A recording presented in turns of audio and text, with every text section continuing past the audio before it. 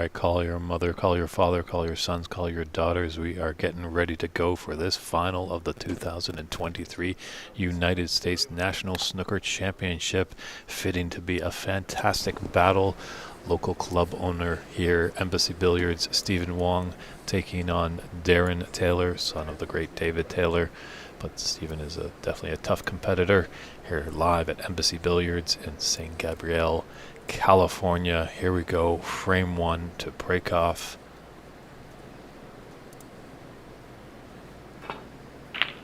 Stephen gets us started. So David Burney is in the booth alongside Christian Youngers. We're happy that you're tuning in. Let us know wherever you're finding us. Oh, snap. Final. I need to update the thing. 1 second. Dennis, this is the final. Yeah, let us know where you're tuning in from. If you have any comments or questions, let us know. Feel free to root your support for either player. I know they'll hear it in the Ethernet. Somehow get the feeling we have referee Dave Daly in charge of the table. It's a best of 9. There will be a mid-session interval after the 4th frame. 10-minute little break will happen there. But right now we're kind of just getting started. I think it's going to be a pretty free-flowing beginning, but I'm pretty sure as the match progresses, they'll start tightening up as both gents want to race that Tom Collins trophy high in the air and be about $5,000 richer. And you can find the stream on YouTube, Facebook, and Twitch TV under Ox Billiards channel, and as well the St. Gabriel Embassy Snooker Club. Please like, subscribe to those great channels so you can keep updated when we give you great snooker action.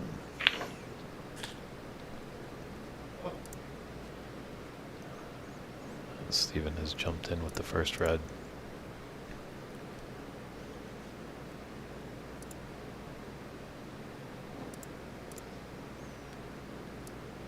And yeah, we apologize for the little mix-up. It seemed like we were scheduled to start at 2 p.m. Pacific Daylight Time. But just as that last match between Cece and Darren ran a little bit longer, they needed a proper turnaround break, so everyone's refreshed, ready to go. Lunch has gone into the belly, and it's game on.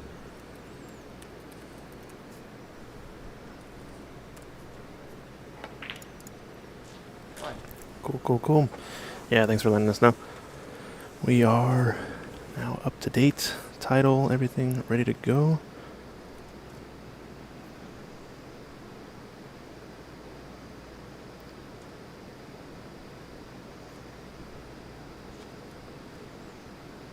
Removed there by Stephen, just not feeling it. Got up, recomposed himself.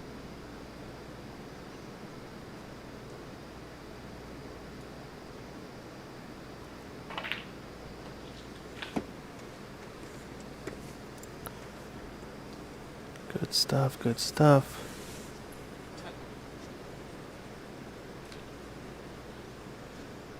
Congrats, Dave Daly, for making the final table. He did make the final table. He's made a lot of finals of late. Yeah. Doing a great job refereeing. Alright, so we're getting started. Looks like Stephen Wong. Oof, almost mad. Two different pots. What offensive opportunity ended there, and a few pots on for Darren Taylor. So are we going to see high flying action in this match? We were making a joke earlier that apparently for the USSA it takes shaving your head to get into the finals, apparently. Just noticing that, I think they share the same barber, as well as, if you were tuning in last year, Ray Fung, another finalist last year, supported the Mr. Clean look. So good thing both these players are supporting that Johnny Cash look of all black, or if they had the white Kirk Stevens suit, they might be mistaken for a gentleman does stationary work a la Mr. Clean, but neither of them have the piercing. Oh, wow. So a little bit of early match Misses. You imagine they're going to clean it up here pretty quick, though. Get back into focus. So we got Bike Garrett in the chat saying what's up. Yeah, we got to 900 subs over on YouTube. Pretty good. Ray McCarthy. How's it going, Raymond? He was a player in this tournament. Made it out of the group stage, I believe. Had to play against Renat in the first round, though. Was a tall order. Glad to see you made it home safe. We'll definitely be seeing you soon. Or for the next one.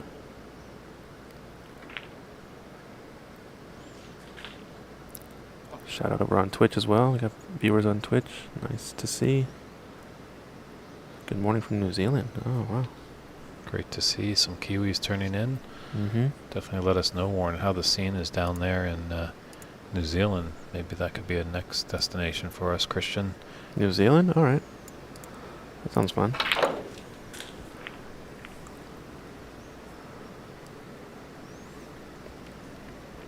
Wow, you actually got pretty unfortunate with that cannon on the red.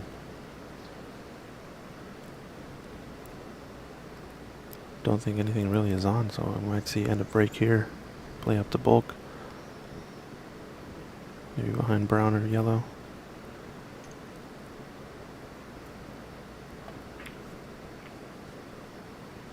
Oh, he's going for green. That's a good shot.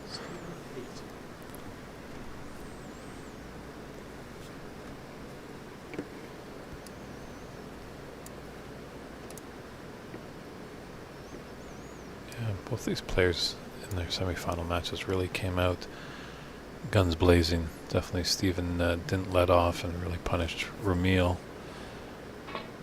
Darren had to fend off a great comeback by Cece. So we'll just see how that kind of plays out. Ooh, this ball got tight, possibly, I think.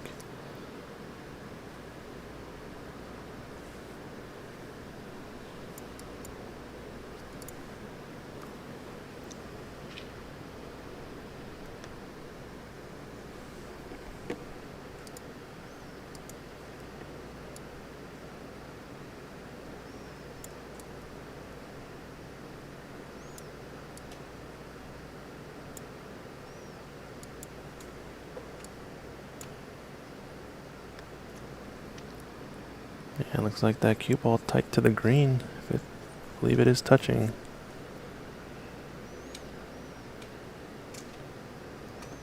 Yeah, so good friend Simon Parker is tuning in. Simon did a wonderful job in reclothing and making sure these tables were up to snuff for this great tournament. So thank you, Simon, for your great work. Looks like you were busy over at the Victoria Academy in Sheffield. Yikes. Did well to hit that loose red pretty full in the face, but unlucky with the second cannon onto the other red, pushing it toward the pocket. Would have been pretty nice to have hit that red full and have it pop off the cushion and end up in the pack. But now an open table for Darren. And amongst the balls this time. I think he's going to have a big break opportunity here, and we know he can break build pretty well. This black does go into the corner. And the reds are spread out quite nicely. A little thick. Some early match mistakes from Darren here. Yeah. Let's see if Stephen can capitalize on that mistake.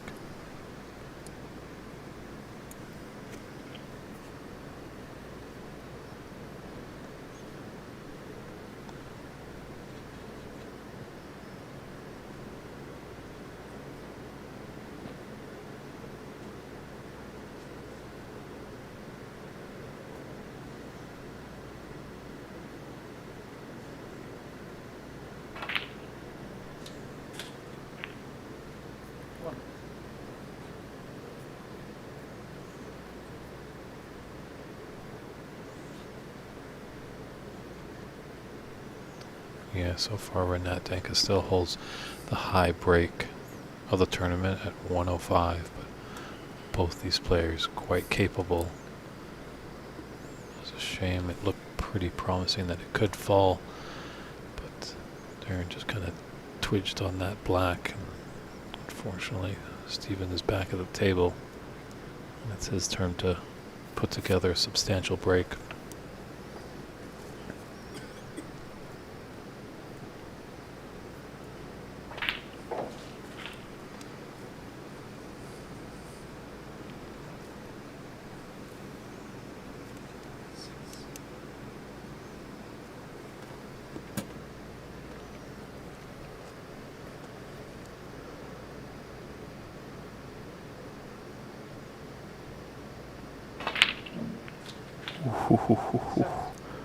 Rattled that one in the pocket. Like Garrett saying, high break was coming. The balls did lay nice there for Darren, but still available here for a high break. Nothing really been pushed safe, but going to need a few cannons here, I think. Big shot. This pink. That was a crucial shot there. If you get that on the spot, I think it was a wide open table now. But Darren doesn't have much of a easy pot on. It's going to be a little bit hampered on this red.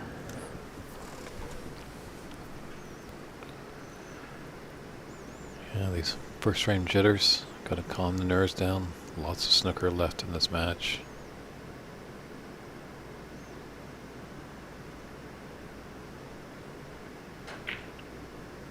Yeah, good pot there.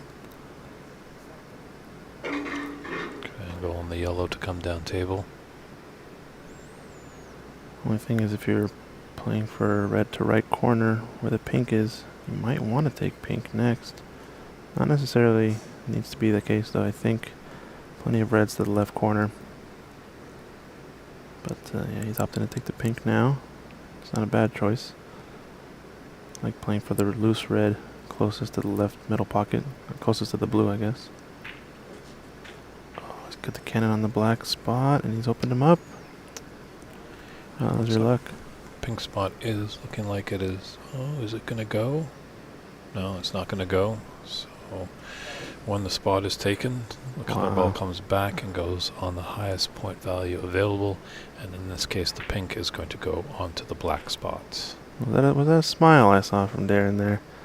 A little worried that it might actually have spotted, as Dave tried to check it, but alas, it doesn't go. So wide open table now for Darren.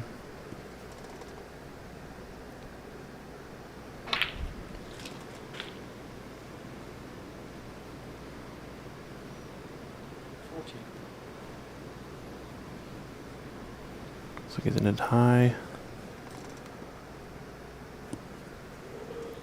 Gonna probably take this red if black goes to left middle, or roll forward for the pink. He's got plenty of options.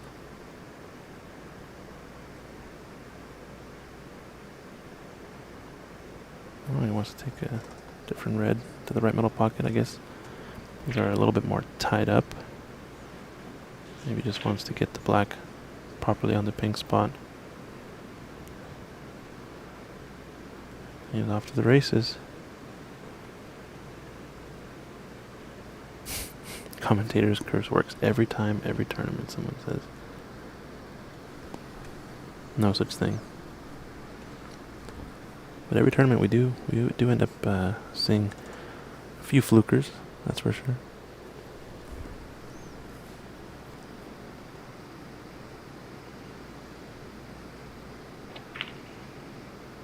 Let's cut it thick. No problem though. I think he's in on this red to left corner.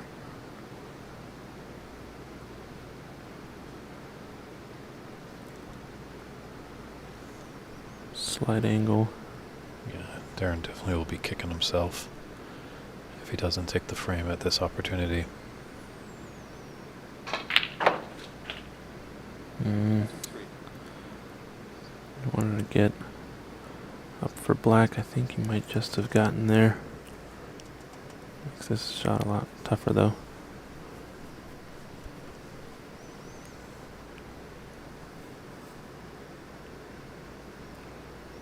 Gotta think of what the next red and color to play for are going to be. Probably just roll this in. Dead weight's always a little risky. It's a touchy shot, but he's in. Imagine he'd play bottommost red closest to the pink. There's a slight angle to stun over. Can also go one cushion and end up low on the pink to stun up for one of the reds in the top three of the bunch. He's underhit it though. Saving grace, the black does go to the left middle. It's awfully close. Yeah. This could be end of break here. Both pink and black, I believe, gonna send him up table, but he might opt to shoot this with an element of safety in mind, as both pots are not guaranteed. He did miss a few of these pots to the left middle pocket in the previous match against CC. First one was undercut. This one is overcut. I think that's it's a shot that's in his mind now into that middle pocket. And just issue with the scoreboard. Referee Daly getting Ajaya over to correctly mark the score, I believe. Seems like the last break wasn't scored correctly. And I think game on, we're good to go. Yeah, it's for all the results of this great tournament. Feel free to head over to cloudsnooker.com. You can see all the results. Obviously, this is the big result we want to find out here, because this one will tell us who's the champion. But yeah, you might have had a player that's not in the final, but you want to see what he or her got up to. So we did have a female competitor, Frances Cho, calling all the way from Seattle. So Cloud Snooker, a good resource for this tournament to see all the stats. Mm-hmm. Yeah, it's always cool having Frances in the tournament. She did participate last year and also participate in the World Women's Snooker event. Another chance for Darren. Not a trivial red, but one that surely would have clinched the frame, you imagine, if he gets on a straightforward color here.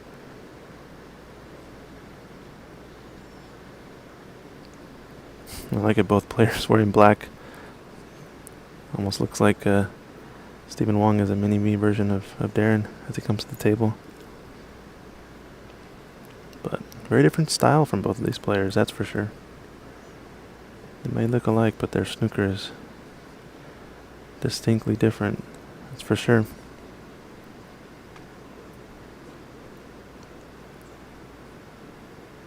Pool of Champions over on YouTube asking, are these pockets tighter than Ox Billiards? Don't believe so. They're either equivalent or slightly larger. I wonder if you even looked at that red that went to the yellow pocket. I do know the pocket cut, or the sort of roundedness of the pocket, does look different as well. I think you're right though, that had to have been the right shot, taking this red on instead of the one that he attempted. Oof. Just rolls that one in.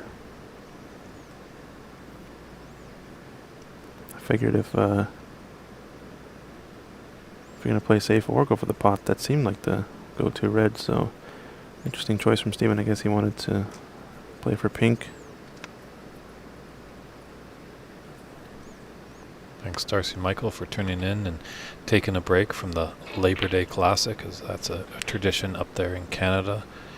A bunch of CFL games, the Canadian Football League play, but Darcy does a lot of great stuff in the area of Winnipeg for snooker.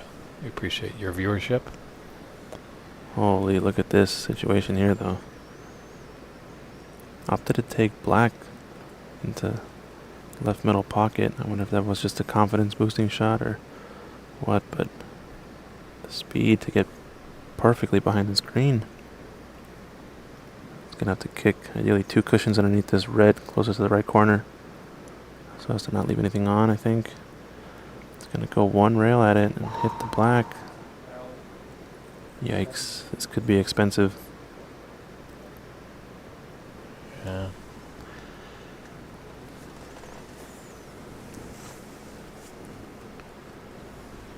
Yeah, that red was on, but it's a thin cut. And why risk it? You can put your opponent back in. Yeah. The way Darren's going at this kick shot as well, he's kind of hitting the red full on, which if you cut it about half ball or thin, you're going to be pushing that red towards corner pocket. I don't know how much I like that shot. Maybe he doesn't see enough to go down 2 cushions, but I guess the pink might be in the way as well. Yeah, that pace is much better though. Don't want to leave it for Steven. At least an easy sitter.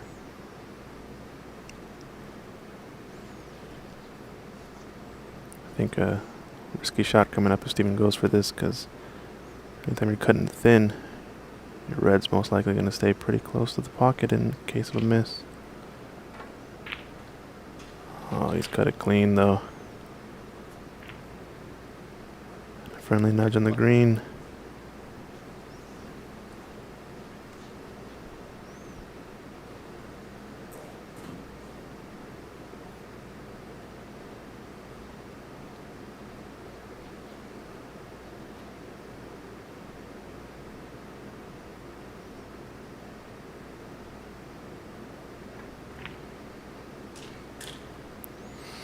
Uh-oh. Is this going to spot up in the way? Looks awfully close. Oh, he's just avoided it. Oh. He's going to go for this, I think. And he nails it. Nice pot there. Yeah, back at the Women's Open, I was calling on some player that skew action is kind of like a pistol, and Steven's got that feeling too. He just slowly brings back the cue, cocking the hammer, and then firing through at all cylinders. Yeah. It's a good technique. I mean, makes his pre-shot routine very consistent. You can easily point to if his cue action has any sort of change. It'll be obvious that he's not pulling back. Slow and smooth. Ooh. Big miss. After a couple nice shots there, that wasn't the toughest yellow he's ever faced. Always bald guys in the final. Yeah, always bald guys in these USSA finals. For the US Nationals. 2 years in a row, we've had an all bald final. Does that mean you're going to be shaving your head next year, Christian? No, I'm gonna be the first to break through with a full head of hair. Don't you worry. Maybe not the first. I'll let somebody else have it next year, and then we'll break through. But yeah, good to see Mixon in the chat. Also played in here, over from Arizona as well. Unfortunate cannon onto this green. Probably gonna put him in a safety situation. Bit of a two-way. Yeah, did well to control the speed. I mean, tells me that this pink is gonna come in to play. Both are even in this one. And I think pink is needed for either of them to seal the frame. Won't be enough with just blue, brown, and green.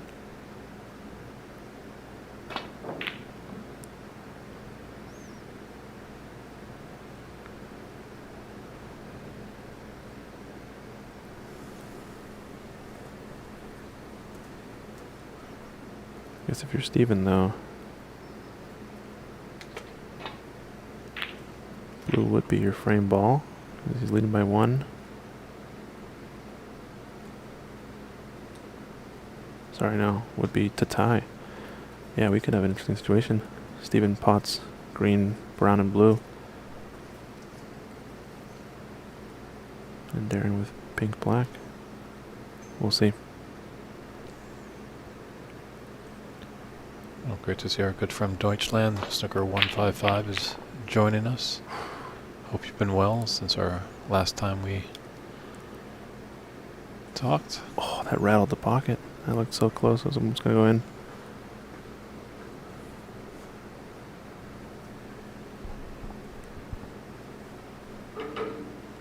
different vibe to this match for sure than the ones we previously seen from Darren. Not off to the crazy hot start he was in his other matches. And again, Steven, a little bit more similar to something like Renat's game, more offensively minded and plays a little quicker.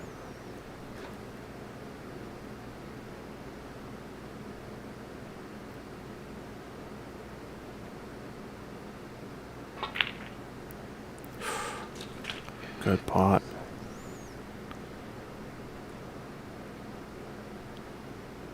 Bartek asking about the referee not wearing gloves. I think it's just a matter of the times.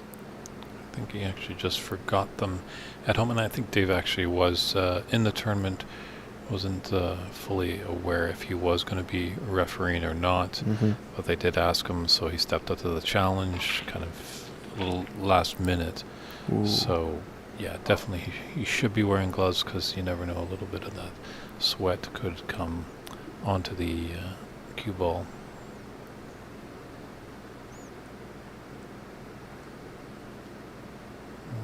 Cross double this into the middle pocket.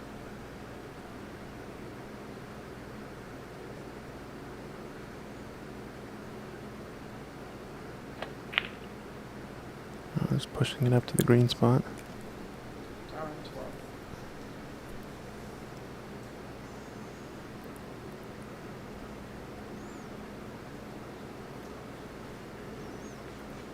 Sorry, the bulk cushion.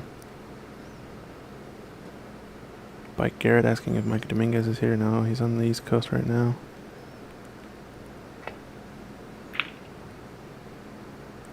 Oh, this is going to be a pot on, I think. Steven's not going to be quite happy with that. This pink to draw first blood for Darren Taylor, the man from Arizona, via England.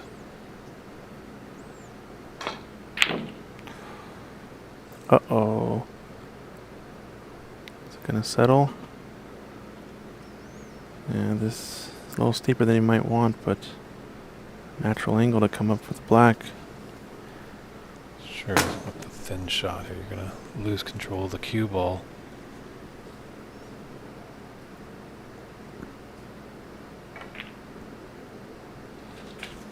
What a steal this would be. 6. That's pulling up nicely. Oh, just a little far. Wow. It's only frame 1 of the final. And what a finish we're having here. Yeah, black ball.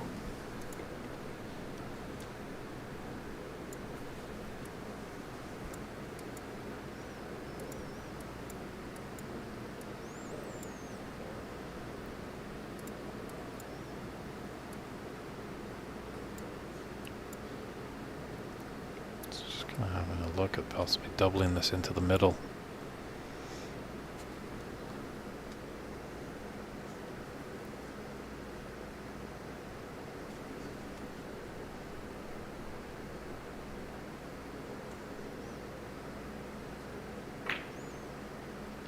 A little wide. It's a good cue ball. 6. So a long pot opportunity for Darren. Not quite tight to the bulk cushion, but enough to be bridging on the rail.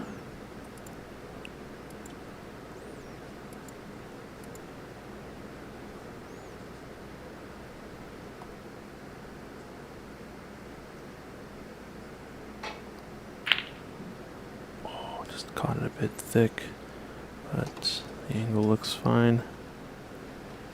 Run the black safe.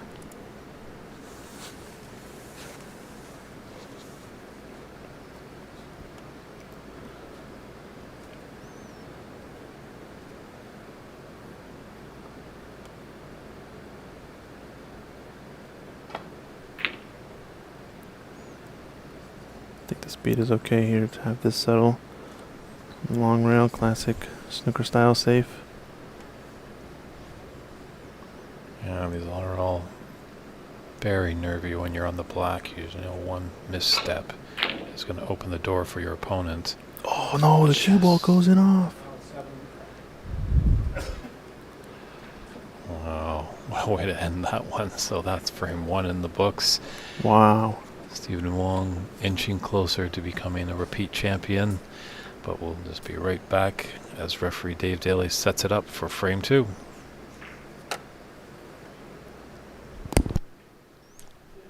And as we're in the break here, there's just a little splash page here. We have www.snookerusa.com is where you can find out about all great events that are going on in America. Definitely from tournaments to various league plays. And then they have a special event over here at Embassy Billiards coming in December. They are welcoming the 2019 shootout champion Tepchai Unu. That's going to be lots of fun. If you're in the area, definitely check it out. And our good friends at Ox Billiards are starting to get a lot of newcomers into the game. They are offering a nice new cue stick with a little mini butt and it looks like telescopic extension, possibly a nice case. Can't remember what that runs for, but definitely check out oxbilliards.com/store as they are now selling cues. And PAPSA is working together with Ronnie O'Sullivan for the Rocket Method. This is something new that Ronnie O'Sullivan is coming out, a teaching aid app that you can sign up at papsa.org/ROS. And I believe if they get a lot of numbers, Ronnie might be coming over to a club in North America or South America with good response. So make sure you go over to that webpage, sign up, and get some good world-class coaching from none other than the Rockets. There's some of our sponsors right there. Ox Billiards providing this wonderful stream, and Embassy Billiards Club doing a wonderful job here of keeping us well-fed, well-drunkened, I guess. It's top-notch a feeling you have when you come into the Embassy Club. So Darren Taylor's broken off. And we're into frame 2.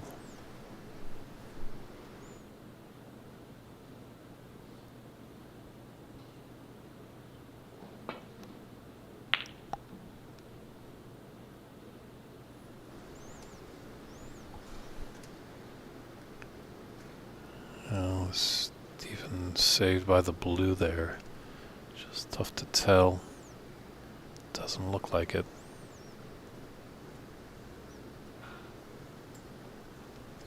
Fair enough. This is Darren Taylor at the table right now. Yes, they're both wearing all black. They're both very thinly cut on the hair. But yes, if you ever see the standing beside each other, Darren Taylor is the taller of the two. And get your pens and papers or your fingers to keyboards right now, because I do have a very, very special guest joining me in the booth. He's the head of the USSA. He's also the head of PAPSA, the Pan American Snooker or Billiards and Snooker Association. He is Ajaya Pradhakar. Hello, Ajaya. Hi, Dave. Good afternoon. Good. I'm doing well. You enjoying the tournament? Oh, absolutely. I think it's the final session. I think it's the final session of another exciting national. So.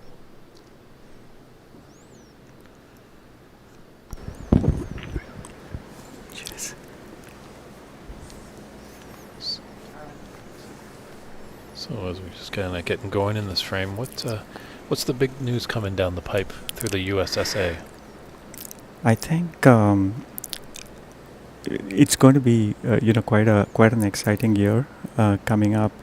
We are planning a lot more events in the coming year. So I think it's exciting times ahead, for the U.S. and the Pan American region in general. Great to hear. Yes, because we have had some people tuning in, just curious of where they could possibly find coaches in America.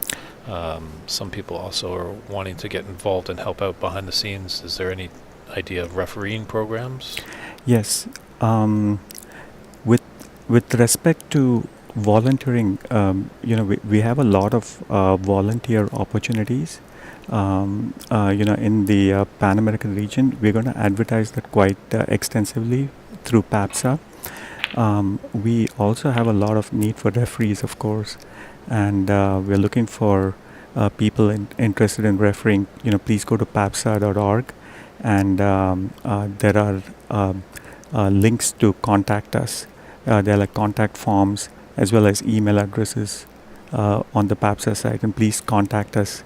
We'll put you in the right direction with respect to certification and things like that. Fantastic. And we've just seen that this Ronnie method that they're putting Yes. out there. Can you explain a bit more about what's happening there? Are you kidnapping him and bringing him over to North America? Yeah, actually, we are quite excited about our partnership with the Rocket Method. I think currently there is already like a 33% off. With respect to signing up for the Rocket Method, it's I think coaching by the Rocket. I think it'll be invaluable with respect to improving anyone's game. And we also have a further discount if you use the PAPSA code, which is just PAPSA, PABSA. It'll give another, I think it's either 5 or 10, I think it's 10% discount further to the already discounted price if you order it now before the launch. Great to hear.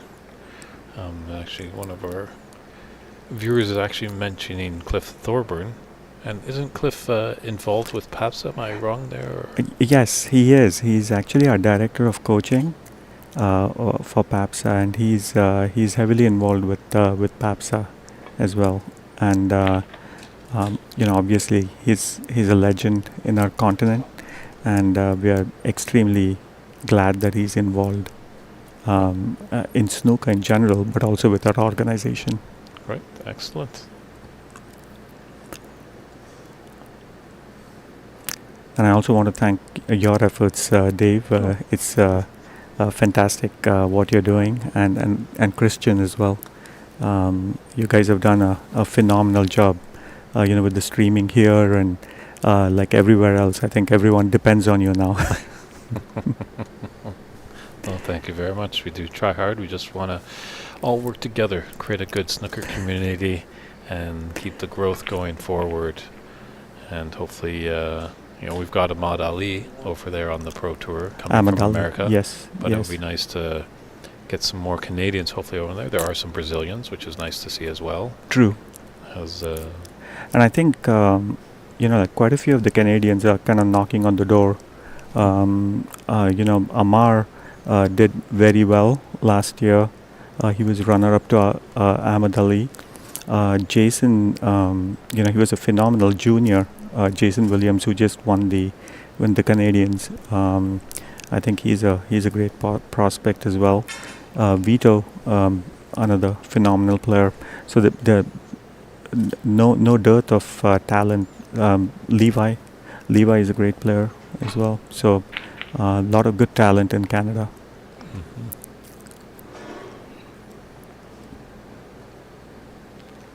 Because yes, I guess we're getting in close to October, and October is usually time for the PAPSA Open and the PAPSA Senior. Correct. And whereabouts are we going to be traveling this year?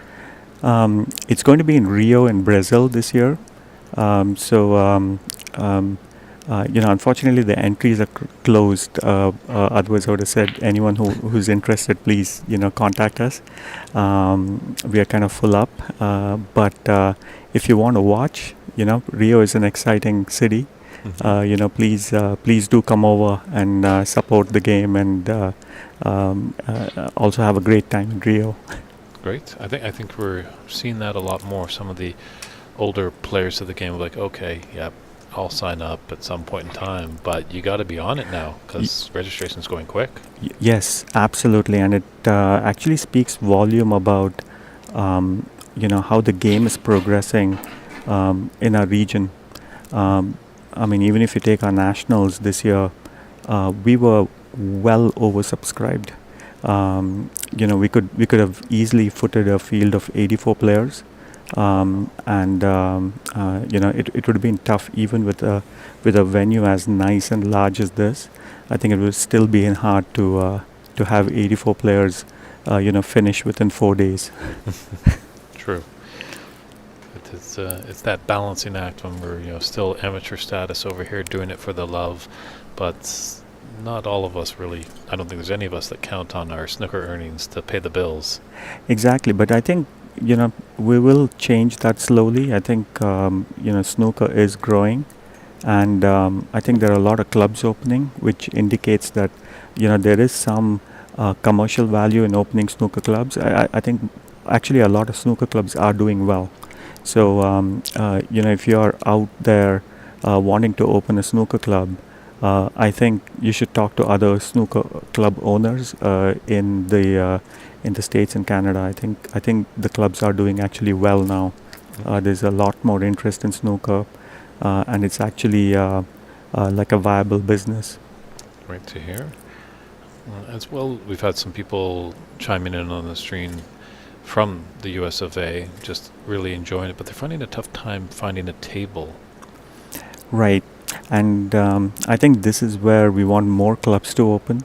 I mean, even if they're boutique clubs with just 1 or 2 tables, I think it would be good to have a lot more clubs, in the States. As you know, like it's vast. I mean, the States and Canada as well. It's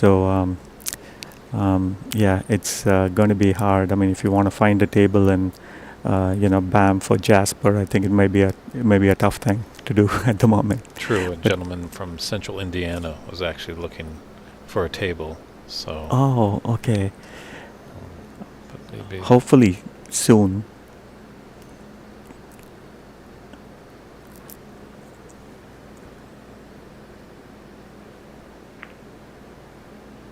Do you have any predictions for this final, Ajaya? Seeing how it's going to go. I think it's going to be close. It's going to be a good match. Darren's a very steady player, and Stephen Wong is also very good, and also has a little bit of home court advantage as well. So it all depends on how much Stephen Wong can capitalize. I think over the next couple of frames, if he can kind of stamp his authority with the home court advantage, I think then Darren may have to catch up. Otherwise, it's going to be a very interesting game either ways. Mm-hmm. And Darren's a very good player. I've been asking him to play in our nationals for years, and he finally could this year.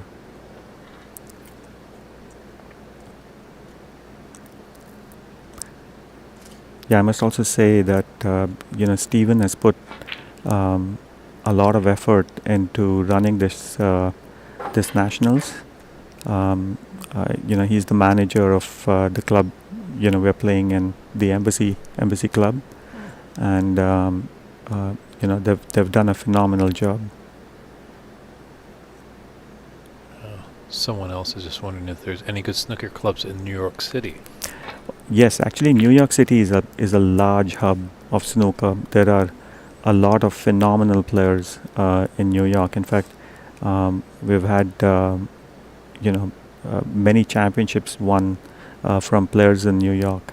It depends. New York is quite large. I mean, if you're in the Manhattan area, there is obviously the New York Athletic Club that has snooker tables. If you are in Brooklyn, there is Top 147. There is, I think, the Prince Club still exists. There are quite a few clubs in New York. Also, a good resource is to go to papsa.org. We have a table finder, for the Americas. And I think it's kind of concentrated, with respect to US right now. But we do have resources where you can find tables in Brazil, and I think Canada as well. But I'm not sure on top of my head. But yeah. Okay.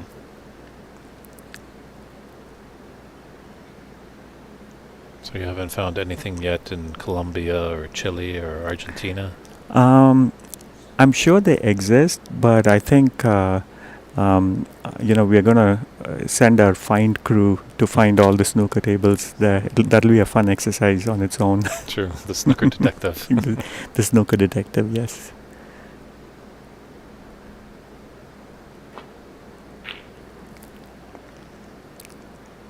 This frame's kind of getting a little scrappy here. Yeah, it's a very good safety. He's he's kind of covered the left half of the table, so.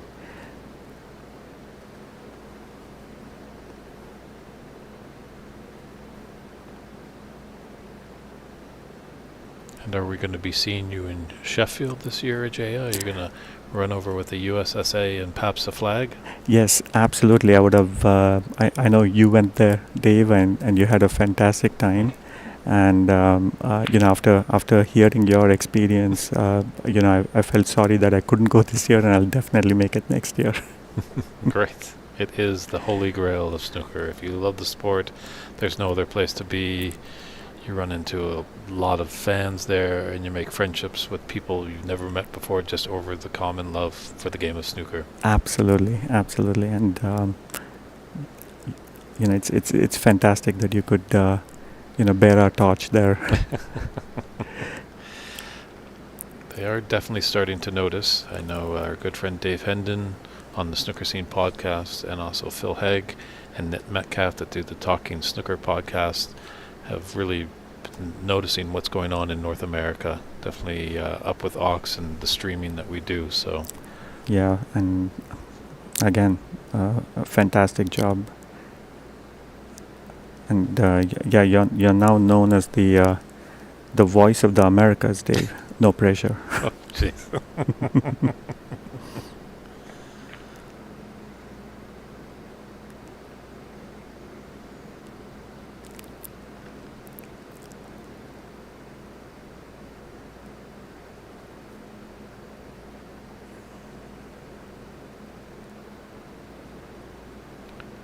And I don't know if it was highly advertised of this tournament. I know I just found out before I came here. But for the long time, it was just open to U.S. citizens. And now you've added that green card. Correct. So. I think, we've been trying for several years to include green cards in the mix as well, because it takes a lot of time, for someone to come over to the States, for example, and get their permanent residency, and not for them not to be able to participate in the nationals, for like an extremely long time. Some like in the U.S., I mean, it could take up to 10 or 15 years sometimes to get a citizenship. So Wow. it was it's kind of a bit unfair that someone who immigrated to another country couldn't really play at all, for any nation.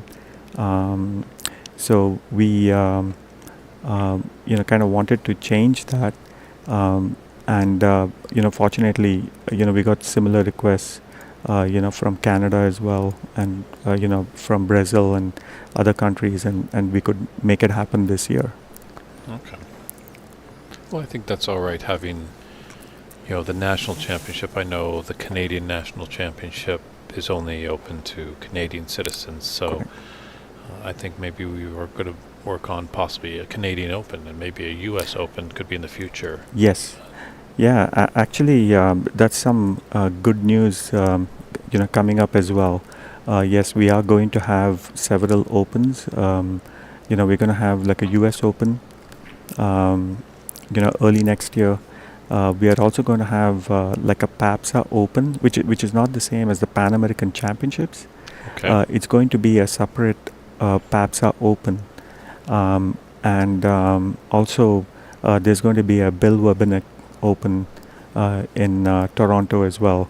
That's going to form like a tour of the Americas, and we're going to have some events in South America as well.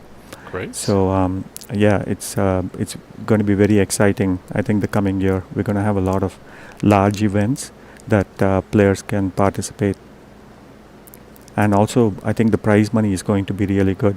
I think already in the nationals it's very, very good. I mean, it's good, but I think it's going to be even better in those tournaments. It's going to be focused around higher prize money. Sounds great. Yeah, as long as keep building, keep pushing the bar higher and higher, Exactly. not just settling at one spot. I like to hear that. That's Correct. great to hear. Exactly. And yeah, that's what we've been doing with our nationals as well.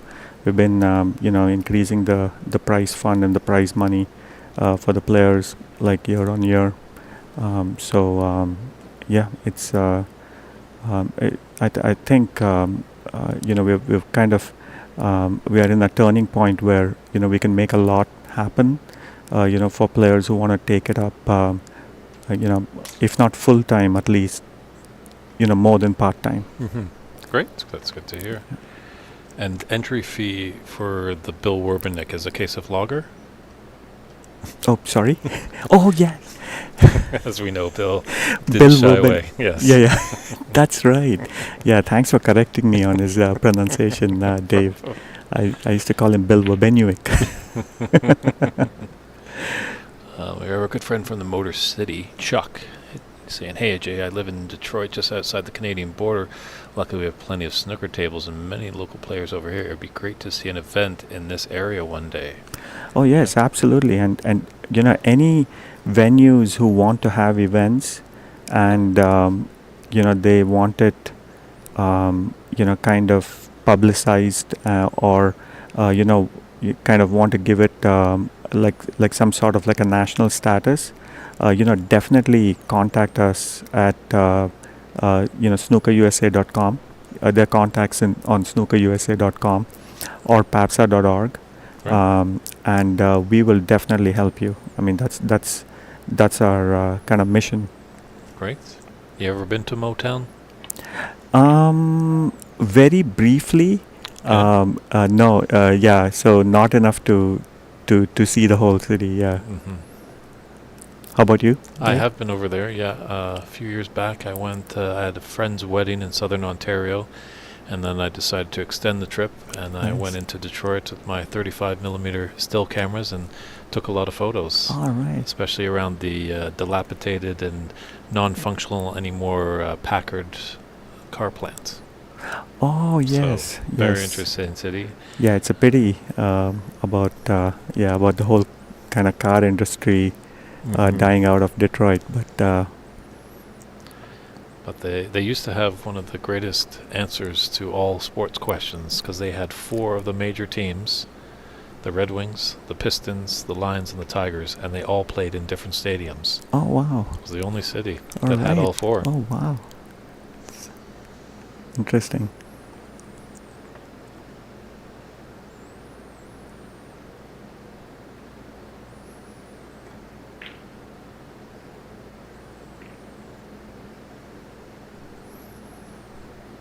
Yeah, it's getting quite tactical, this frame here. Mm-hmm.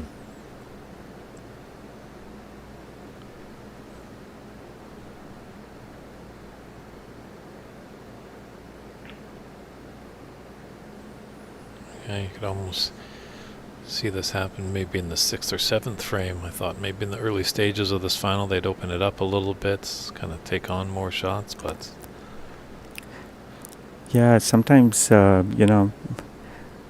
like, the frames have a life of its own, mm-hmm. and, balls end up in kind of strange situations, and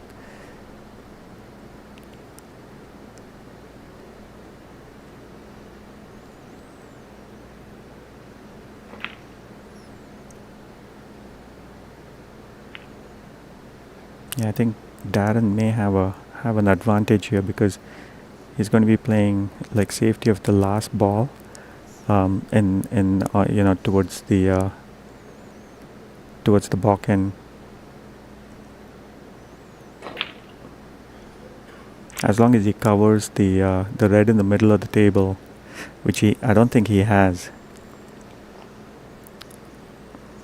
Yeah, if he had kind of covered the red in the center of the table, then Steven would have had a tough safety. Mm-hmm.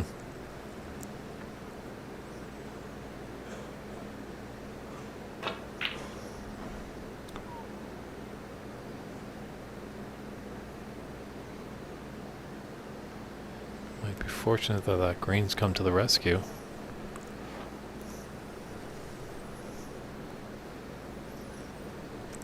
is the 2023 United States National Snooker Championship.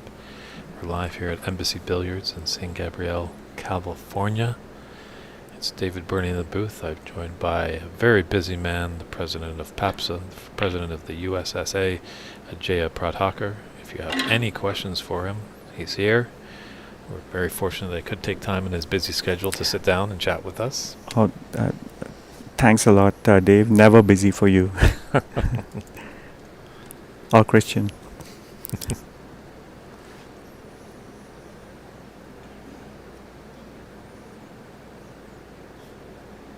How about youth programs in America? Do we have anything set up for that? Yeah, I think what we are planning to do is start junior competitions, with the PAPSA event. So we are going to attempt to have a junior tournament like next year. And I think the tricky part there is, to be able to do it, during the vacation time for kids in school. And also, I think it's a bit of an unknown at the moment with respect to how many participants we can get.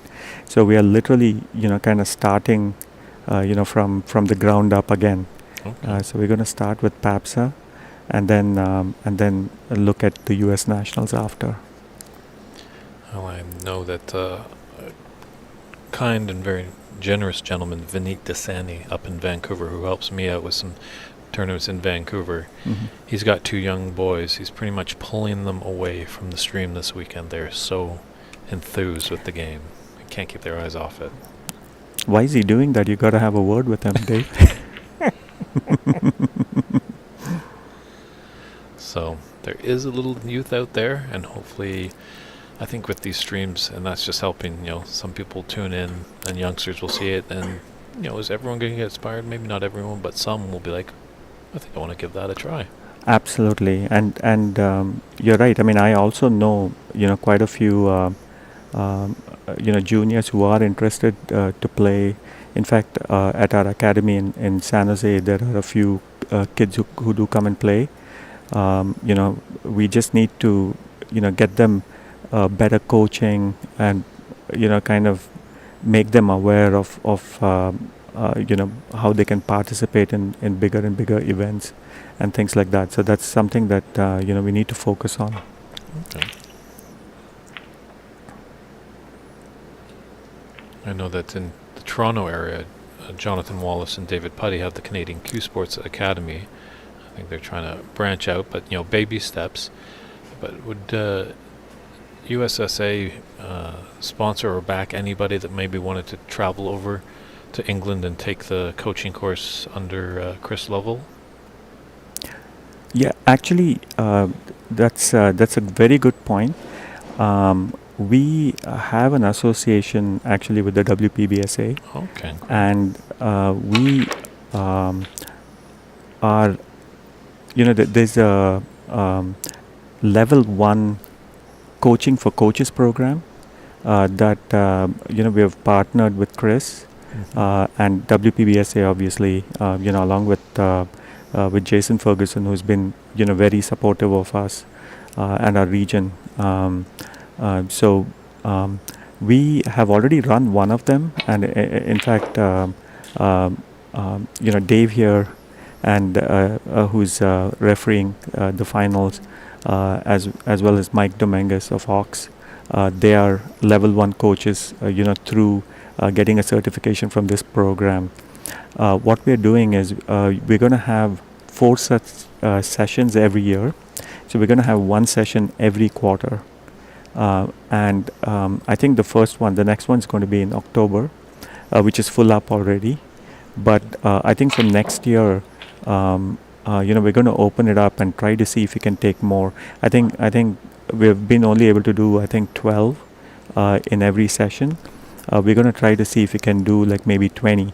It is a virtual event, so if you're interested, definitely contact us, and we'll put you on a list and see if we can kind of accommodate you sometime next year.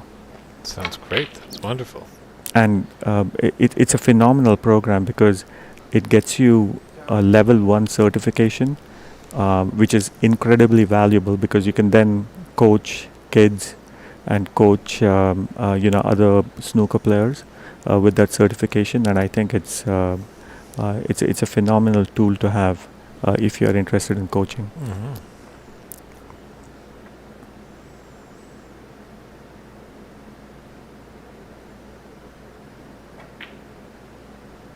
And yeah, we're able to offer it in a very cost effective way, and you don't have to travel to the UK. Fair enough. So we are making it very affordable. Definitely, yeah. Obviously, yeah, the flight and the lodging and all that stuff can rack up pretty quickly. Exactly.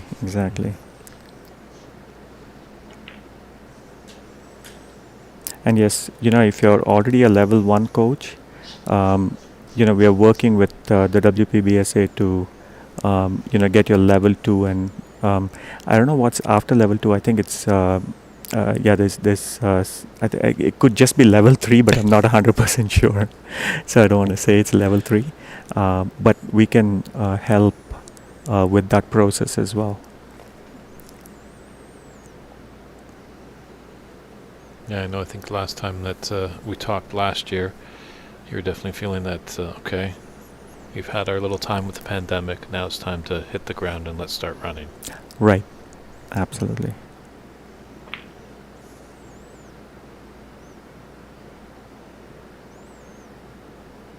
Oh. Right. Fantastic yellow.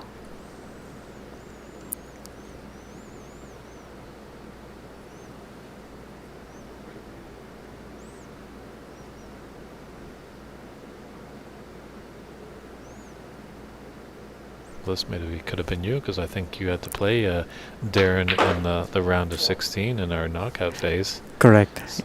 Yes. Yeah, it was a close game.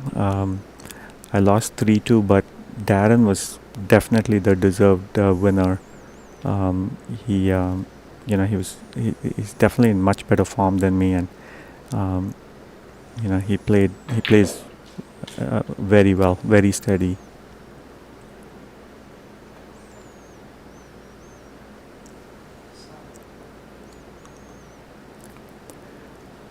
Yeah, he's kind of in amongst the balls now, so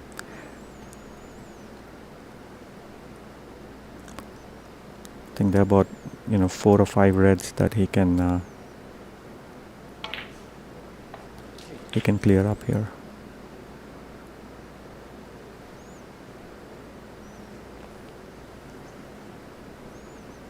Yeah, that black and red are kind of tying each other up, but as you said, there's some open reds. Pink is not a bad second place. As well, someone else is asking, any snooker coaches in New York City that you're aware of, Ajaya? Oh wow, that was not a pink that he would have wanted to miss. It's quite easy.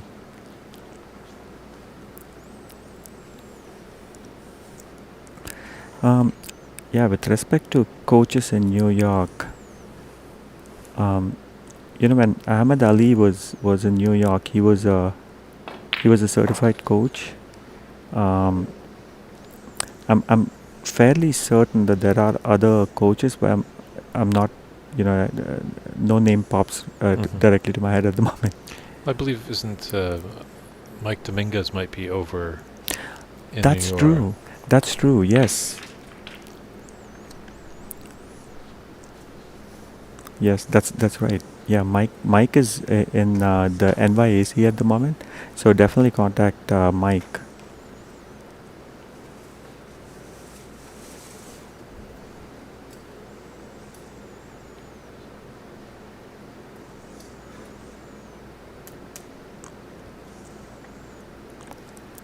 Yeah, we are also going to have sorry. Yeah, we are also going to have like a resource within papsar.org where you can find coaches in the entire region. Right. That's going to come up soon. It's always a handy thing with snooker being rather relatively new in America, just no one knows where to turn. Sure, they'll start to find tables, but then it's always good to get some feedback on your stroke, because sometimes when you're in your body, you just don't know what you're doing, and you could be doing something completely wrong. Correct. And you just don't have the trained eye to get someone to tell you, like, well, you're a little off on your stance there, try this, and it's leaps and bounds when those suggestions happen. Yeah, absolutely. If you want to, you kind of accelerate your improvement. It's always good to have a trained eye. Yes, 3-2-2 messenger. There will be a mid-session interval at the climax of the fourth frame, a little 10-minute break. So it's kind of a little mini session here. It's definitely could be nice if you can win it 3-1.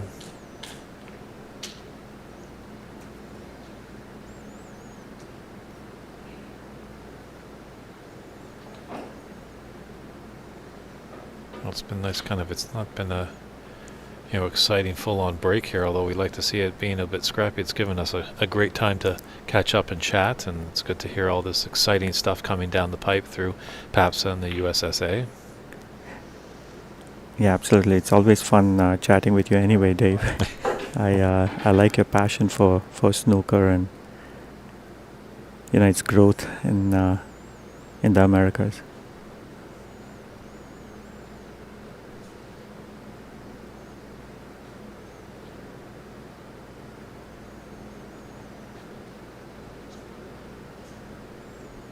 So 2 U.S. Nationals that I've been involved in, 2 finals, 3 bald men in the finals. Are we going to be seeing you with a shaved head next year? Yes, I think snooker can do that to you in the States for sure. Yes, I'm fast losing my hair anyway, so yeah, maybe. It'll be pretty strange if it catches on. Exactly. It's not our association that's doing anything to them, don't worry. Well, our good friend Ray Fung is encouraging you to do it. Yeah, Ray, it's good to see, good to hear Ray. We kind of miss him in this championship. He was obviously in the final last year and played Steven. Steven beat Ray last year. Ray has been, obviously, he's been a champion in the US before, and phenomenal player. Very unfortunate that he couldn't be here with us, this championship.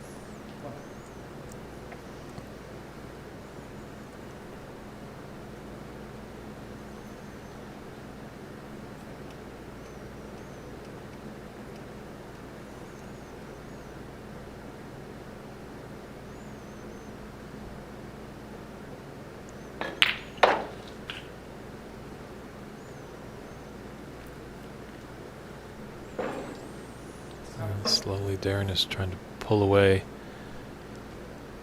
So maybe we've called him the Silver Bullet, since his father was the Silver Fox. The Silver Fox, correct.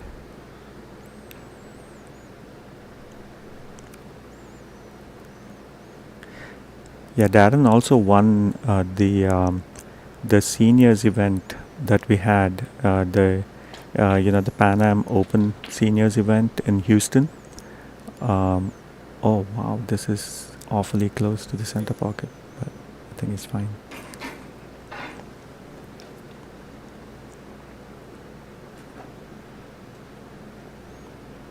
Yeah, I'm not sure how tall Darren is, but I think he's around the same height maybe as Paul Bunyan.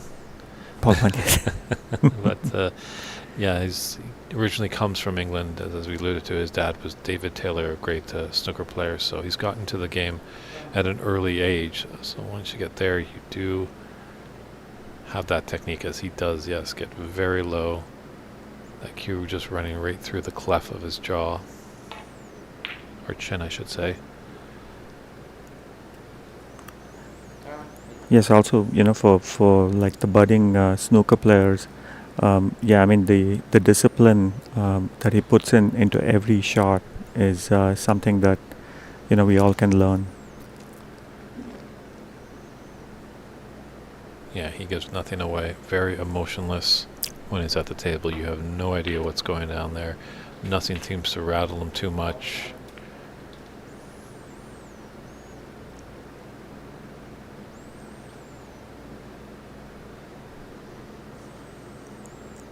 Like almost Steven could be the happy assassin. He's always so happy to see everybody, but when he gets on the table, he can really fire in all those pots with efficiency. Yeah, absolutely. Yeah. He's very intense on the table, and he's kind of a little different outside, when he's out of the table. Quite amazing that he can get to the final as we are in his room. As you did mention, a little home court advantage, but sometimes that can be a detriment as certain things might be going on outside the club that he might need his attention, but he does have a great staff here, so that's good to see. Yeah, you're right, Dave. Actually, yeah, Stephen has had to deal with a lot of, just managing everything, making sure like things open on time, and the tables are cleaned, and the staff's ready, and yeah, he's had a lot to deal with. You're right, it could be a disadvantage as well. Yeah, a lot of people have put efforts. Alan Morris is, he's traveled all the way from the UK, and he's our tournament director here. Amit Seth, who's involved with PAPSA, is also helping us out here. Does Alan live in the UK or does he live in America?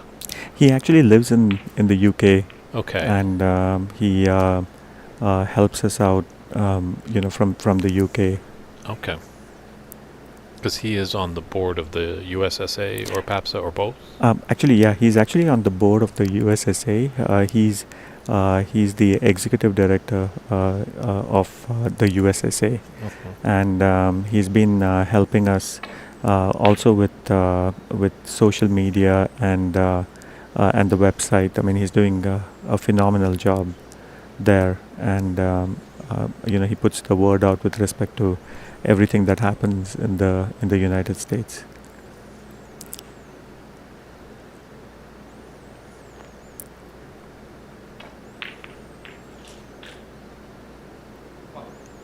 And obviously when people sign up for these tournaments, either the PAPS or USSA, I see that it's a membership, correct? Fees they have to pay. Does that entitle that they can get in touch with you if they have any concerns or anything like that? Absolutely. Actually, the sign up itself doesn't involve any membership fees. Okay. Like currently, I think what we do is, we charge a membership to play in events in the US. But yeah, we also provide a lot of resources, with for our members. So yeah, if you're interested in becoming a member, definitely contact us. It also helps support our organization, and also will help in like our production efforts and our efforts to kind of grow the game. So please. Definitely. There's lots of traveling around. There's sometimes you got to put up posters, and just things cost money. So just the running of the business just has to happen. Absolutely, and we are like a 100% voluntary organization. So everybody is currently doing it with a lot of passion, but still without getting paid a dime. So.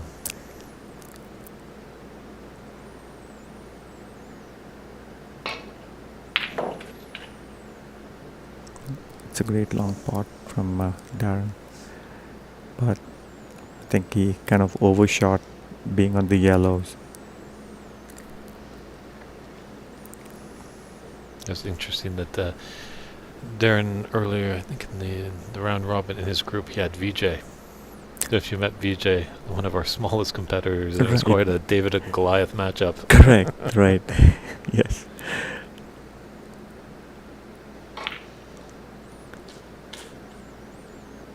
Yeah, people think it's an advantage to be tall.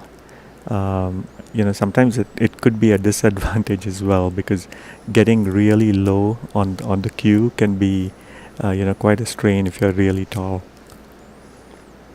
Yeah, people might think, oh, you're tall, you won't have to use the rest as much as someone that's shorter, Exactly. but looking at these tables, at one point, everyone's going to need to use the rest. Correct. Correct. Maybe if you're fortunately enough there. Yeah, we do have a member in our club. I think he's like 7'2". Yes, wow. Yeah, he doesn't have to get a rest out that often. I think he can reach all the way to the pink, from the balcony. Well, it's off season. Where are all the Lakers? We're in LA. Exactly. No, funnily, he's also like a very, very good snooker player. I forget his last name. He's Paul.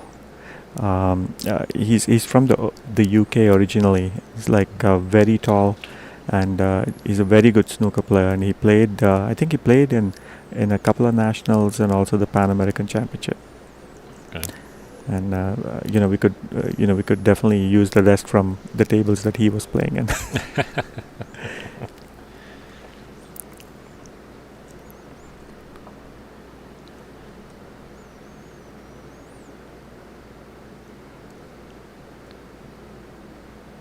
Yeah, it looks like a free ball has been awarded, I believe.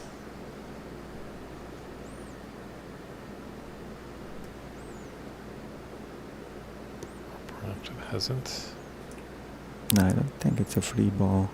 So he's actually playing the red up and down. Look at this. Oh, he made a double. No emotion there. That's right. Just like he knew what he was doing. It's a walk in the park. He may have attempted it as a shot to nothing.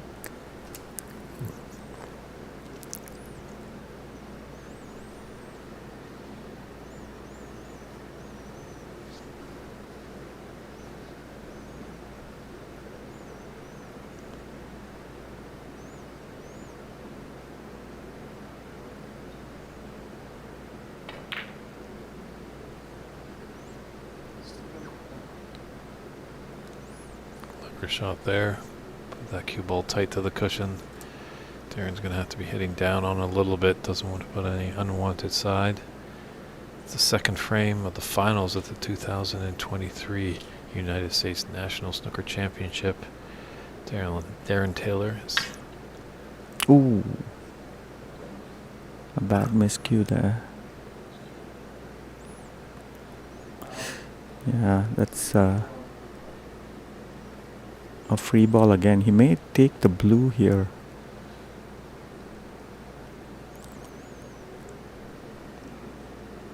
So just taking a look at the scoreboard, 12 is in it, and there's 27 on the table.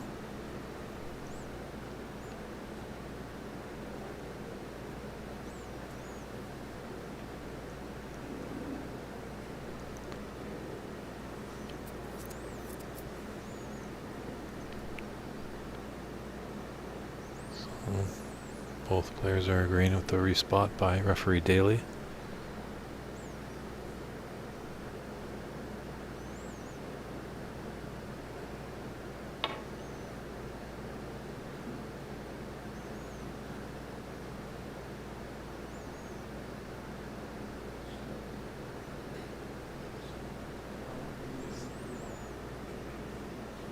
Another free ball, but I think this is probably going to go back.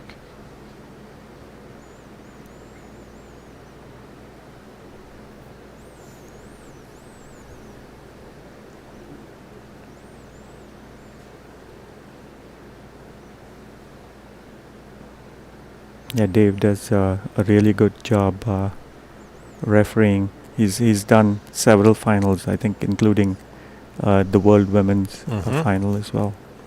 You might be the referee of the Americas. Definitely.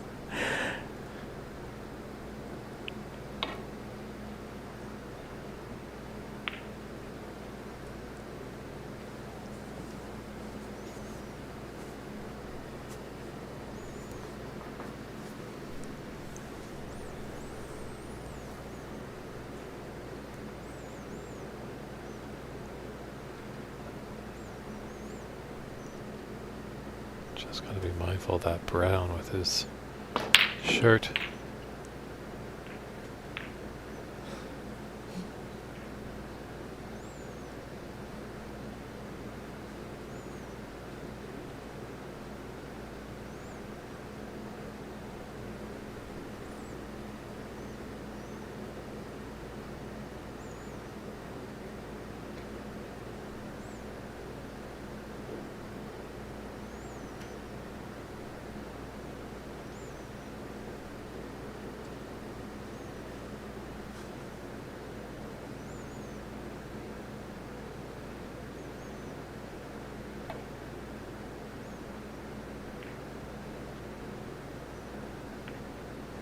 Oh wow, this is quite a tough snooker to get out of.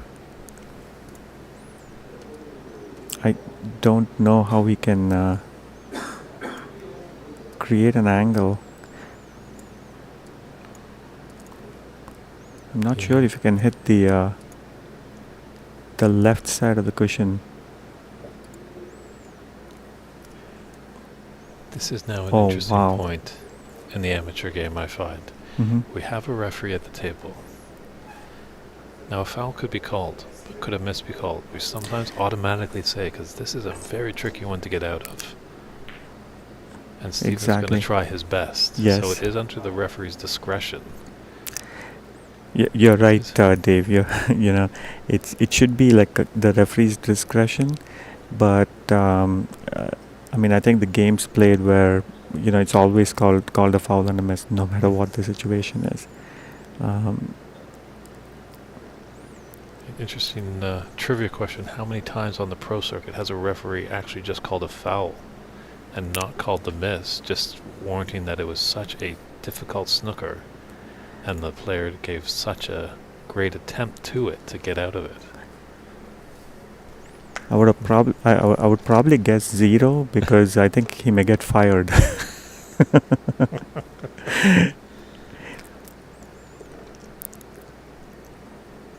But yeah, I mean, I think it's kind of unfair calling a miss, like especially since he made a genuine attempt, and it is kind of near. I mean, it's not impossible, but it's so hard.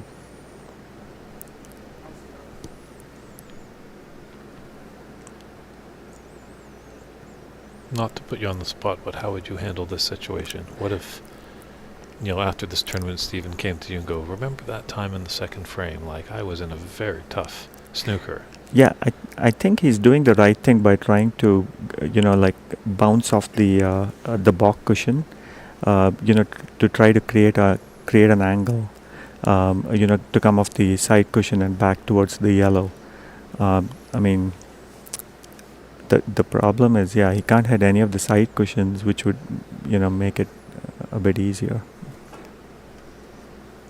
Oh yeah, he got it. Oh, wow.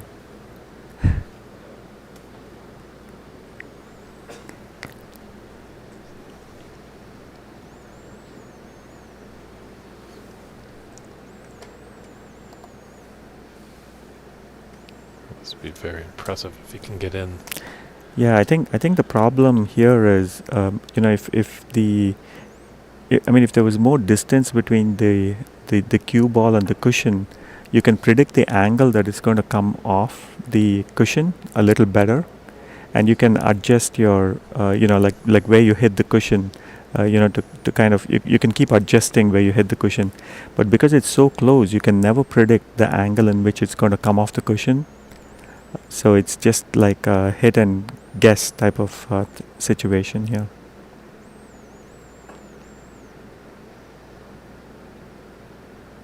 Wow, that was so close.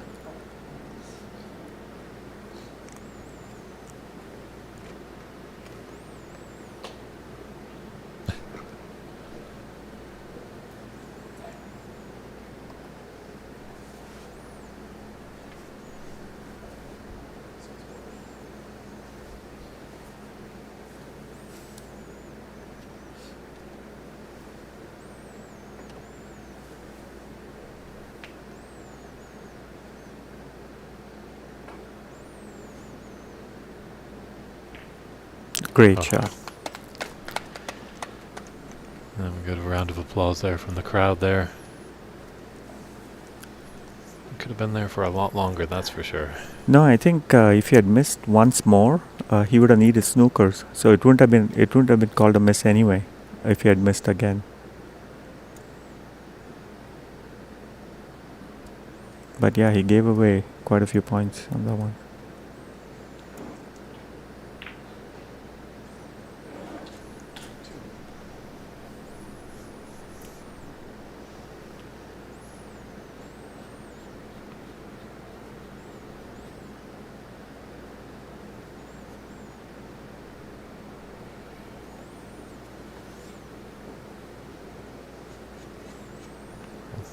Seven in, 25 on the table.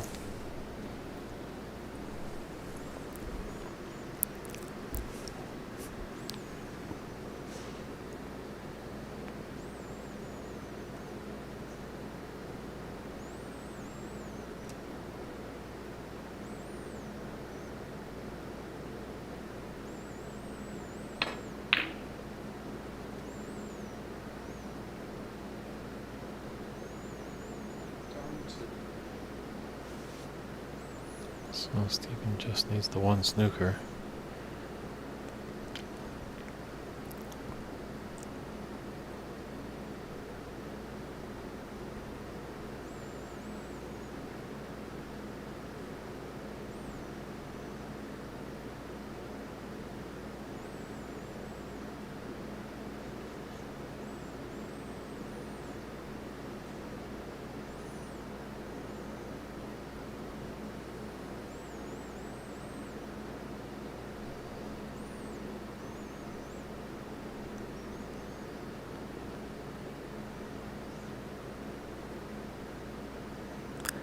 I think with the blue and black being on the cushion, it doesn't make it easy.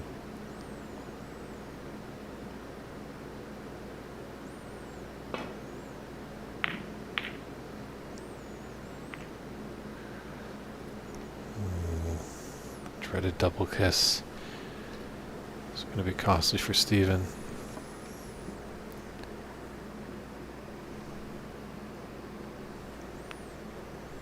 It is early, but definitely you're never in these matches until you get that first frame on the board. So Darren definitely wanted to tie this match up 1-1.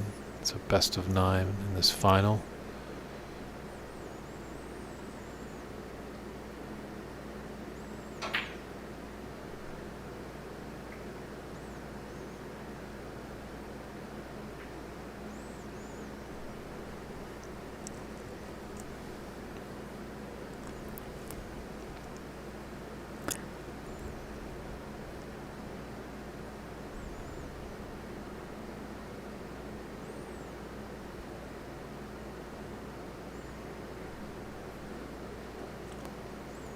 Yeah, this one's hard to get a snooker off. I mean, he can attempt to stun the white across towards the black and hope that the green goes past the yeah, like that. But yeah, it was a tough shot.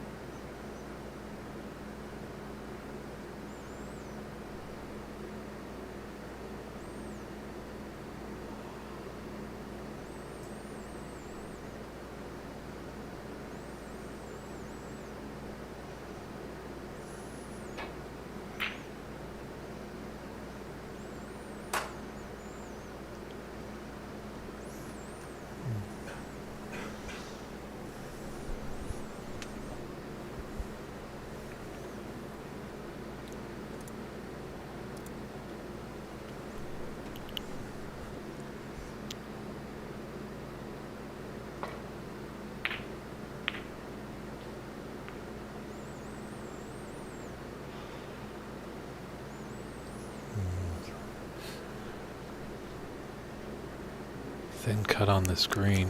Lose control of the cue ball, but the brown is such a easy potable spot. Yeah, I think he just needs to be careful not to go. Yeah, I think he's fine. Yeah, it should be end of frame, I think.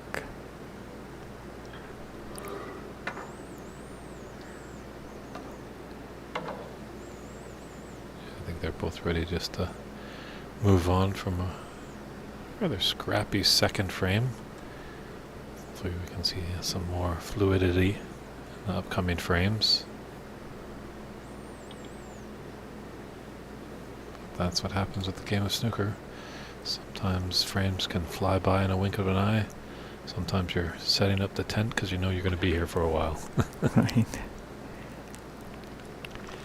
But this brown might have the cover behind the pink.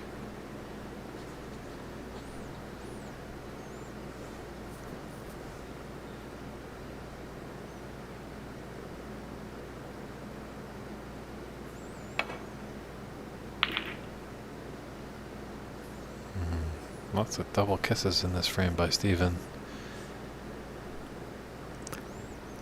As long as Darren avoids the in-off on the back pocket, I think he should be fine.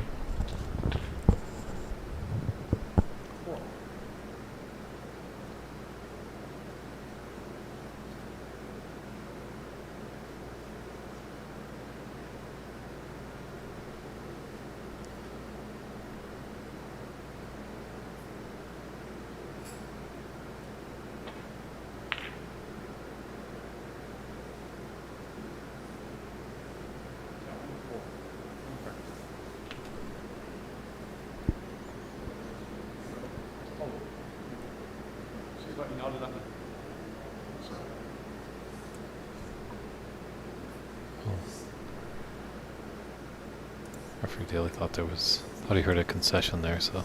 Yeah, no, I think he can't. You have to do it off the smoke. It's 34 in it. 34 is the difference. I can't really do it. I won't let you do it. So it's 34 in the difference.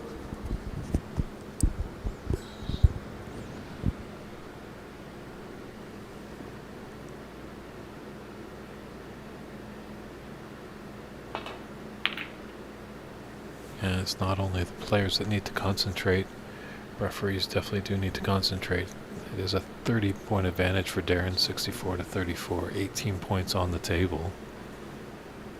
So Steven does need 3 snookers and to clear the blue, pink, and black to force a black ball respot.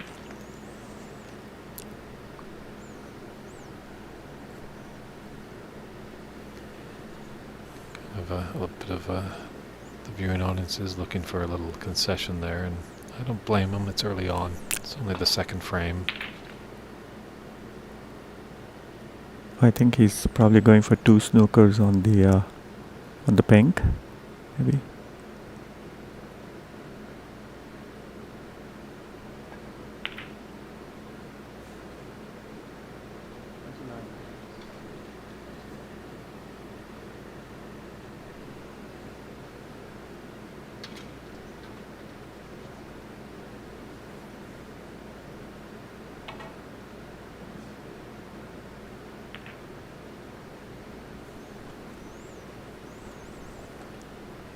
Now, granted, say if it was 4-4 and we were in the ninth frame, I could understand how Steven Right. would want to carry on for sure. It's not a tall feat, but early on, it's kind of like, kind of shake over those cobwebs.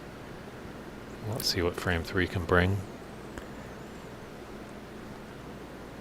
I must admit, I was surprised that he wanted to carry on as well.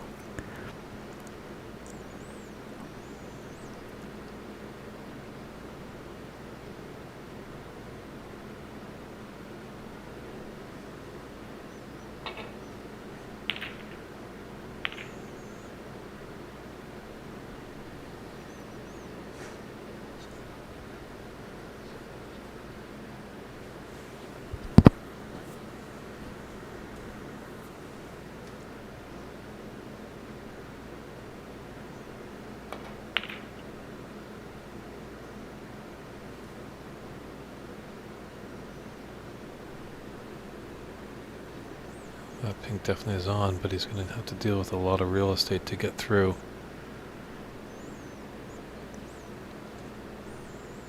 Just needs to put all his concentration in this.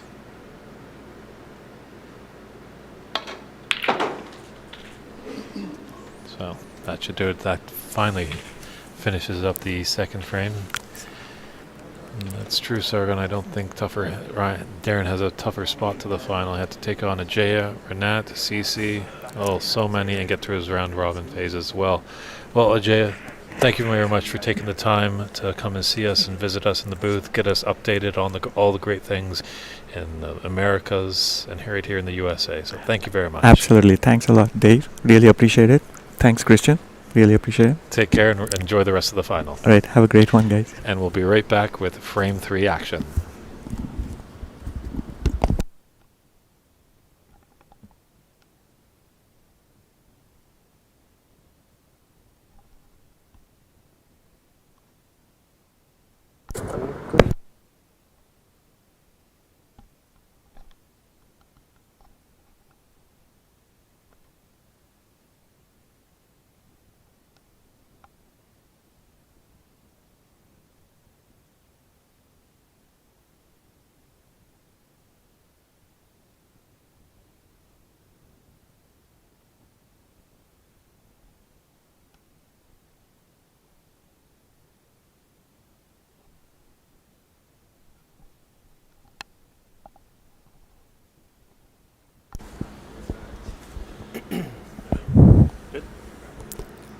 Yeah, sounds good.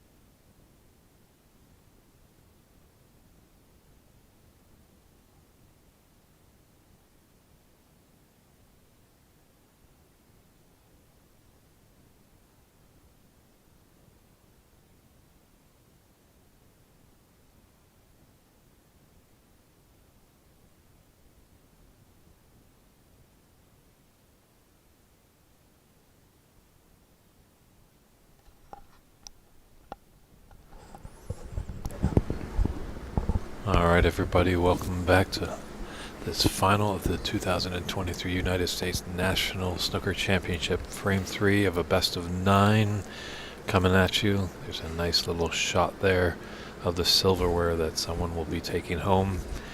And right now I've got another special guest that's come into the booth with us, tournament director, aficionado, Alan Morris. How are you doing, Alan? Great to meet you, Dave. It's been lovely to be here. Thank you very much for inviting me. Excellent, no problem. Good. And is it safe to say that you're just feeling Oh, right yeah, now? yeah. It's been a long 4 days, but very enjoyable. Okay. And it's very rewarding as well to see how great it's been. Excellent. Yeah. So yeah, definitely. If you have any questions about being a tournament director, Alan is here and he can fulfill any answers. What's the usual responsibilities and duties of a tournament director at these Well, things? just mainly. Well, I also do the social media and the website as well, and so I have to keep all that organised and try to keep it up to date.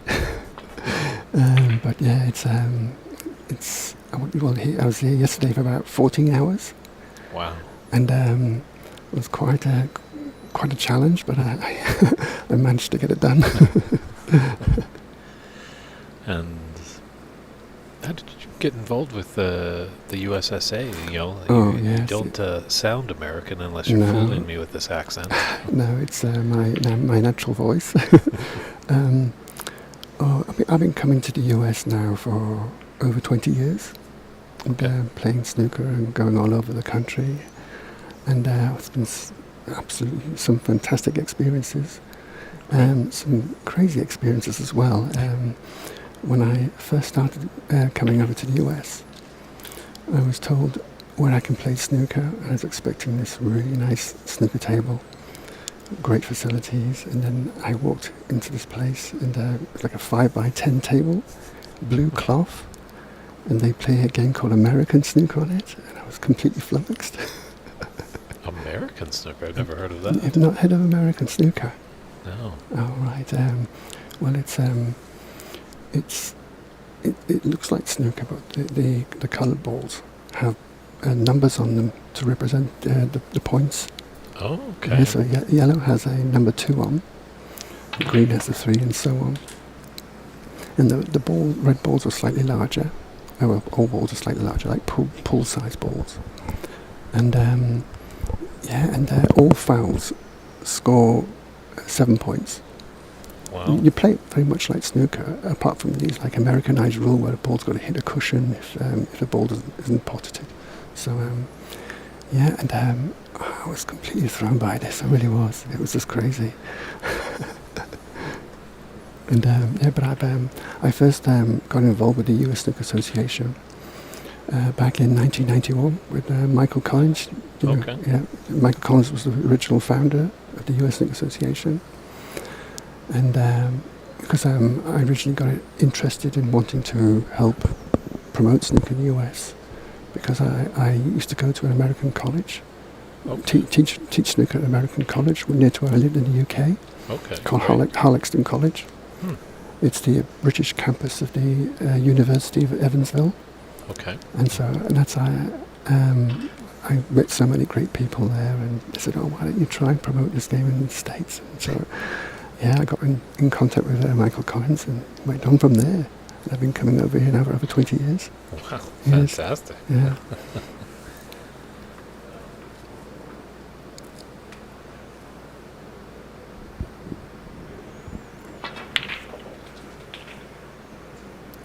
Now this is kind of looking a little bit more like it. A player getting Mhm. in and scoring heavy that last Mhm. frame we had.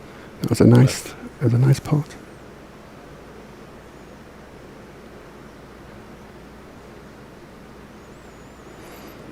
I think the red at the bottom of that cluster will go into the right corner.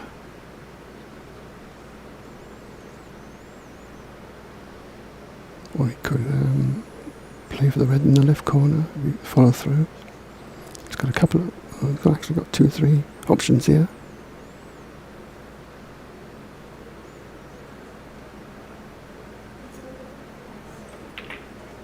Yes, it's playing the red into the left top pocket. So over the years, how has snooker progressed in the U.S.? How have you seen it? Oh, it's unbelievably so different now. So much bigger and better now. It really is. When I first came over, it was the internet was barely get going. And, but the advent of the internet and streaming, it's just and YouTube, where you can broadcast matches from the professional world tour. It just raised the bar so much. It really has. It's been a godsend for snooker in this country. It has. Definitely. That's yeah. way back when I was a young fellow. That's how I got to know about it. I saw it on the television. You know, because sometimes when I tell friends I'm going off to commentate on a snooker event, they wonder, snooker? Is that a dirty party trick or something?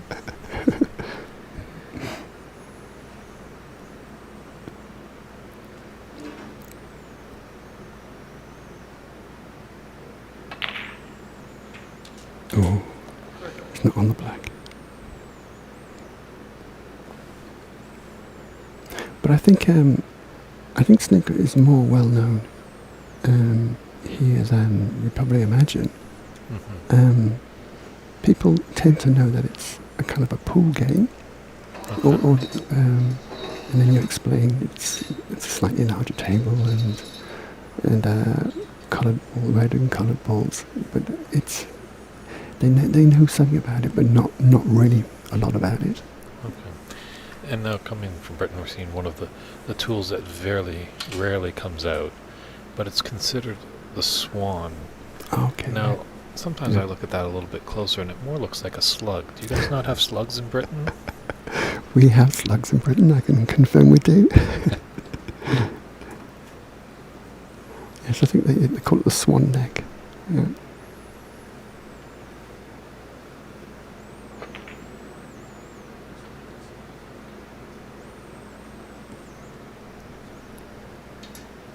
No, not quite. Got behind the pink, so his left is red into the centre left pocket.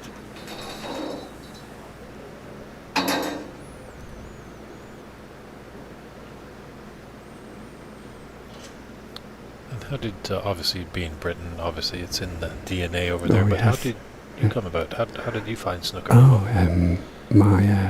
My dad and my uncle.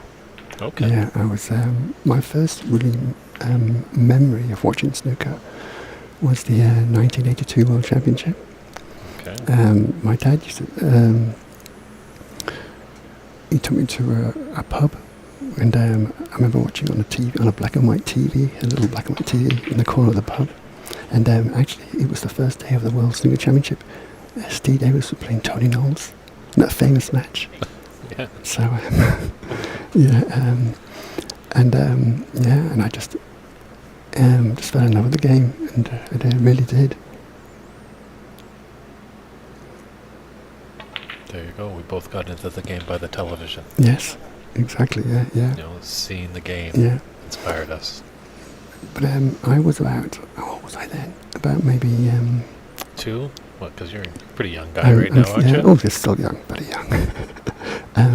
I was probably about maybe 8 years old then, and but I didn't get onto a full-size table until I was around about 13, 14.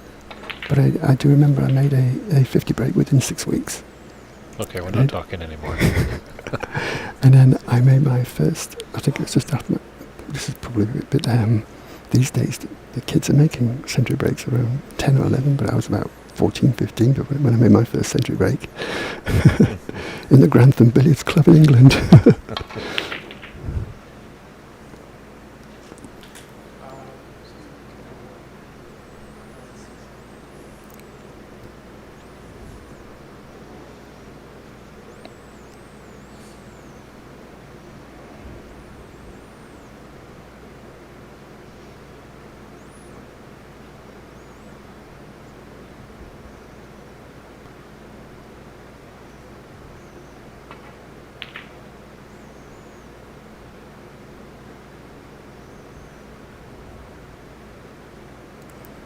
Yeah, I was looking at some results from this championship from about 20 years ago when Stephen was playing in it.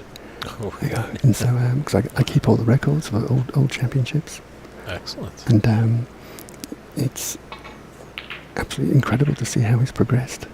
Yes. Mm-hmm. Is that up on the snookerusa.com No, website? no, I should really add it. Well, we're in a process of redesigning the site, so I really need to add all these old records. It'll be really fascinating to see how the plays have come through. But Excellent. Any photos or programs from those oh no, tournaments we past? have like the winners' photos. Okay. Yeah, so we can put those up. We can. But I was actually looking at Romeo, who got to the semi-finals. Mhm. He wanted to know some of his results when he got to the final of the championship he got to. And Stephen's name popped up in there. Yeah, I think he was a quarter-finalist in 2006. Wow.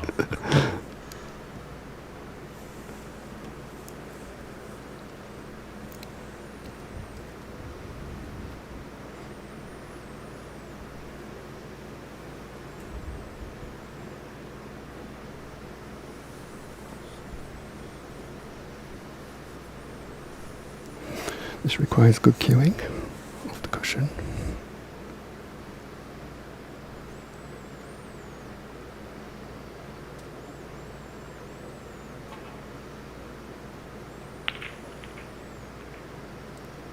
Yeah, he was in a bit of a tight spot there. I think he may have been a bit afraid of putting some pace into the cue ball because he miscued in the previous frame of the cushion. Yeah.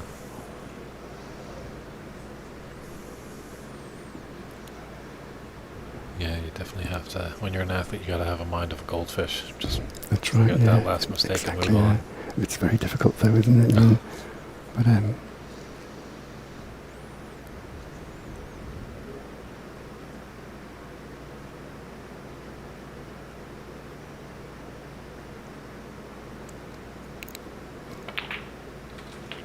okay, then he's taking this tough black along the cushion. Ryan is asking, will they be at the Pan American this year? Well, the winner of this event does get an invitation to the Pan American Championships in Rio, correct? I think it's you can enter it. You don't have to be a champion, national champion. It's an association championship, so anybody can enter at the moment. Okay. Yeah. Oh, a tough black. I do know one or two players who played in this championship and got knocked out earlier on are going. Yeah. Are you going to be down in Rio for Oh that? no. I wish. It'd be nice, wouldn't it? It would. Oh, I see. Fortunate I enough. see Snooker himself.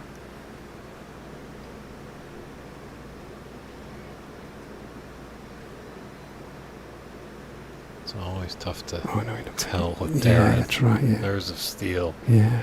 You can just go for it. No, you plenty. It looked like it was really tight there.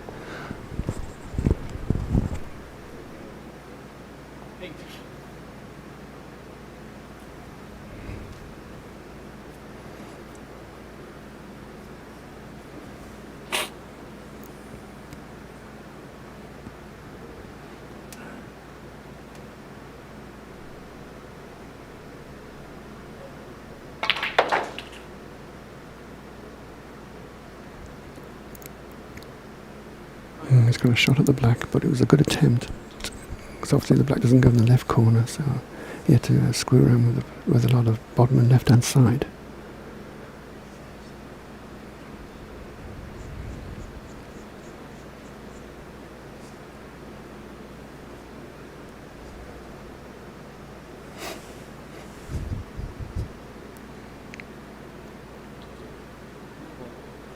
Yeah, there's quite a cluster there with yellow, brown, and pink. Yeah.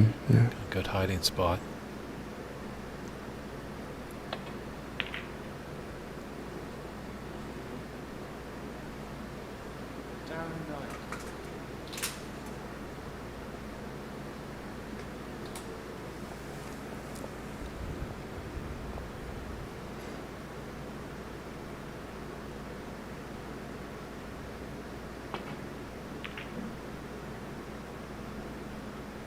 Oh, he's played that too thin.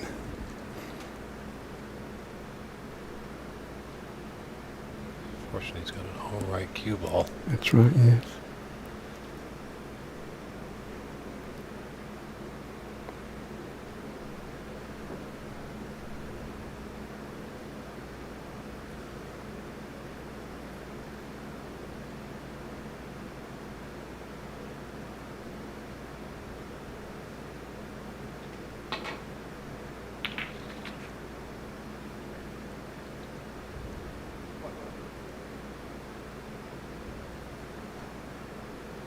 So what would be the toughest thing, Alan, about tournament directing? What do you find the challenging aspects of that job? Oh, well, just really keeping on top of things, really. I mean, because, which I found over the past few days, because I've been doing the social media at the same time, I've had players come up to me asking me questions, and it's just, you don't seem to know if you're coming or going.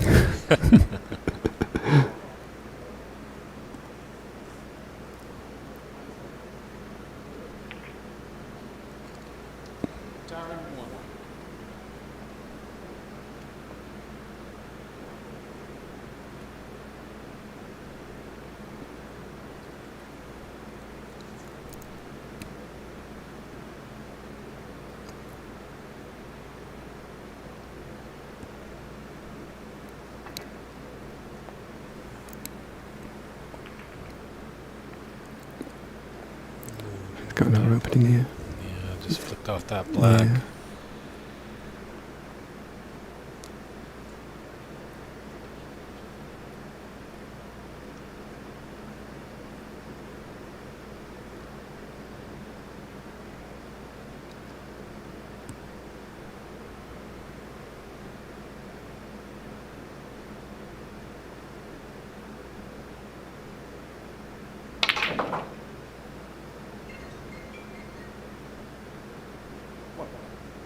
Look at that little cell phone went off after the shot. They do instruct the viewing audience when they're in the room. Put those cell phones on vibrate.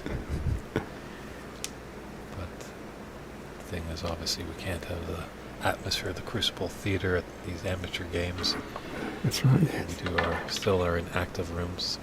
Stephen's done a good job and very respectful that he actually opened up the room that much. Yes, yes. Because I find sometimes when you go to events, that's something that the players do have to deal with, is Absolutely, the yes. smaller tables, the 8 ball. Put a fluke there on that pink.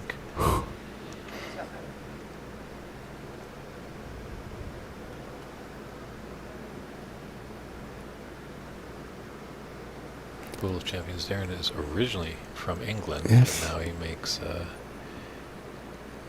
residence in Arizona. His father is actually the former top 16 player, David Taylor, That is correct, Yes.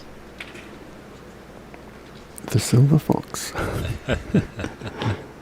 As in turn we've called Darren the Silver Bullet. All right. We'll see if it sticks.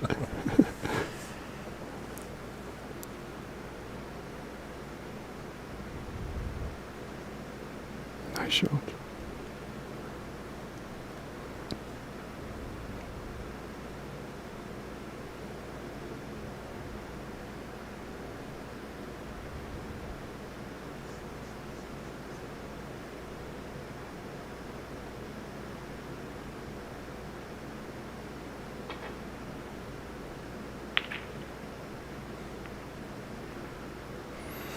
Oh, here's half a chance here for Stephen.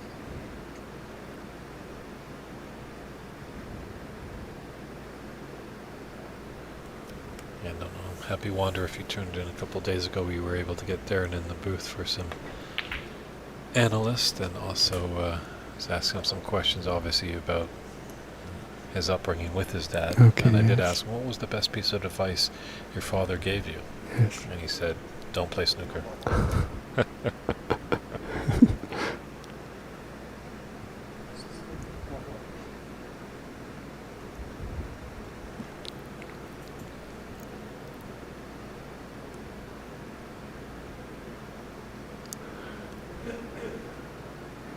It's in a bit of a spot here, yes, because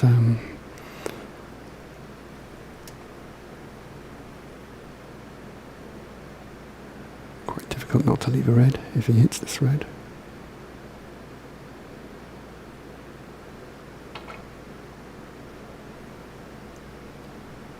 Oh, I'll definitely go back.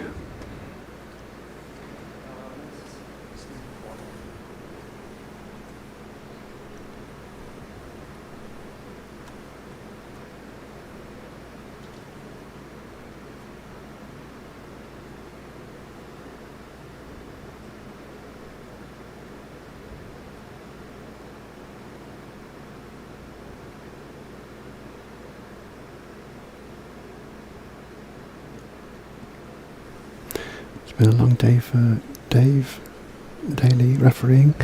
That's true. Yes, he's got to keep his concentration up as well. Yes. He did a match last night. He's done 2 today. I know, yeah, yeah. So hopefully, as we continue to grow, we can get more and more great people behind the scenes, refereeing, scorekeeping, commentating, all that good stuff.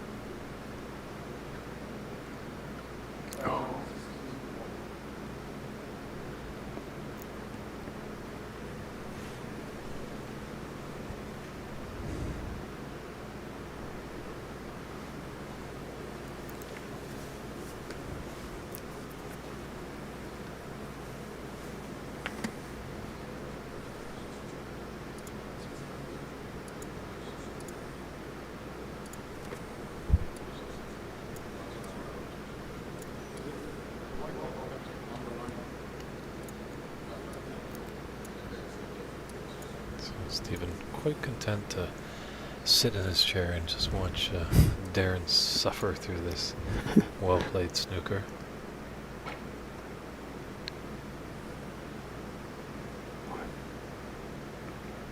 Oh, it's a good line, it's a good shot. Yeah. And then he has left this red into the far left corner, but it's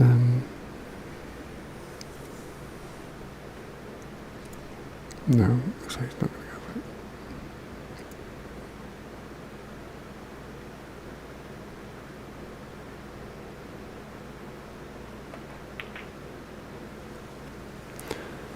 That's a good shot. I wasn't tempted by it because it was on, but he's played a good shot.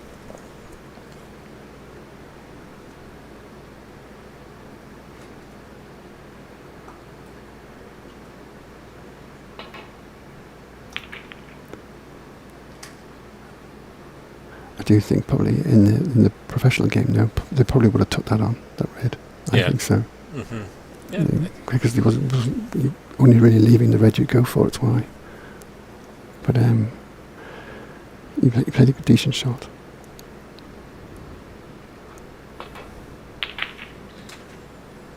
That's a great long That's a red back, nice one, Stephen. yeah. That's what we're used to seeing from him. Mm-hmm. Definitely wants to keep the Tom Collins Trophy here at Embassy. It's been here all year long. Mm-hmm. Wants to retain the title.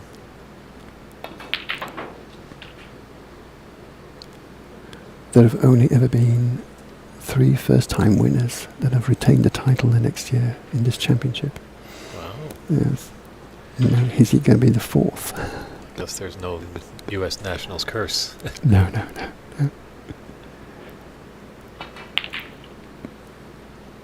Yes, Tom Collins won it, who the trophy is named after. He won it in 91 and 92. Then David Yao won it in 93 and 94. And then Ahmed Ali El Said won it in 2009 and 2010.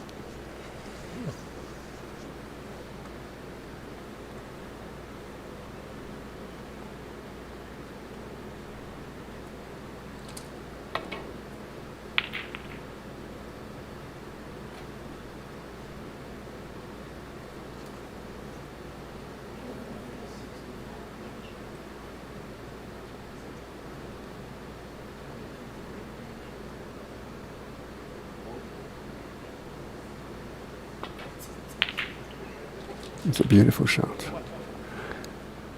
Struck down in wonderfully. A little bit more pace. Yes. Making this yellow or pink a little bit more difficult to get up for the yellow. I think he will have to take this yellow on now. I think he's got no choice.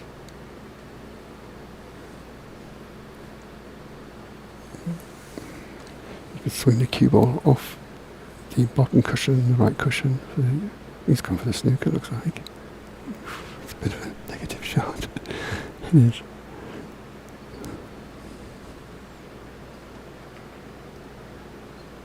Well, he's not. I thought he was just going to push it behind the pink there, but it was. Does have a 20-point advantage. 27 on the table.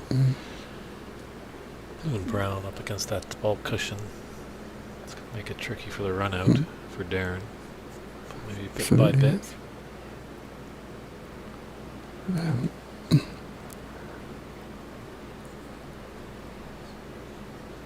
I think that with the position of the balls, I think I would have took the yellow on.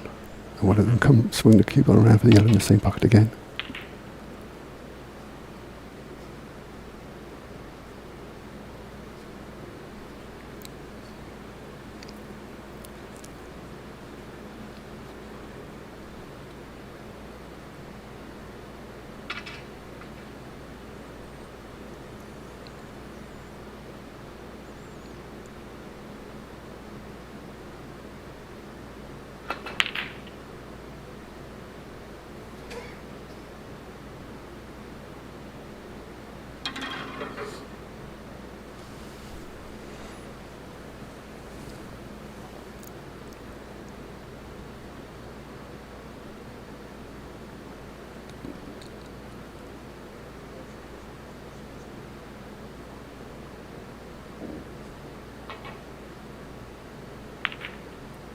Ooh,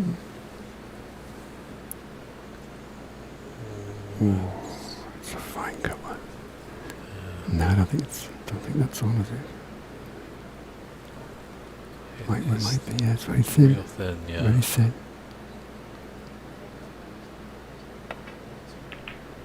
Yes, it's got it, nice. Sometimes you gotta play a little aggressive, a little positive That's if right, you want to yeah, win. that's right, yeah. That's why I thought we would have took the yellow on in the first case of the corner. True. Yeah, yeah. Yeah, you called it correctly. Mm. Stephen just asking for the cue ball to be cleaned.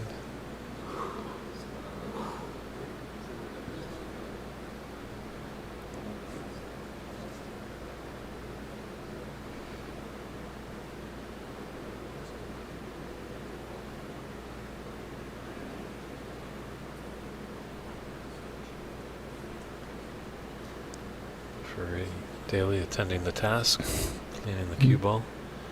One of the many things he's responsible when he's at the table.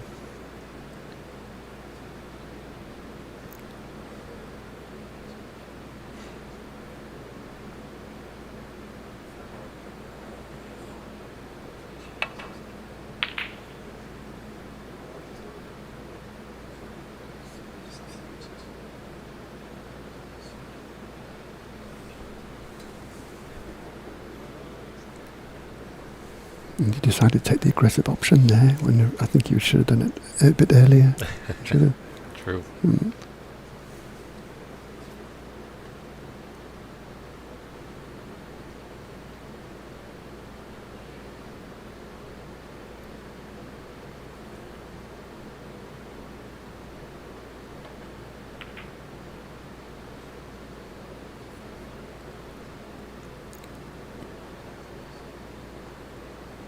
Stephen's got a 22-point advantage, so he just needs this green. So that's a beautiful shot. Yeah, definitely coming yeah, through. His backhand yeah. was a little twiggy, but I think he made work. thought that I can win at least make Darren required snookers by potting this green because the brown and blue are in awkward positions.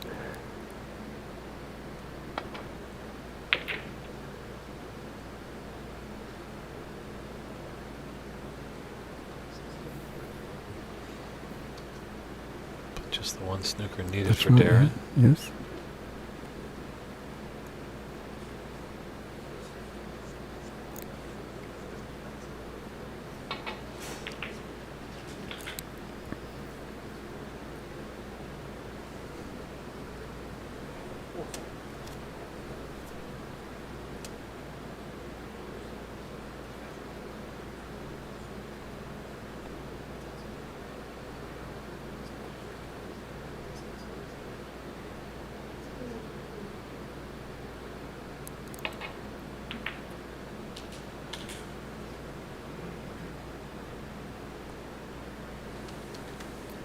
Interesting tactic here. Sometimes some people would want to play the snooker when there's more balls I know, on the table. yes. I wouldn't have potted the brown, to be honest. There was options. He didn't have to pot it there.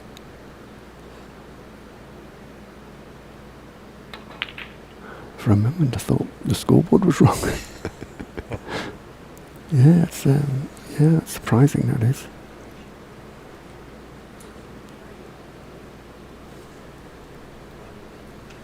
16 in it and 13 on the table.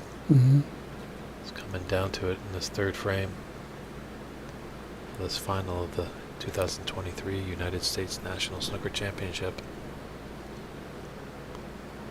I mean, if it reduces the number of snookers required, and the black's in a good position for snookers, there's a case for potting the colours, but I don't think there's a case there, really. I don't.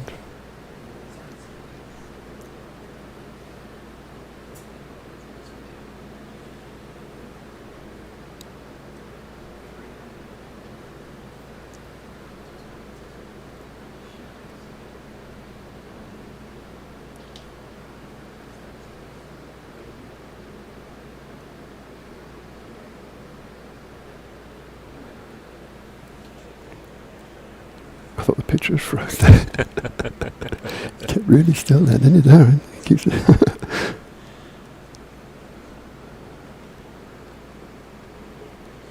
He has this really like calming demeanour around the table there, doesn't he? It's, yes, really cool.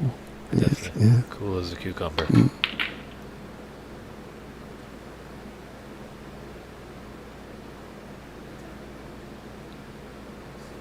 He's had some really tough matches in this tournament. He's come through them all. He just narrowly beat Ajaya Prabhakar 3-2. He did, and then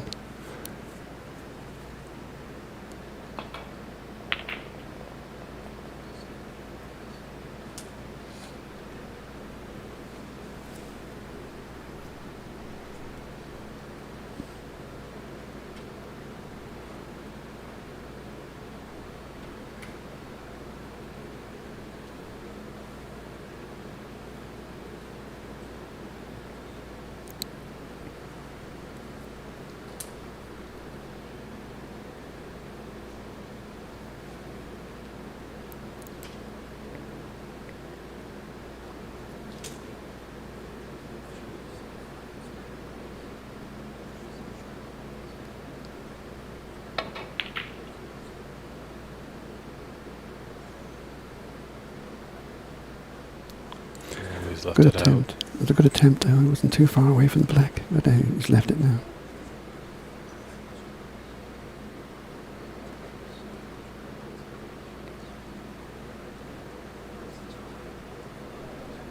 out. A little dirty spot on there.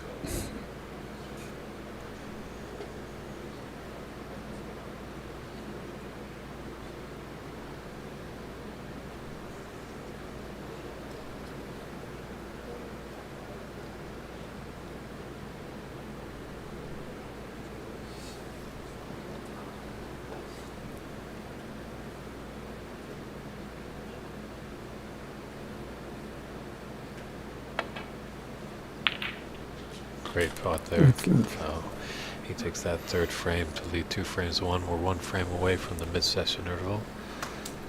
Well, this has been great fun. Yeah, thank you for inviting me. It's been Really a real pleasure. Really Yeah, is. good Yeah, to it's hear been the great. inside of tournament directing and all what you do for this great game in Thank the you. USA. Thank you very And much. looking forward to seeing you on the next one. Okay, So thank you, Dave. enjoy the rest of the tournament. Okay. And thank you very much. Thanks a lot, Dave. Thank you very much. Take care. Thank you.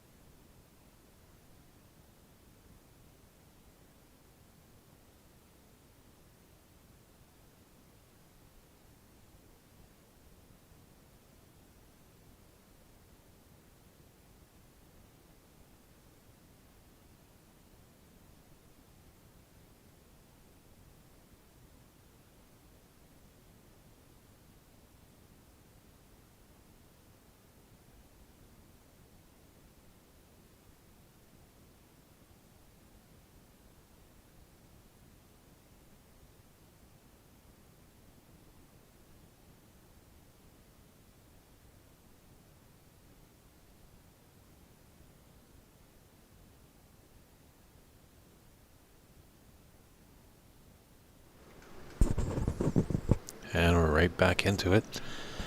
Much appreciation for all our guests that just came in and visited us. Good to hear the insides of what's going on in the scene with snooker in the USA and as well in the Americas. Thank you, Ajaya Pradhakar and Alan Morris. We appreciate you taking time out of your busy schedule to come and join us. Here we are in the 4th frame of this final of the championship. This is the final frame before the mid-session interval. This will be a little 10-minute break at the conclusion of this frame. Definitely a big one right here. Stephen can win this little mini session 3-1. He's got to feel comfortable coming back to the table. And if Darren can take this frame, at least we'll all be even going back.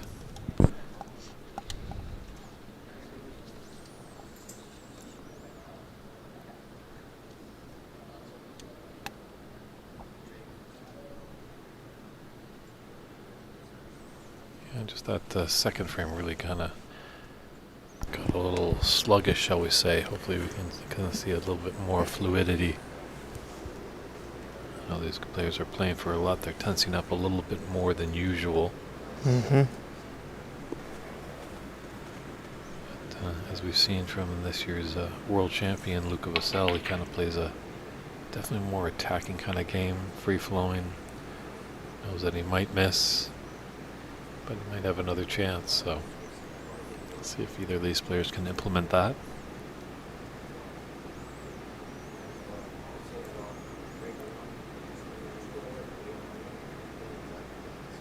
And the prize money taken home is $5,000 for the winner. Pretty sure there is a nice trophy for the runner-up, so I'm pretty sure there's a dollar amount there. I'm just not too sure of that. And as well as the high break of the tournament right now, sitting at 105 by Renat Danka. There's a trophy for that feat, and I'm pretty sure there's as well a cash bonus to be the player that holds that. Wow. Goes in off on this safety attempt. Yeah, like you said, having a J and everybody else was cool. Get to learn more about what the organization is doing, what goes on behind the scenes. Still got plenty of snooker left in this one. It's the best of 9, right? Mm-hmm. At best, we're only 3 frames out of 9 in it. So Yeah, we could be in for a long haul here.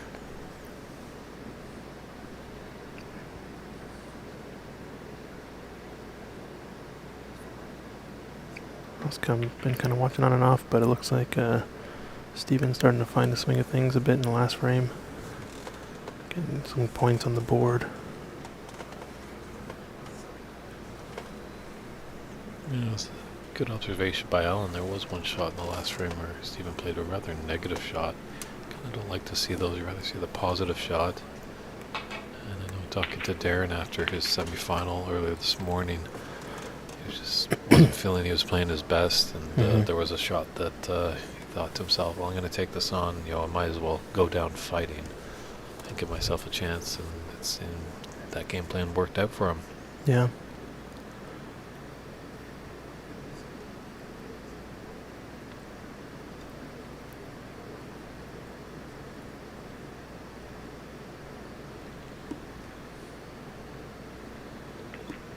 This is a good example there of a little bit more of a negative shot, but we don't have much of an option when that red is covered up table. Just make it difficult. There's no touching ball, so that makes it a little bit more annoying.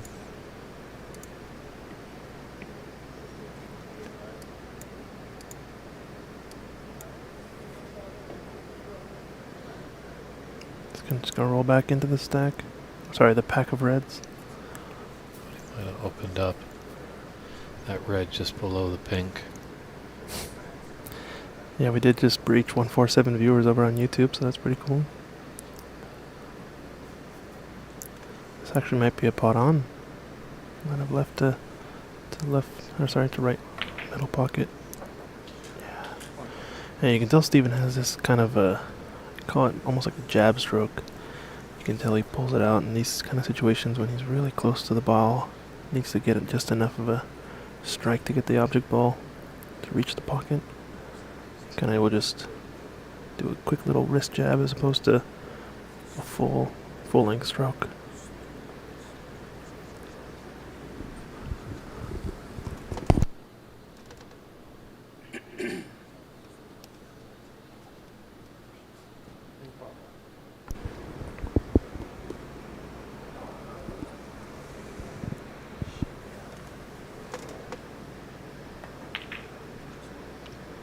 Yeah, good pot. Mickey Scene asking over on Facebook, a foul in a black ball game immediately ends the game even if there are points left on the table. Is this a true statement? David Burney? What's the verdict? It's always true if it's on the internet. Well, as you saw, that did happen currently, and Mickey, if you are disputing it, definitely I don't have the my rule book in front of me, but you're watching online, feel free to head over to I think WST's website, wst.tv, and they have the rules there that you can peruse, download. It's always good to know the rules when you get into these tournaments. There are the basic snooker rules, but sometimes these tournaments have a few variations, just like the foul and misses situations that we had during the round robin, Yeah. where it's 3 attempts, 2 putbacks, as well as the if you're needing 4 or more snookers to win a match, then it's an immediate concession. I think the foul and the miss one, obviously, because sometimes some people can fluke a snooker or not do it intentionally. Yeah, you mean get a fluker, right? When that happens, that you know, you don't want to, sometimes you can really rack up a lot of points, and it can get frustrating for the newcomer.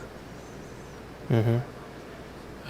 And then I do like the little concession there, because it does teach the players, you know, it's a gentleman's game, and there is a time, you know, as much as we don't like to lose,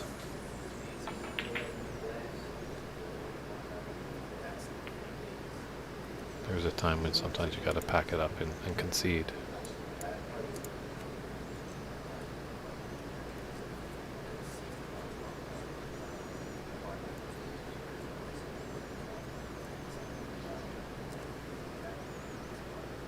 Yeah, so the answer to the question, Mickey, would be yes.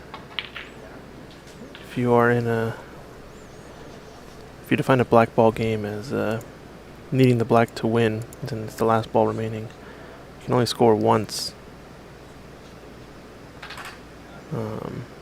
You're asking me about the link that you saw on YouTube? Yes, so the link to YouTube that you're linking has to do with a match with Kyron Wilson.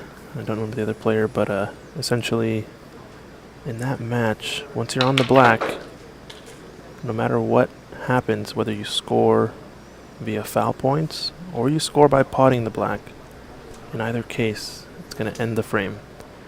And in that scenario, looks like Wilson was down 53 to 60, so a difference of 7 points against his opponent, and his opponent goes in off the black. It means the frame ends, but the score is tied 60 to 60 in that scenario. Therefore, they go to a black ball respot.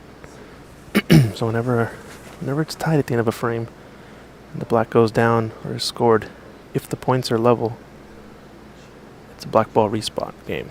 Yeah, I think that's the freak occurrence where it can happen. I think when that black ball does go down or go in off on the black, if you know the result of it is not a tie, then the winner is obviously the one that has the more points. Yeah. If it weren't tied, that foul on the black would end the match. Like as a result In of that that moment, foul, as a yes. result of that foul, the frame would be completely over. But I basically treat the frame over once the black either is fouled or goes in, and then sort of a new phase begins to determine the real winner of the frame, which is the black ball respot.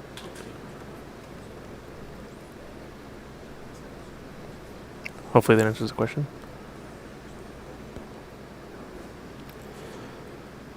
Well, I'm feeling this is definitely going to be at least 2-2 before the end of the day.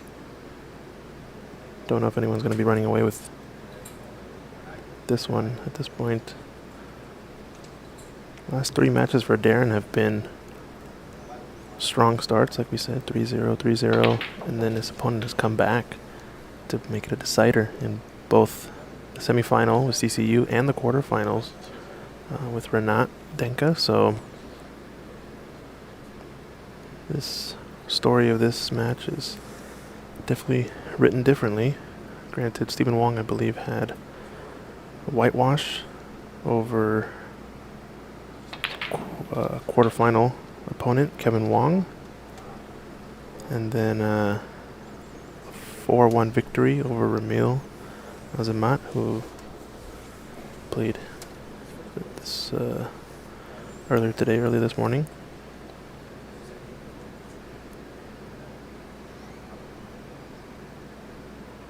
it's Darren kind of playing catch up. He definitely would like to take this frame before the mid-session interval to level the match at 2. Yeah, here we can see the brackets and how they ended up shaping up. But yeah, 2 matches earlier were, it was actually a whitewash over Ramil this morning, 4-0. Epic match was between CC and Darren.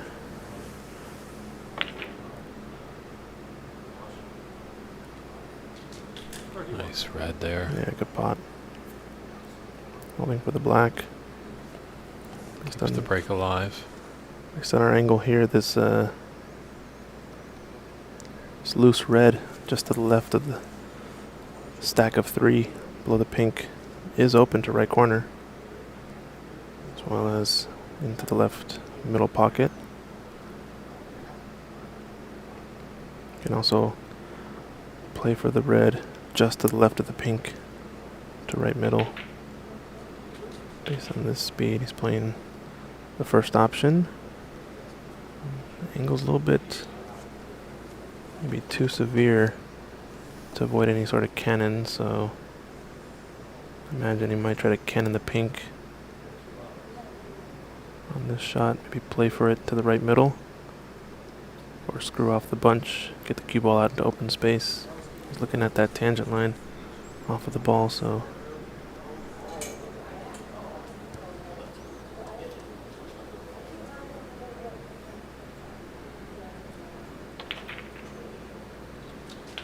yeah, good pot. Push that pink out nicely.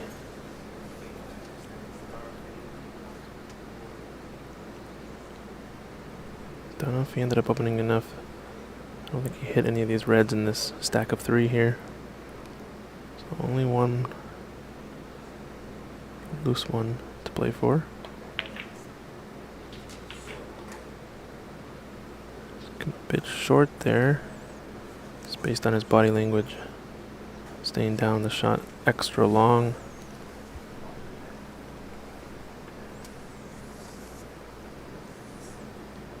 He's also a little bit jacked up on this red. It's gonna be a tough pot here. Break of 45 though, there's nothing to sneeze at. Yeah. Pretty good.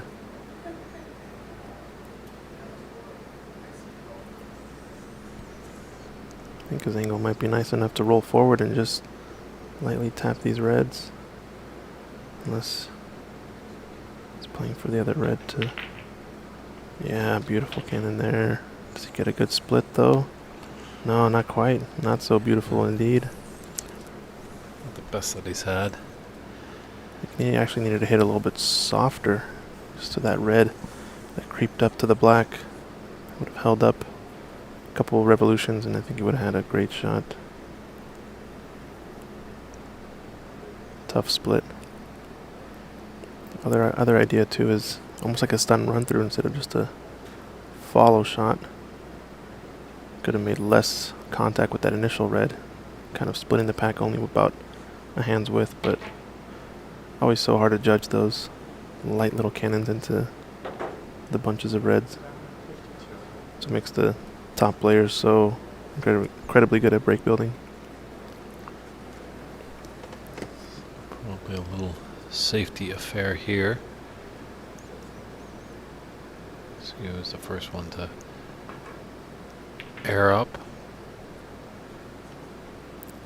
What I noticed in the last frame was Stephen's long potting was on point, kind of getting him out of a lot of tough situations, making some big shots.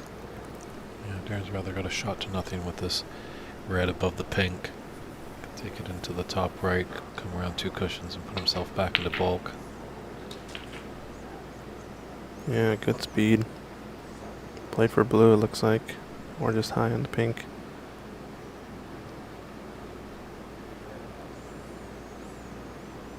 Yeah, it's always a tough frame just before the interval. If you really are flowing well and you've been behind, you kind of want to stay out there and keep the energy going.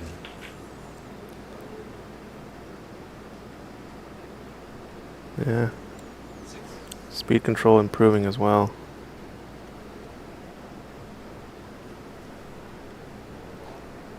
Yeah, this is the type of snooker we want to be watching. We don't want to watch those kind of sluggish frames like the second one. These players are both capable of putting high breaks there. And we don't mind a tactical battle here and there, but we also like to see punishment for a missed shot, and these players putting up high runs.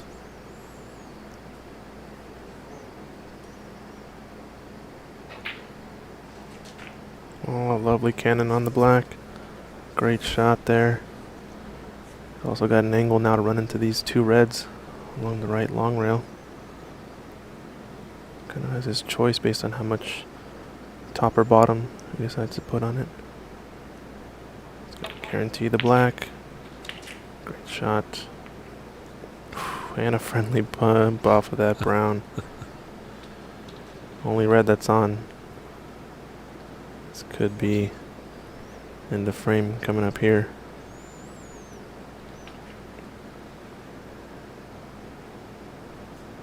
Yeah, 55 in it, and there's 51, so another red in color, and I don't know if Steven's going to come back to the table.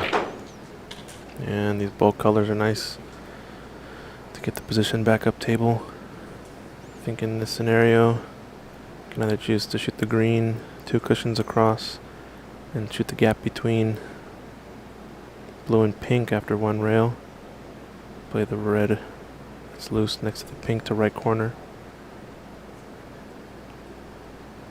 Or you can just screw around, miss those balls. Yeah, he's coming around the black actually. Don't like this one as much. It's because speed control a little bit harder to gauge as you're going around.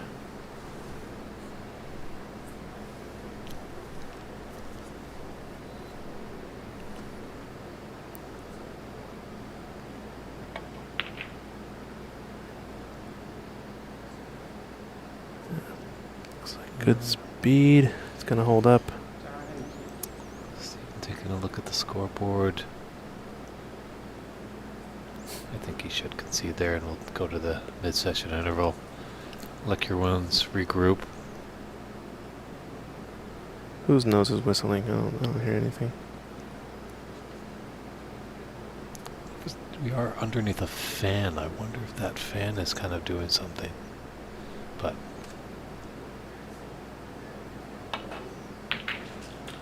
Oh, good pot.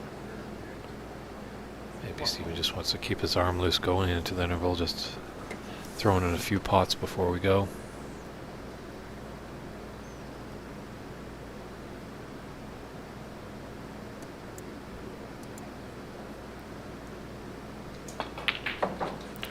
Yeah, maybe you call these kind of some warm-up shots. Yeah. Like, there's obviously potential, you know, he snookers him on this red. And there's a free ball potential, but still there's a few more snookers required than just the one. Mm.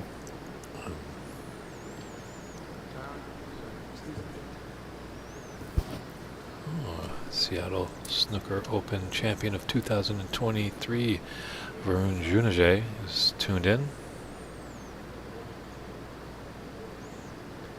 I think some people have made correct comments. It does kind of hurt the game a little bit when there are so many snookers required. Obviously, we did see, and David Brock did make a good point, that CC was getting some rhythm, so just a little bit of mind games that Darren was playing just to stay at the table.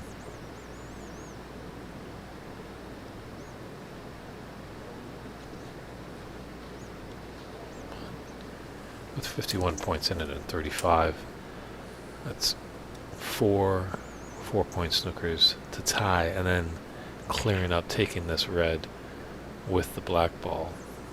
So this red should go in, and there's the concession anyway there. So we're going to head off to the mid-session interval. It'll be a little 10-minute break, everybody. So we will be back in 10 minutes, time to get a nice cool drink and join us for the final of this 2023 United States National Snooker Championship, live from Embassy Billiards in San Gabriel, California.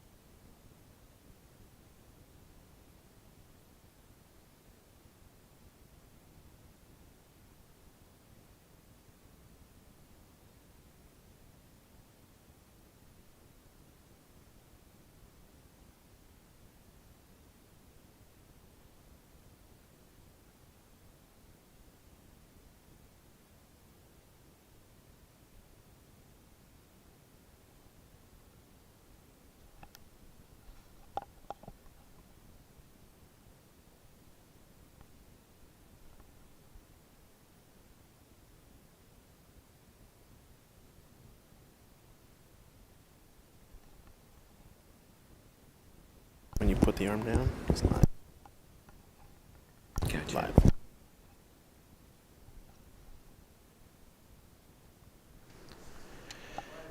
And welcome back, everybody.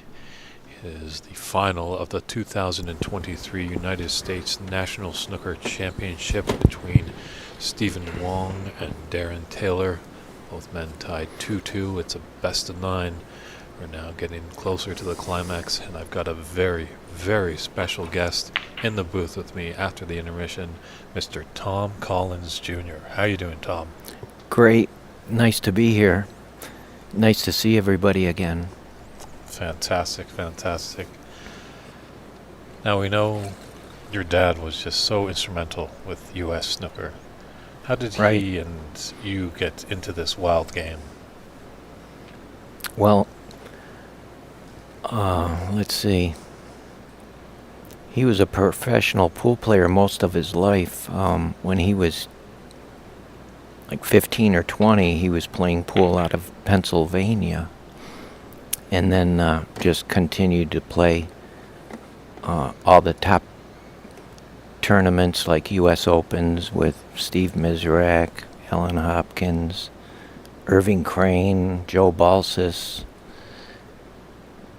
Willie Munson, one of my favorite friends. And I grew up with all these guys, watching them play. And it just expanded from there. Then he fell in with a game of snooker, and I thought it was kind of a big table because I was 4 years old standing on milk cartons playing on a regular pool table. Mm-hmm. And anyhow, he's played pool like all his life and became in the top 10, you know, in the country professionally.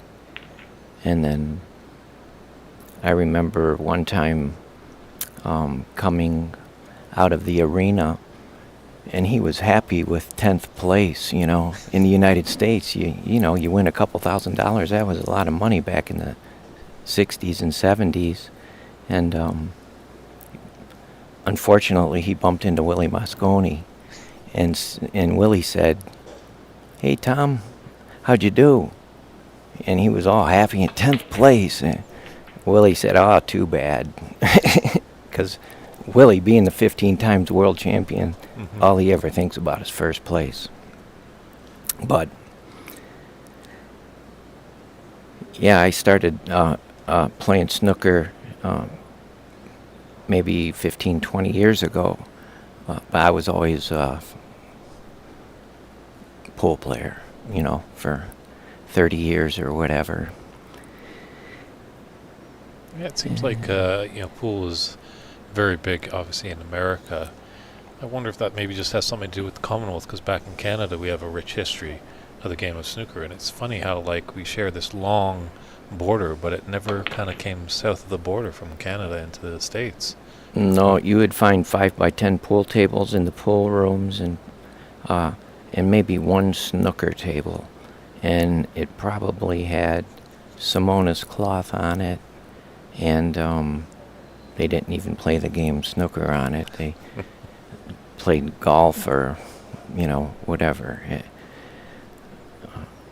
Very hard to find a snooker table. Yeah. The Detroit Athletic Club had a few. There was a handful across the country. Of course, the New York Athletic Club. If Ahmed's out there, how are you, Ali? Joey, you might be tuckered to sleep as it's getting into early morning hours over there in the UK. Right. And you've been in this room before, correct? Or is this your first time? This is my first time in this room, yeah. I was here last year up in Ox Billiards playing that tournament. It was a great venue. Thank you for all the things you guys do for the game. Right. Any bold predictions in this final?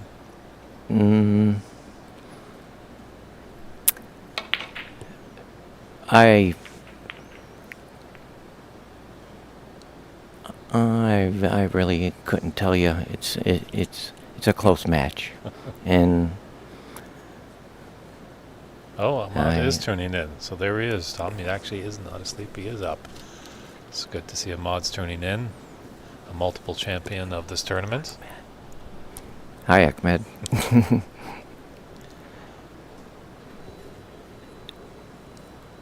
And how did you find the room? I know you played in the tournaments. How did you feel about the room and the whole tournament in general? Well, this place, yeah, is great. I couldn't believe how big it is, and they have all those cute little snooker tables on the back wall.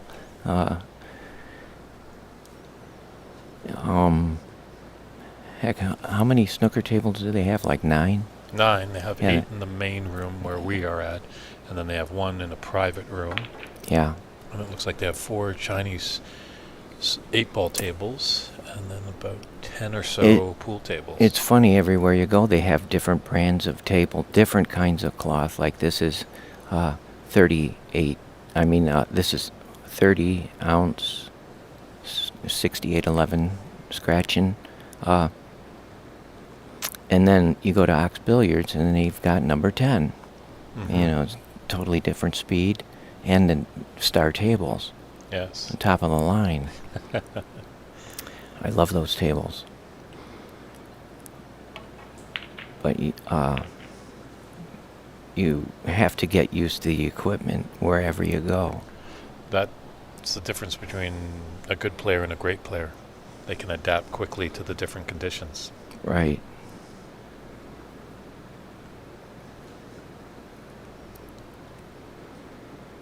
Be interesting to see who can come out of the gate running too. We just had the interval. I think they're both pretty much settled in.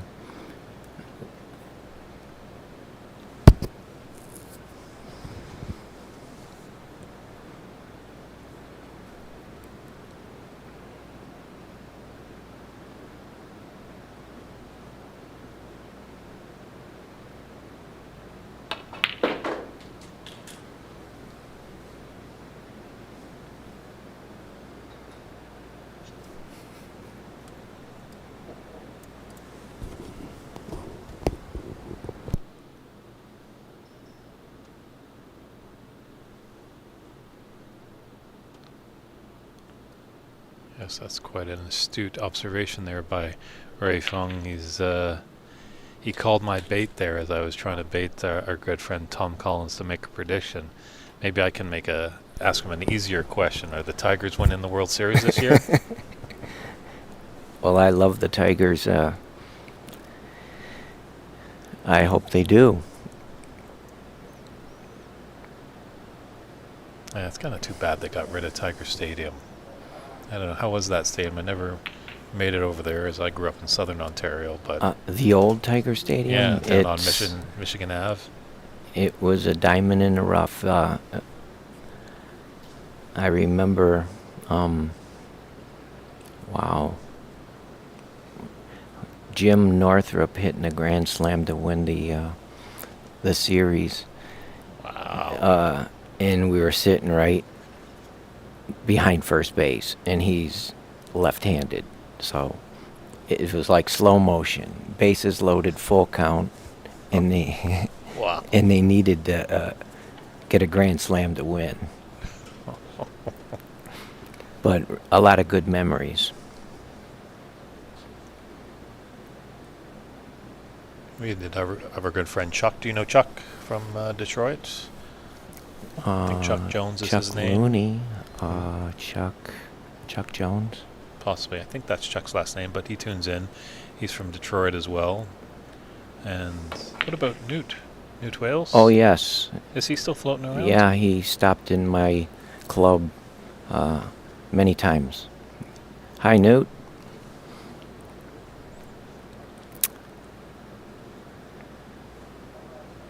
And is there a pretty active scene in Detroit for snooker? Do you have many tables, many clubs? Not very many at all worth playing on.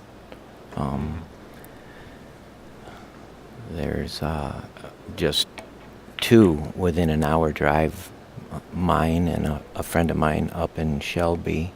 Okay. Steve Fossa. Hi, Steve, if you're out there. safe. Good friend of Renat's. Okay.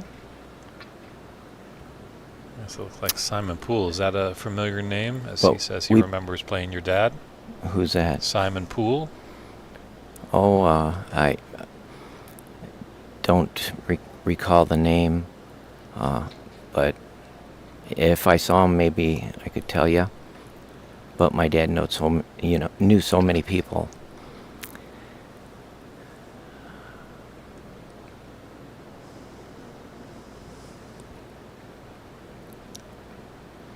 So Mike is tuning in. Open your well, Tom, he says. Mike. Monigato Billiard Club. Mike. Mike, you might have to tell us your last name. Tom knows many faces. What but city? What city is he in? Mike, where are you tuning in from? Feel free to let us know that. I guess he knows you. That could be dangerous.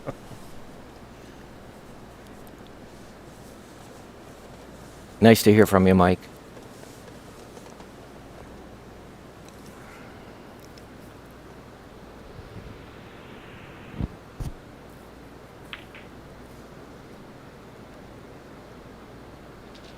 Mike in Chicago. Monigato. I know many people there, yes. Been to many clubs, snooker clubs. Yeah, Chicago's got a good scene. Yeah. That's good to hear. I do remember reading once, I think like Chicago once had 800 rooms back in the 20s when Capone was running things. Mm-hmm. Chris's Billiard. Hi, Martin. The Secret Society. Oh, yes. Secret Snooker Society. Aces. Okay. Are we allowed to talk about this on the air, or we're going to be fitted for cement shoes?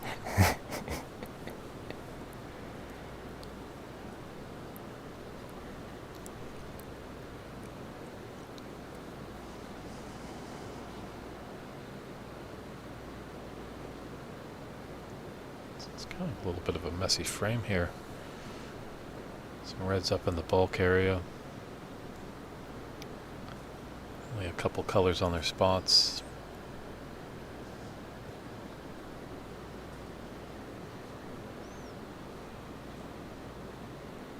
Did you come across either of these players in your tournament run this year? Were you playing Stephen or Darren? Wong. You played Stephen Wong? Yeah. Okay. How'd you fare against him? He suffered a defeat. Really? Wow. Well, how is he there, and you here? It could have been that way. The last time we played, he beat me. This year, I beat him.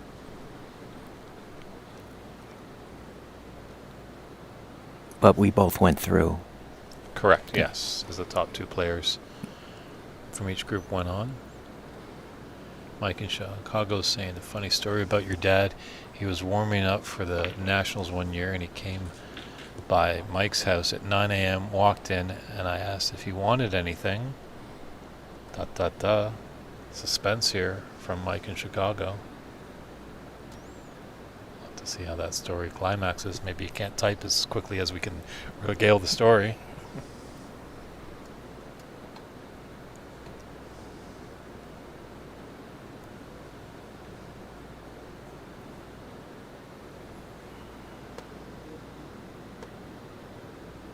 He said coffee, and I don't want to talk. We played 8 hours, and afterwards he said, I'll see you next Saturday. Okay. Yeah. Must have been tired, huh?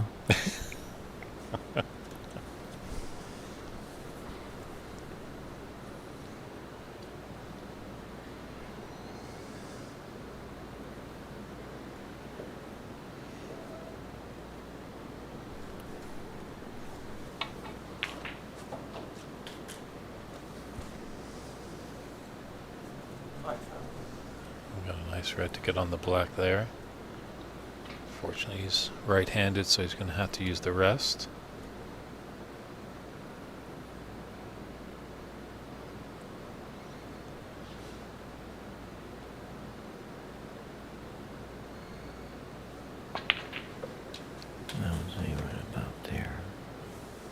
2 shots.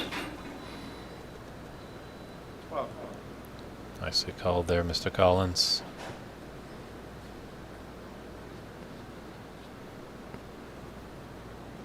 So I'm always wondering, when did they come to your dad's house and say, we want to name a drink after you? Are we allowed to do that? Well, I think they spell that drink with a C, and we spell it with a K. He got that name when he was a kid. The nuns at the school in Pennsylvania, Shamokin, grabbed him by the ear and said, "You're going down to the radio station. You're going to be an announcer," because he was like the smartest one in the school. Wow. And so he did, and then he ended up working there, and then shortened his name from Kalinowski to Collins. And that's how it started, and he just kind of kept that name, and then moved out to Chambersburg, where I was born, and got a job on the radio there. And a guy was driving through from New York, and he was from Detroit. And when he got back to Detroit, he said, "You ought to hear this guy." And then they called him and offered him a job on the station WCAR in the big Motor City. So he was one of the top talents on the radio for many years. Well, And also being a pool player. So he kind of kept that name, but I don't know if he drank Tom Collins's. well, Simon, I think that's just Tom's natural cadence. Simon Poole, as much as we are here in LA, he's definitely feeling like we're listening to Jack Nicholson. Do you get that often, that you sound like Jack Nicholson? In The Shining, eh? No, never.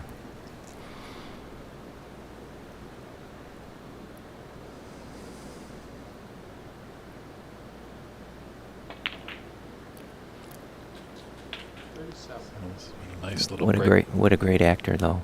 Mm-hmm. One of a kind. True. Should have reached out to him, see if maybe he could stop by. I think he just lives down the road, possibly over there in Hollywood. Or Malibu, right? Possibly, yeah. And he's probably on vacation, as the Lakers aren't playing just yet.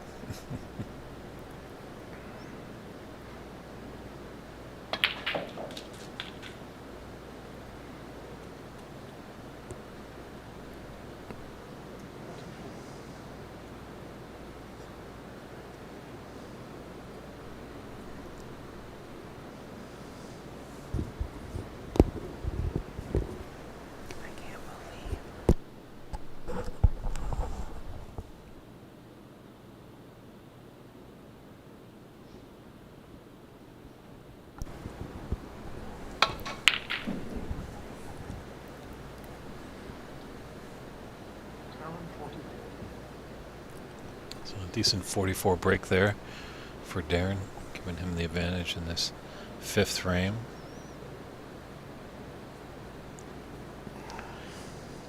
Mike Garrett up there in Washington State is wondering, Mr. Collins, what is your cue, and is it still the first cue you ever had?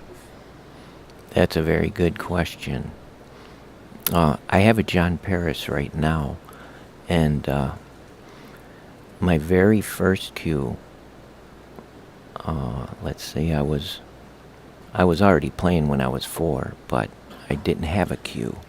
So a guy named Eddie Lobby Jr., who used to make these brilliant cues out of bird's eye maple and ivory inlays, gave a cue to my dad and said, "Out of all your kids, Tom, whoever has the highest run before Christmas gets to have this cue." I think I was 6 or 7. Okay. I ran a 37, and I got the cue. Very nice. That Are you was- an only child? No, there's 7 of us kids, Wow. and my dad has 48 grandchildren and 28 great-grandchildren. So that's like 76. Ajaya said, "What do you do when you want to have a party?" I said, "We ran a lake."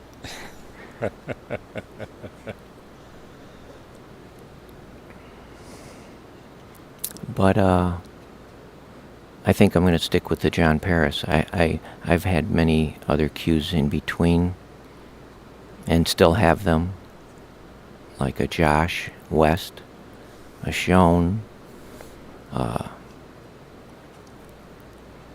Cognoscetti, Joey Gold, and he makes all his cues with about 1 or 2% of Kubota wood, and he gave my dad 12 of his first sticks to promote them, and I got one of them, and it's 100% Kubota. And that thing is gorgeous, and it hits like a dream.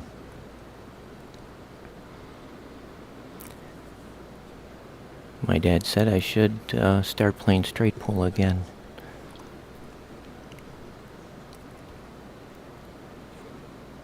Is Kubota wood a natural wood in North America, or where does that wood come from? Not too familiar with it. Not really sure. It's reddish, brown, and it's real pretty Okay, kind of like and maybe rare. a mahogany or a Paduke kind of looking. Yeah, I'm not a cue maker, but sounds close.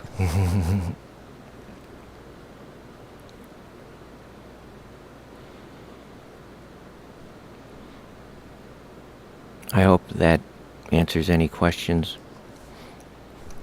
Answering questions, people are open there. We have Tom Collins, whose dad is named after the trophy here of this great championship. So Tom has been around the game for many, many years. So do ask any questions you may have for him.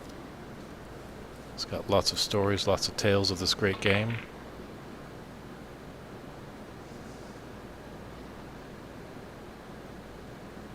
Have you ever won this championship? We know your dad's won it. Nope, Not yet. not yet.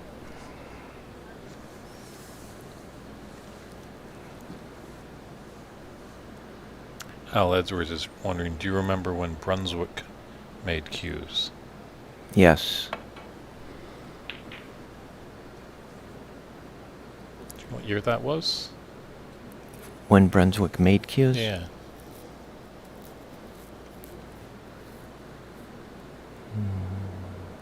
I couldn't tell you. I don't know. Okay.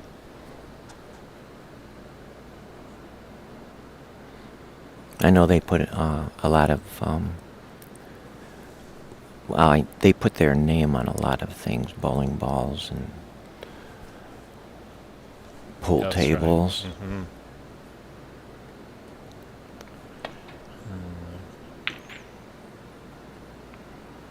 Well, I don't know this gentleman, Leslie, but Tom, did you know Ed Nagel? Where is he from? Ed. Leslie will have to tell us. And as well, did you and your dad ever make a trip over to the UK to check out some great snooker action over there? No, but I have 2 brothers that played on the ISL with him for about 20 years. Hi, Joe. Hi, Dan. They traveled the world with him over in the UK. They Bermuda, Ireland, Scotland. Had many frames with Stephen Hendry, if Stephen's out there. Hope you're doing well, and hope you remember my dad. Well, Seems like Ed Nagel's from New Jersey. Is that ringing any bells? no, not New Jersey. He must have. My dad's from Pennsylvania, so I mean Jim Rempe's from Pennsylvania. Okay. And they've traveled the whole country, you know, back in the day, hustling all over. Like on the way to a tournament, just like in the movie, The Hustler. The Hustler. Mike Lemon just wondering about the format. We had 64 great players. It started off with a round robin. There were 16 groups, all made up of 4 players. They all played each other in each groups. There were best of 3 matches, and the top 2 players in each group moved on to a 30-player knockout format where we had best of 5 in that first and second round, and then the quarterfinals and semifinals were a best of 7, and now you've reached us here at the finals, and it's a best of 9. We're tied 2-2. Just coming back from the interval. I've got the great Tom Collins in the booth with me. I'm David Burney. That's what we're here for. If you've got any questions for us, any comments?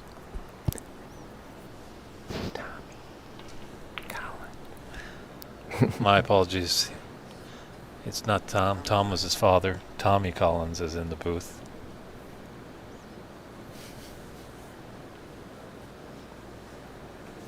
My dad said, make sure you use Tommy.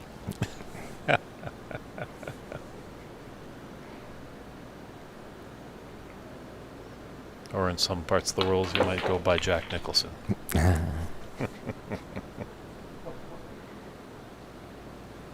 Well, if they hear Tom Collins is in a tournament, sometimes some of his friends, they'll just get in the car and get over there, you know.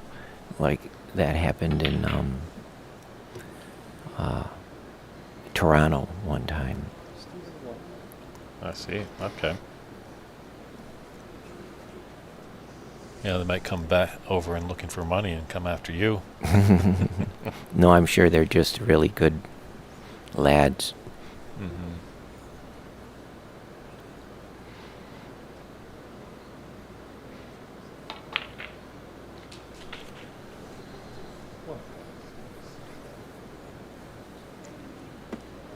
So.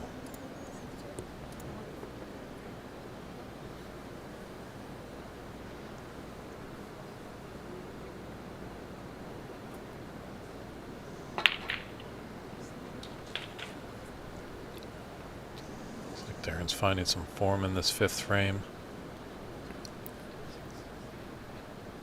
Or the snooker's required stage. So 35 on already left. Mm-hmm. With 45 in it. So another red and another color, and I don't think we'll see Stephen Wong come back to the table.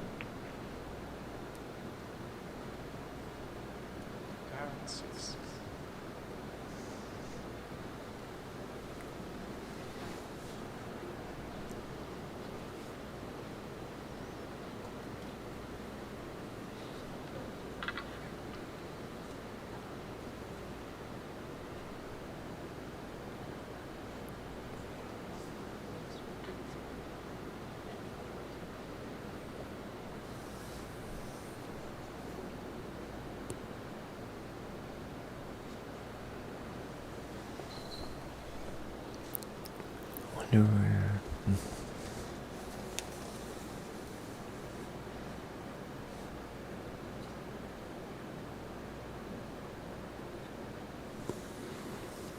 This doesn't open yet.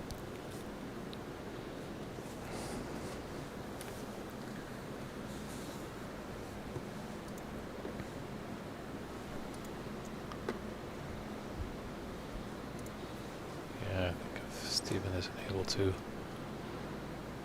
make a good contact here as he is snookered. Might be a concession here. It's getting close in this 5th frame. Probably try to hit it thin coming back. No, hit it full.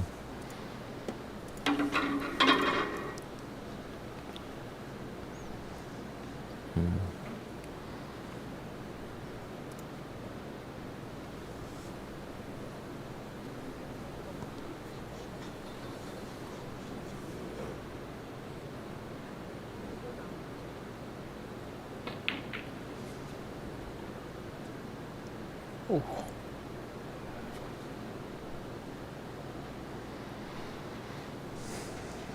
Well, he's got him snookered. He's He's got that red over the pocket. He's got a 45-point lead. Almost feel like, Stephen, it's maybe time to pack up this frame, start a fresh start. Stephen, always a fighter, doesn't want to lose that lovely trophy.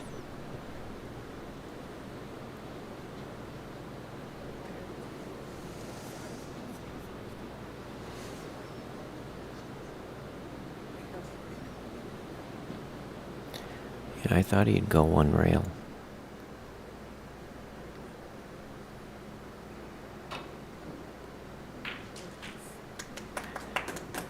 Nice shot. And some applause from the crowd, but definitely he's looking at the scoreboard. That's going to hurt his chances a little bit. Yeah, when you're needing snookers, you don't want to knock that red in. You want to get a free ball with it. That's correct. It's one of the advantages when that final red is there.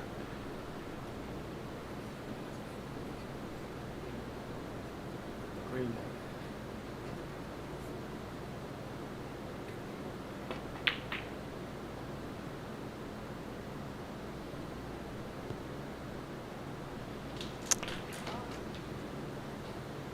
He flicks the green in there, but he was looking for the snooker, so he snookered himself.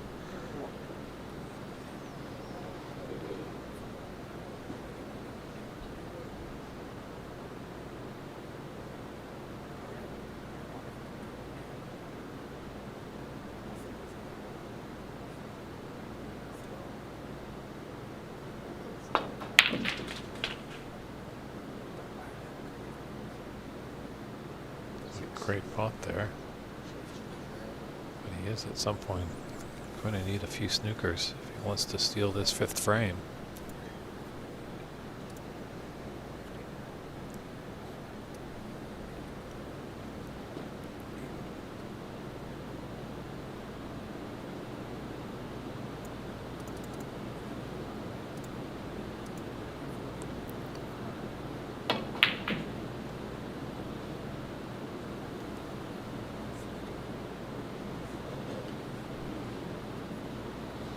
Steven 6. No, 39 in it and 25 Gives him on the 40. table. Yeah. Can only get 45.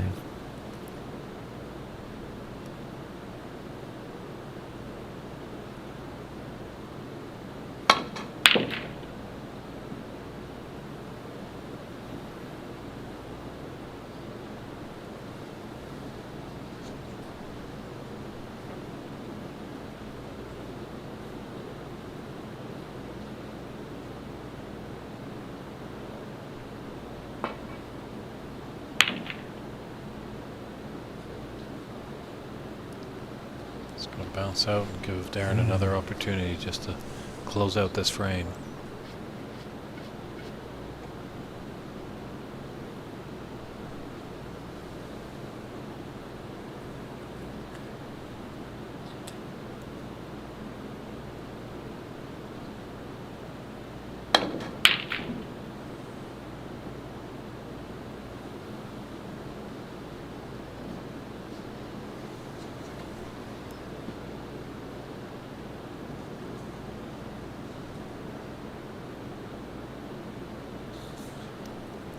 Does have the advantage that a pink is just off the cushion. Brown and blue are a good kind of wall over there, so it is possible, but it definitely seems like a giant uphill battle for Stephen to take this frame.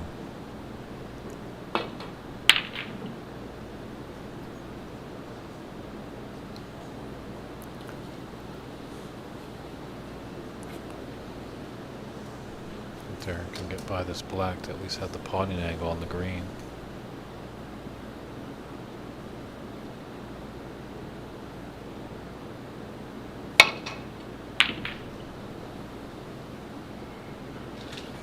Oops. He's fluked it, but he's snookered himself, but really just needs to hit the brown. 42-point advantage, 22. 5 snookers, 4-point snookers that Steven needs. So Aaron, 3.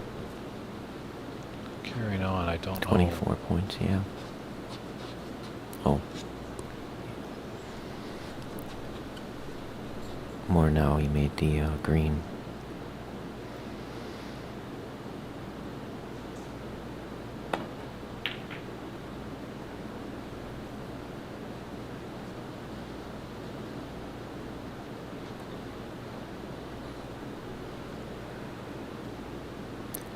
Can't tell if it's covering it.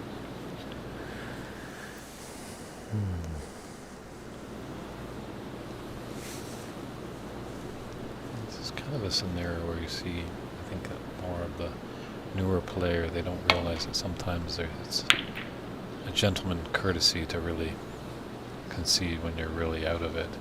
And it's just one frame right now. You know, we're playing a best of 9.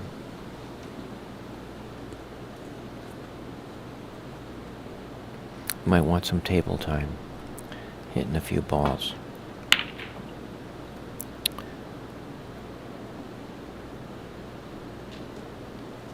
Well, it's got one there. But there might be just a little bit of swerve that Darren can play just to make contact with the brown. Who knows, maybe one would lead to another.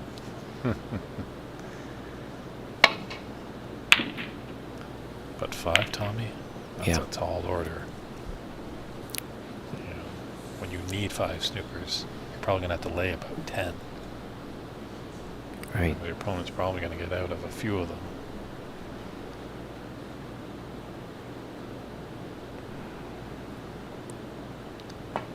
That is correct, Tyler. Stephen did win this last year. Yeah.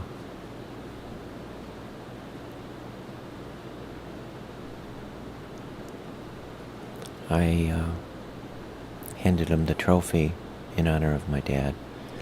And you'll be doing the same thing this year. We're going to bring you out for the While I'm here, I'd be trophy glad to do presentation. it. Thank you.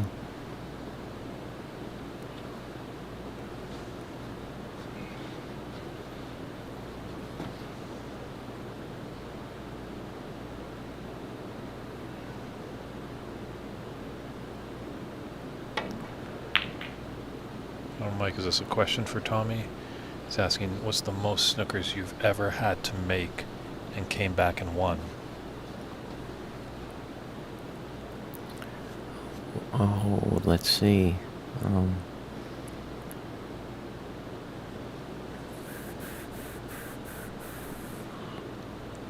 Maybe 4 or 5, huh? Really? Okay.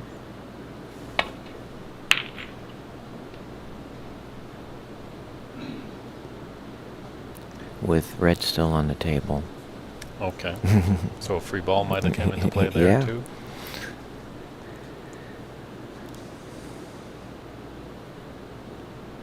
It's tough when you gotta, run the colors and a few reds when you need the black. Mm-hmm.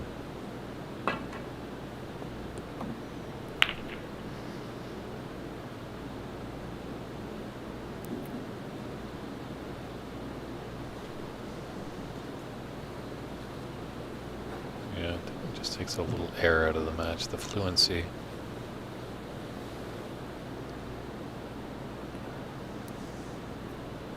Most of these are accomplished players. They're definitely going to be able to get out of snookers. You're really going to have to do it. Now that should be a concession there. I'd be quite surprised if Stephen comes back to the table.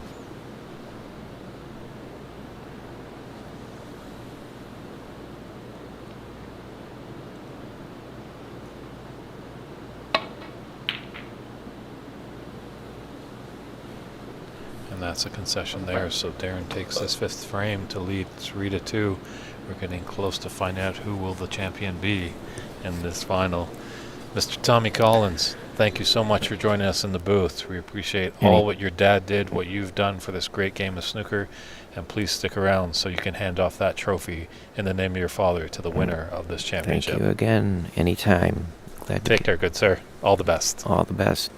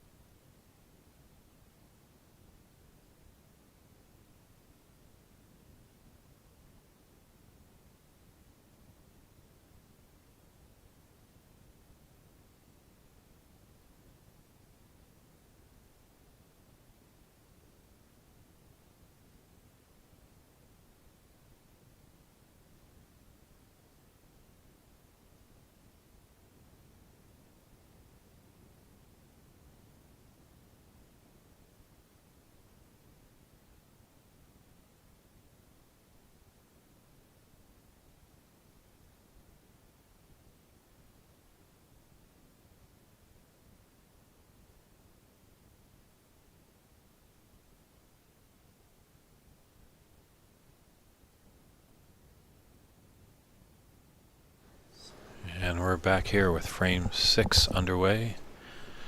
Darren Taylor set to break off. Let's see how Stephen can respond to that. Yeah, you're really going to have to punish Stephen, put him out. As you can see, he was a fighter. He's got that never give up attitude.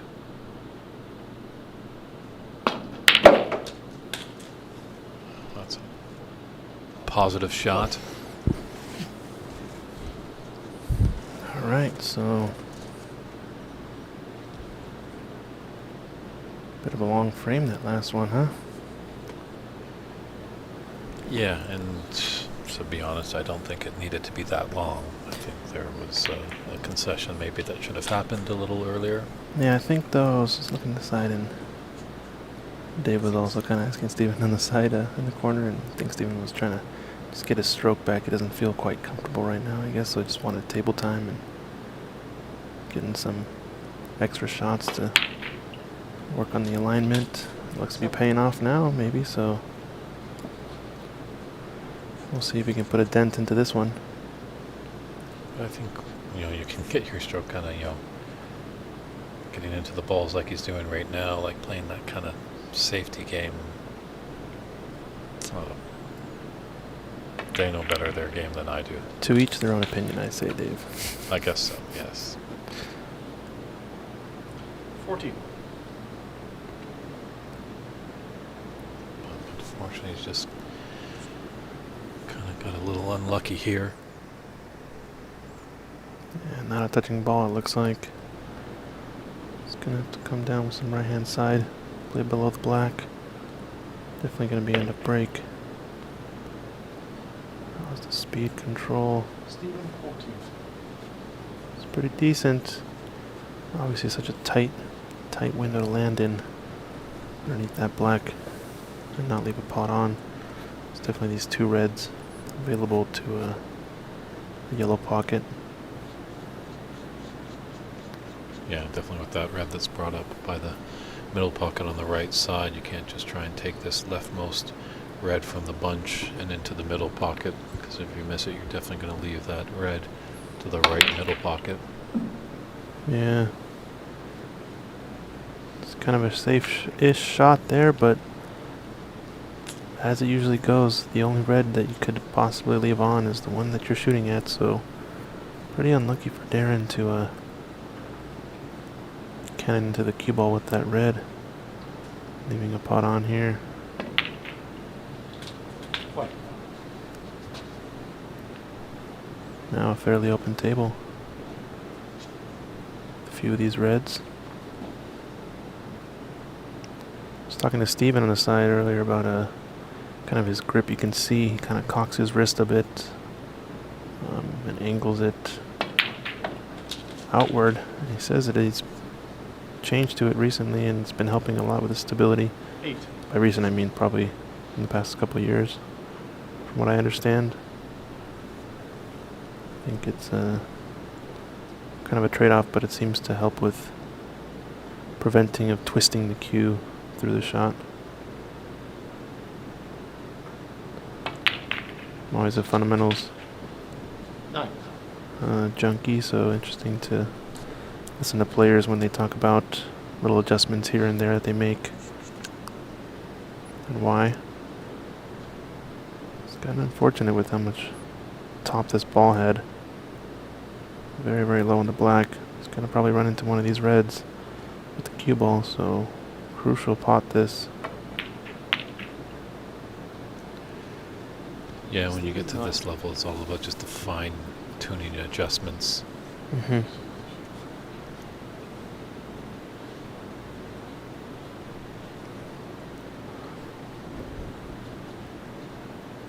Yeah, I don't know that the red up by the brown area goes past the yellow, so probably has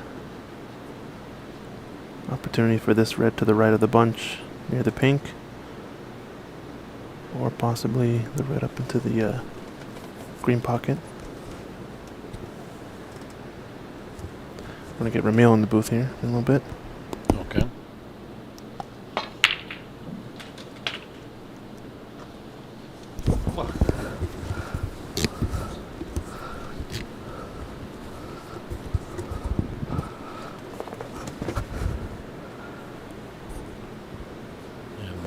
to Ramil in the booth. Thanks for joining us in this final of the 2023 United States National Snooker Championship. Thank you, sir.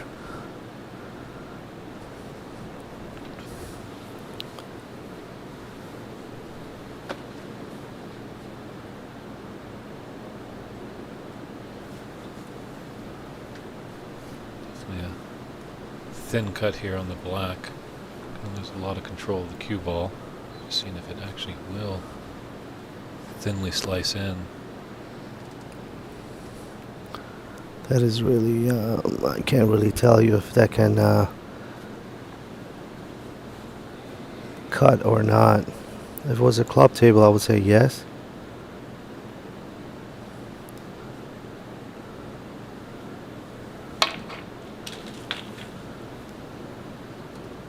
And that's a great shot.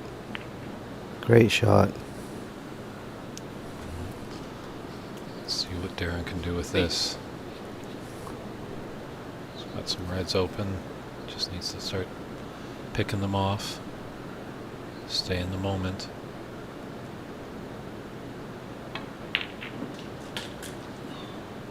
Nine. Yeah, Darren is very capable, easily capable of make a century. If this was back in Arizona, I would say for sure he would have done a century here.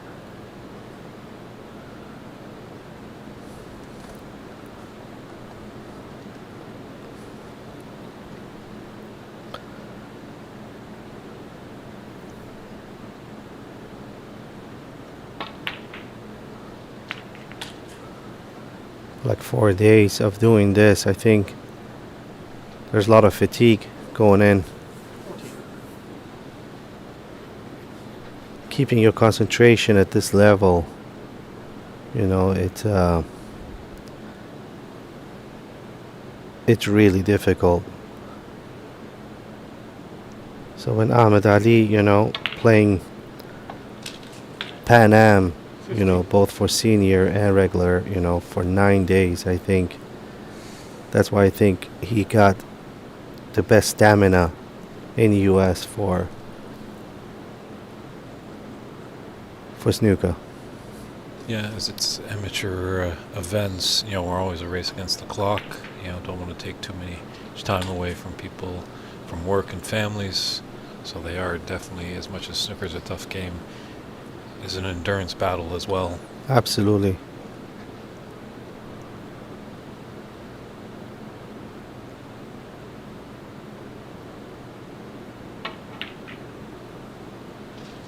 $21.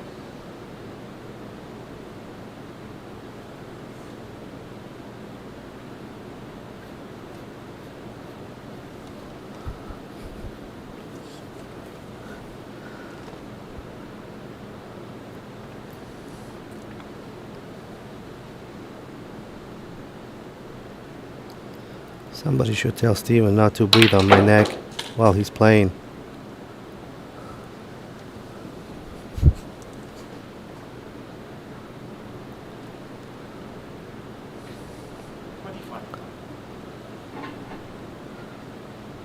What did Darren do yesterday? 10 blacks, 10 red? He was on a max, right? He was on a max, yes. No, 11 reds and 10 just blacks. broke down on the black, yeah. Yeah. However, still not enough to get the high break so far, as that is held by Renat Danka at 105. And Renat also had a 93 against Darren yesterday. But still a few frames left in this championship, so that could fall.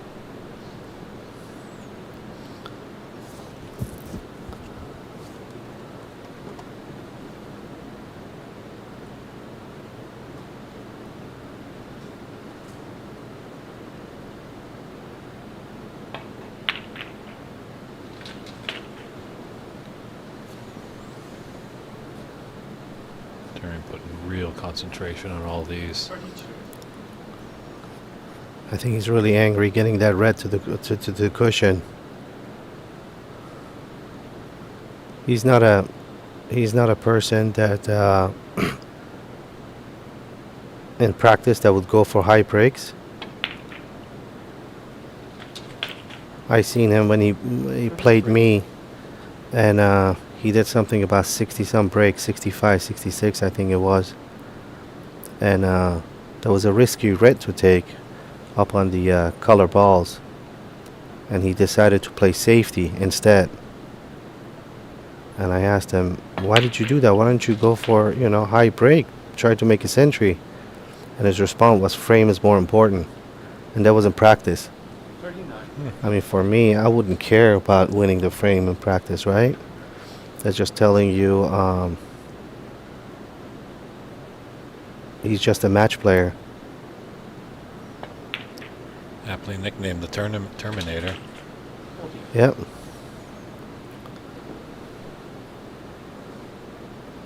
Ten reds, 10 black, 82. Yeah, that's another story behind that.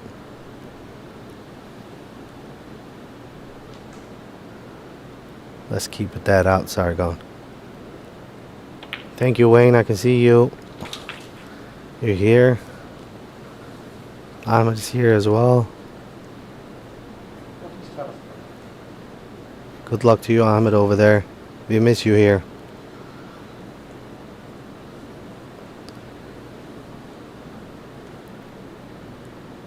It's a shame Ray couldn't make it.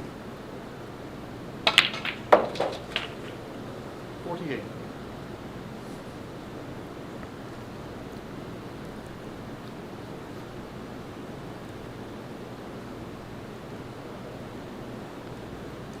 There's some players that been here for 20 years. You see them for every tournament. And when they miss out on one, you really do, miss him.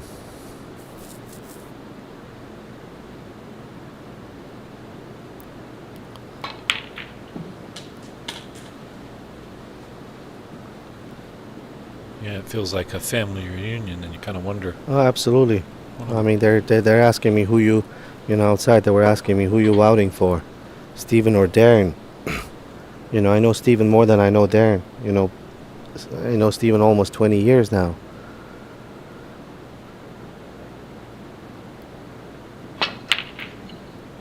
But Darren do represent Arizona, so who do I well for? For sure, I want the title to come to Arizona, no doubt.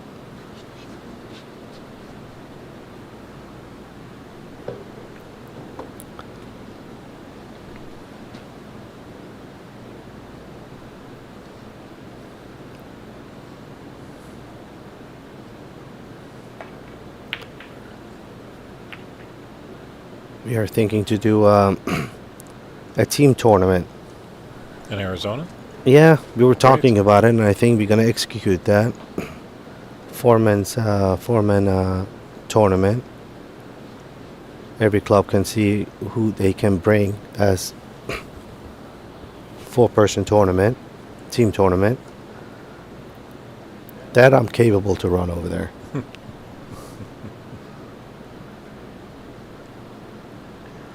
Yes. Sammy Chin. He is an old friend from Hong Kong, and I think he's in Hong Kong right now as well. Hey, Sammy, good to see you here. We're all trying to bait Romeo into hosting this wonderful tournament because I don't think it's ever been in the state of Arizona. No, no tournament's been there. Yeah, everybody's pushing me to do a tournament, so I guess it's time to do it.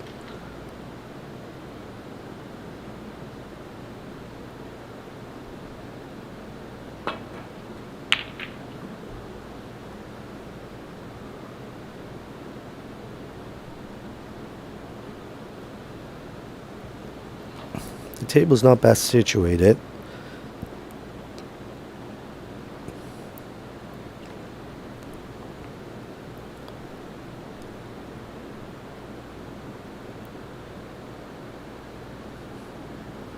I would definitely think about how to put one red to the rail if I were Darren.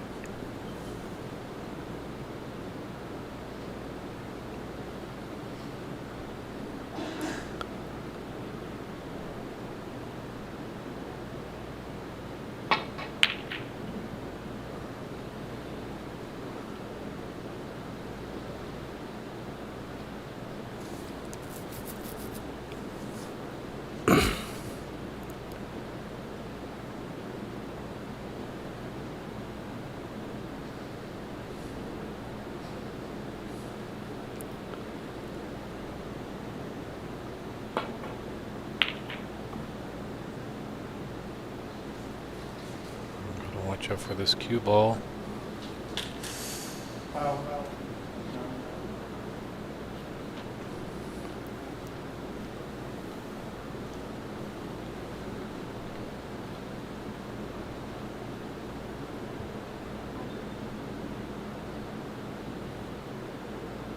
.41 the difference. Red and the color will be in the snooker stages.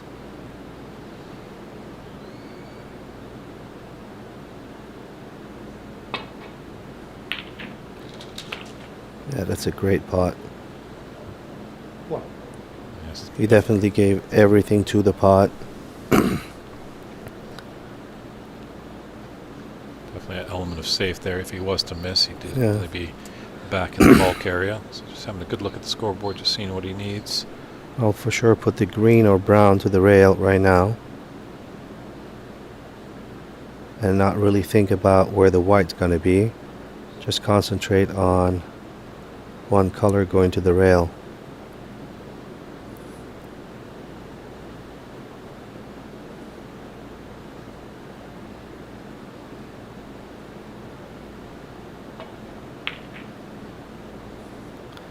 He went for the pot. He's really feeling it.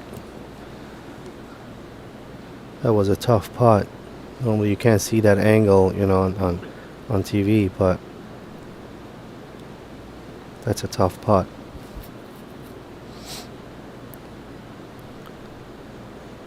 I don't see much value into that. Let me see.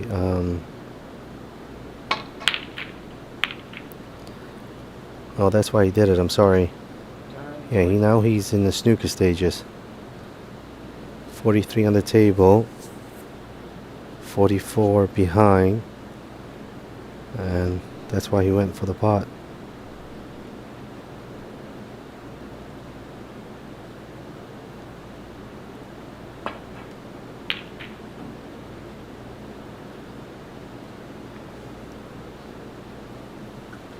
Good shot there by Steven.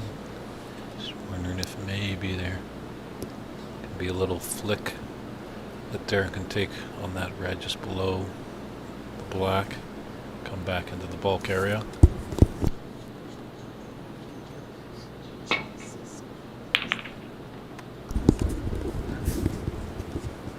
I just want to say correction. It's not 43 behind. It's 34. Or 44 is 34. So I was right in the beginning. I don't see any value of him putting the yellow. If I were him, I would definitely just put it to the rail.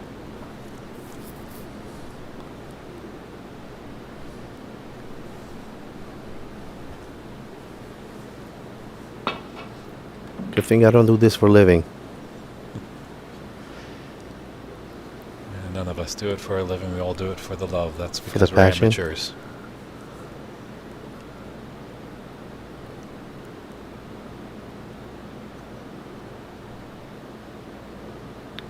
Yeah, red in the color. That's all Darren needs to put us into the snooker's required stage.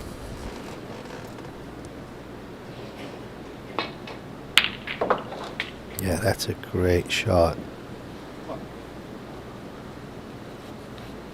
Is he going to take this black into the right middle? No, he's going to tuck it right behind the black.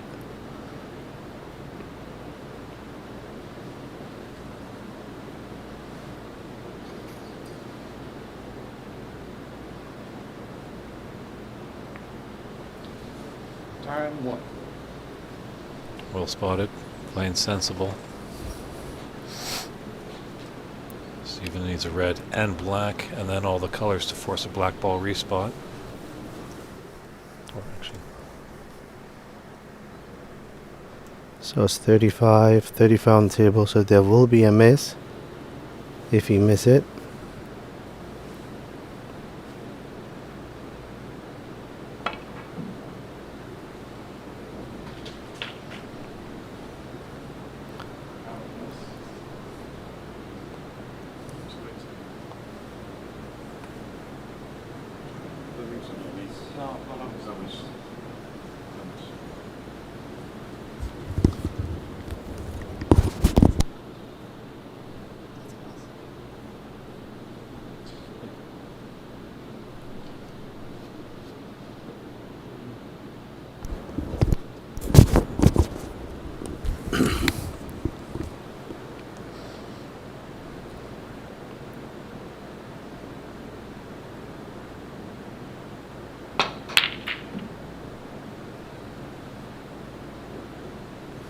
going for the jugular there.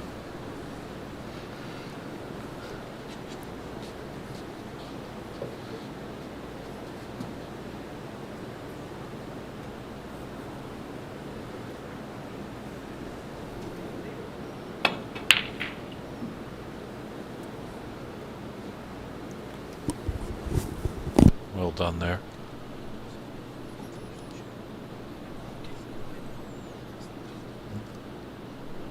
We'll just see how this works out. Hold on.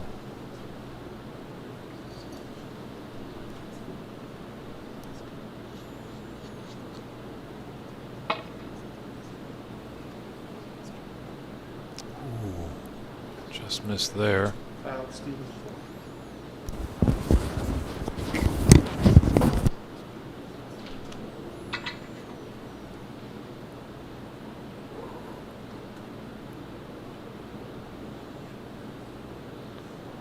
So Steven needs this red. Probably playing safe.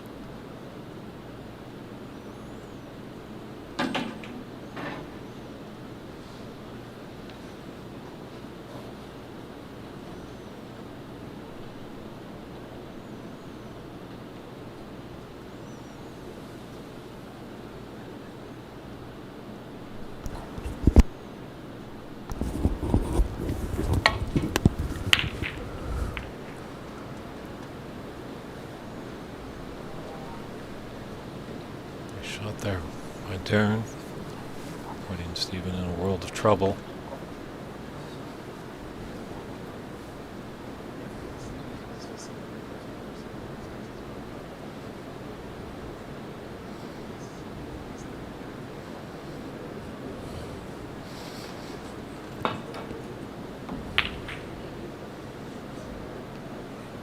That's a great shot. What a great shot. Yeah, definitely.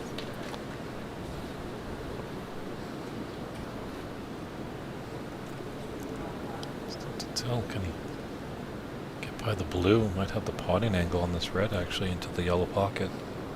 Yeah, I think he has it.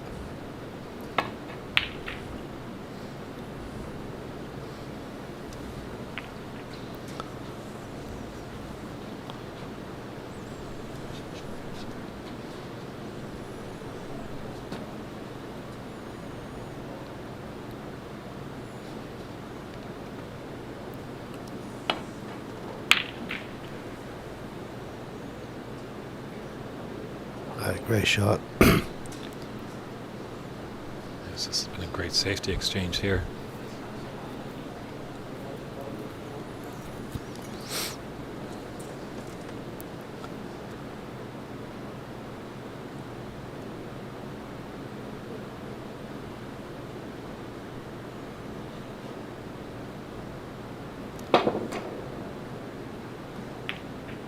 Great shot.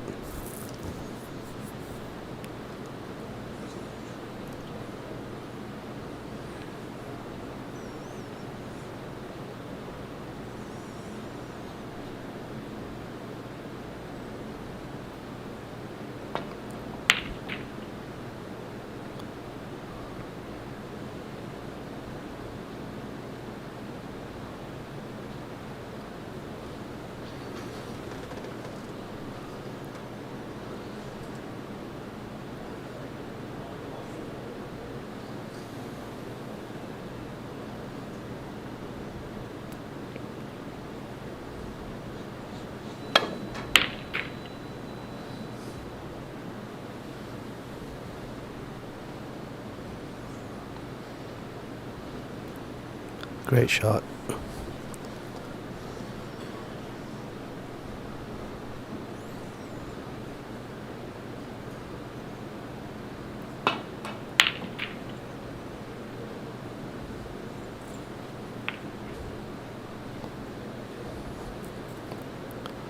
Don't think he's got the cover behind the blue.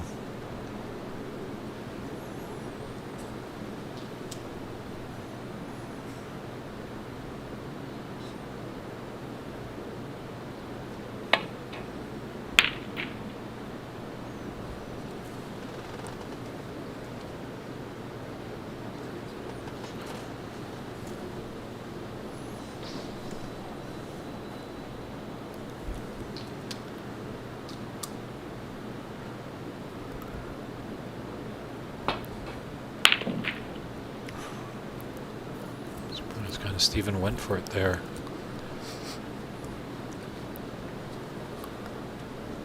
It's giving Darren a chance for this red into the top left corner.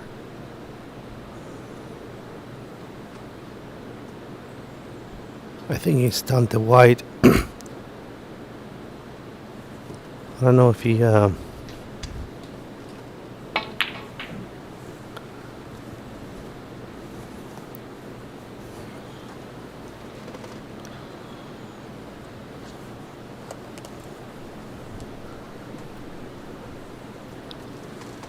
there was a good chance to stunt the red around the table and white behind the black.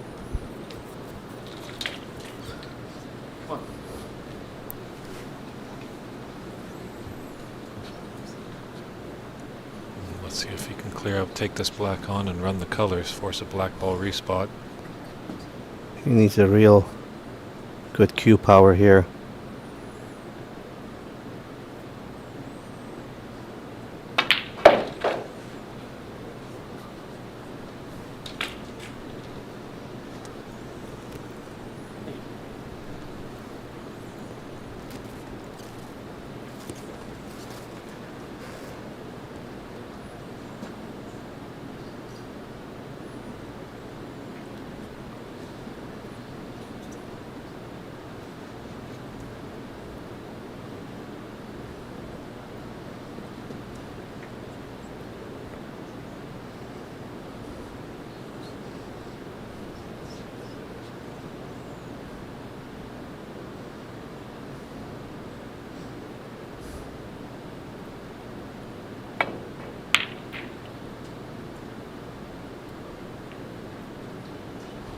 Stephen, 8.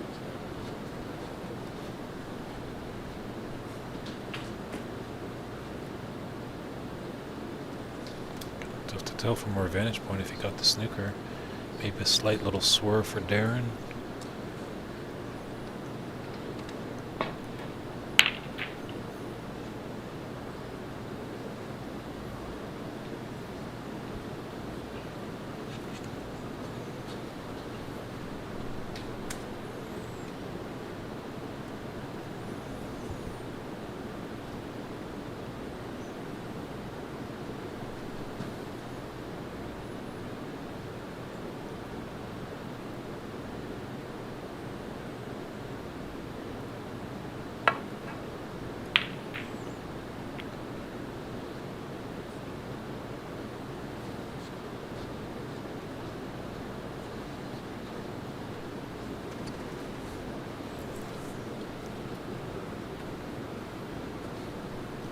Definitely important yellow here.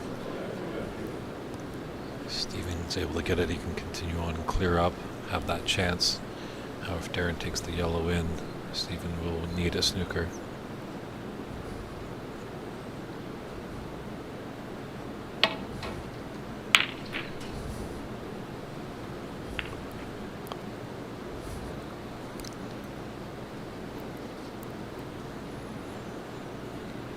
Best chance that Darren has if he can cannon it into another colored ball off the yellow and push it safe. That will help him tremendously in this frame.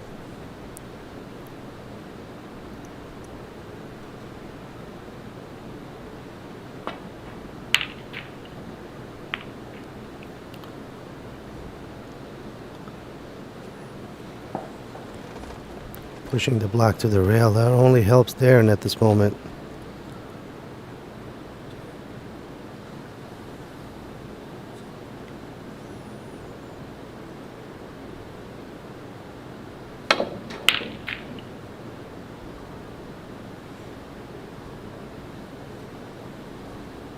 Go for this yellow.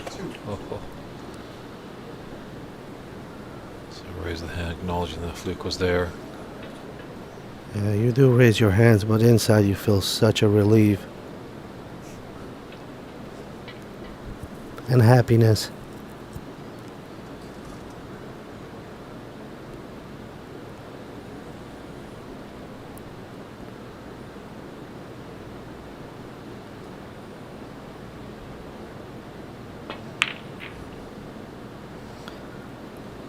Too hard.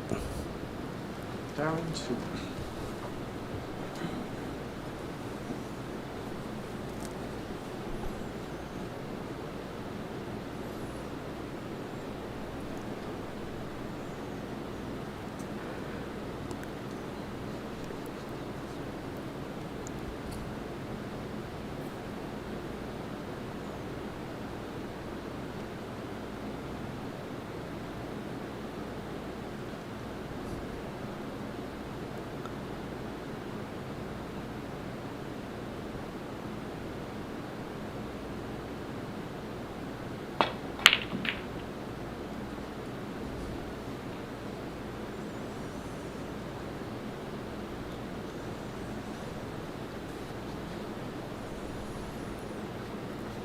So rolling Ramil, are you rolling that green over the yellow pocket?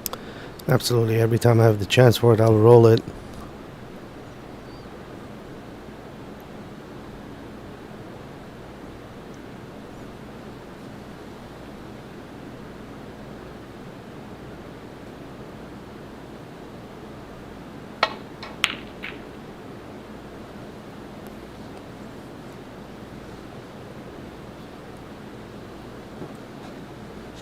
I don't see any value in playing safety while he can just roll it to the pocket, and it's going to be as difficult for Steven to play safety from there as it is to respond to another safety.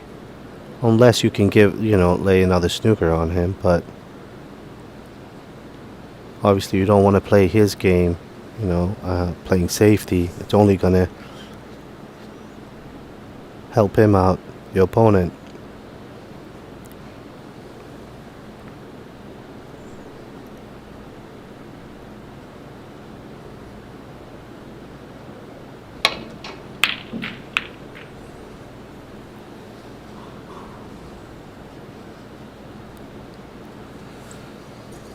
Yeah, I'd have to agree with you there. If you're going to play safety, you're not rolling it over. You try safety, give your opponent every chance to counter with an even better safety. Exactly.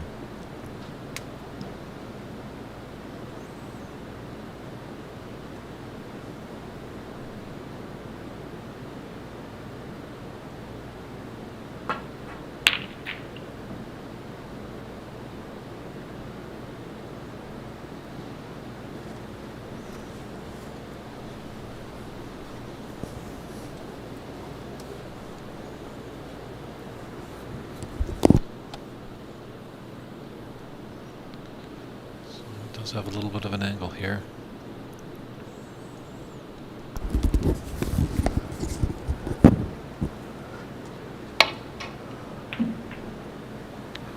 Just a little too thin.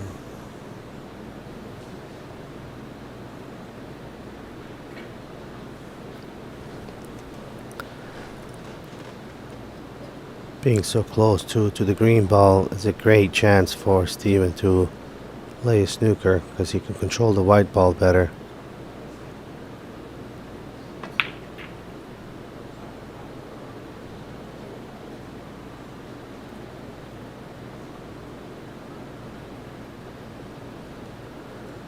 If he can hit it, he got to be really careful to not scratch on the green. Unless he can hit it full ball.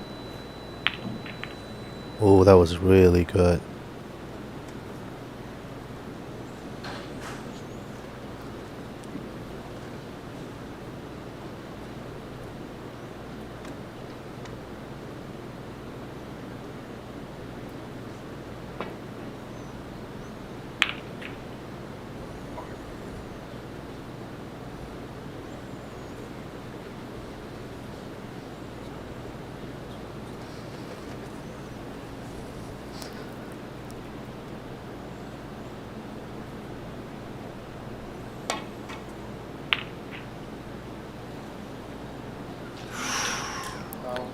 That is exactly what I was talking about.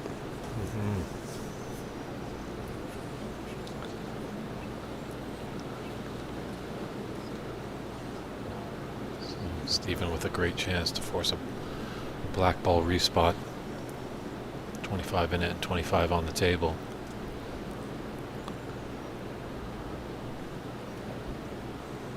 This is shaping up to be a big frame. Steven's able to take it, he'll draw the match 3-3.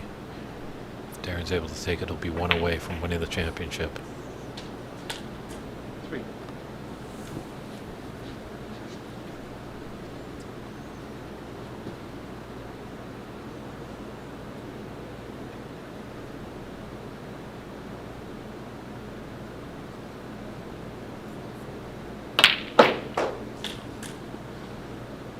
Seven.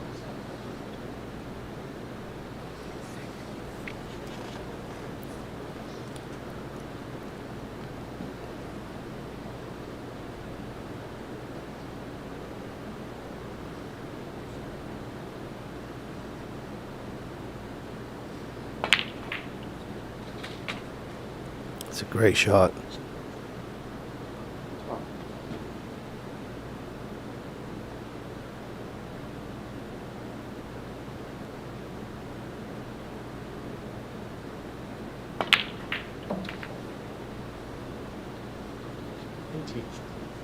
Looking good to force a black ball respot.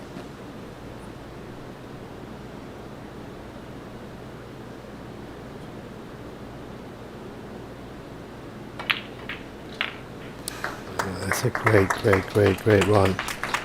Here we go.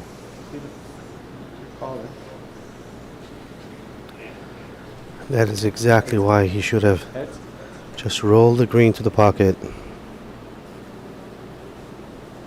It's heads. It's heads. So Stephen Wong has won the toss. And he's elected Darren to break off this black ball respot.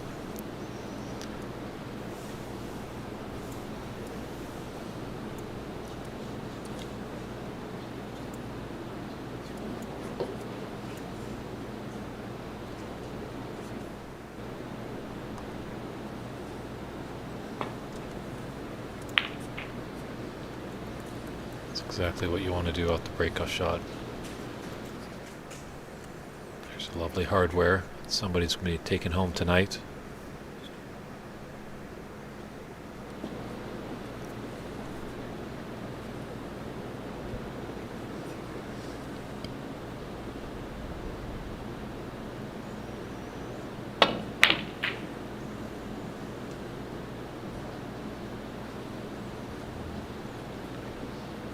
Pop out for a chance.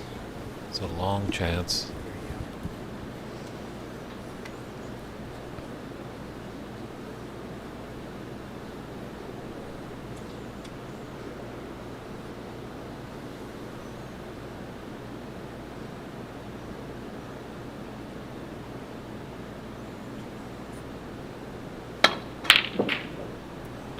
Went for it. Where's this black ball going to end up? Might be okay. Wow.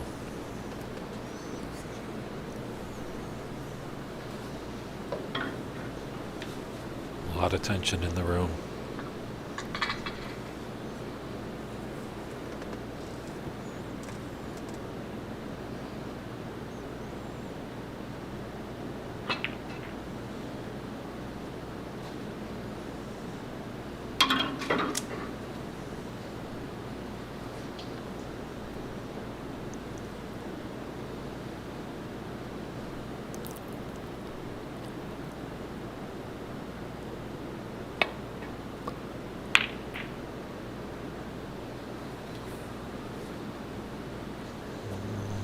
Lifted for Steven.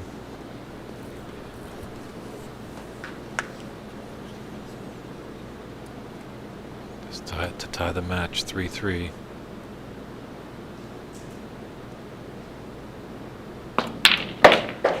Wow, what a shot. Nails it in there. Big frame there. Stephen Wong ties this match 3 apiece. We'll be coming back for frame 7 after this short break. See you then, everybody.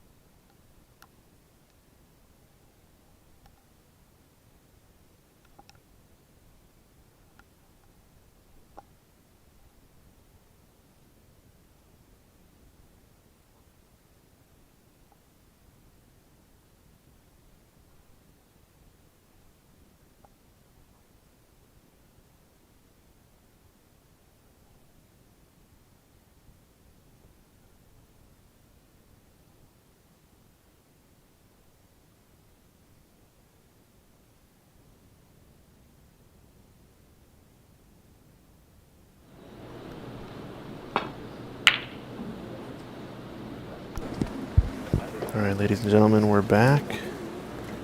Back at it again.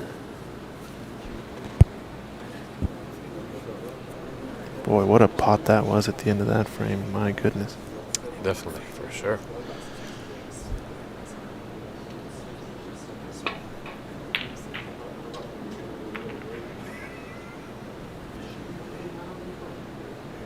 So yeah, we'll see how this important frame here now. Whoever takes this one will be one frame away from winning the championship. I think we'll do one more guest in the booth, and then you and I can close it out, Dave. Sounds good. We'll get Dharma one more frame in the booth, and then we can close it out. Do you want to work with Dharma? Okay, sure.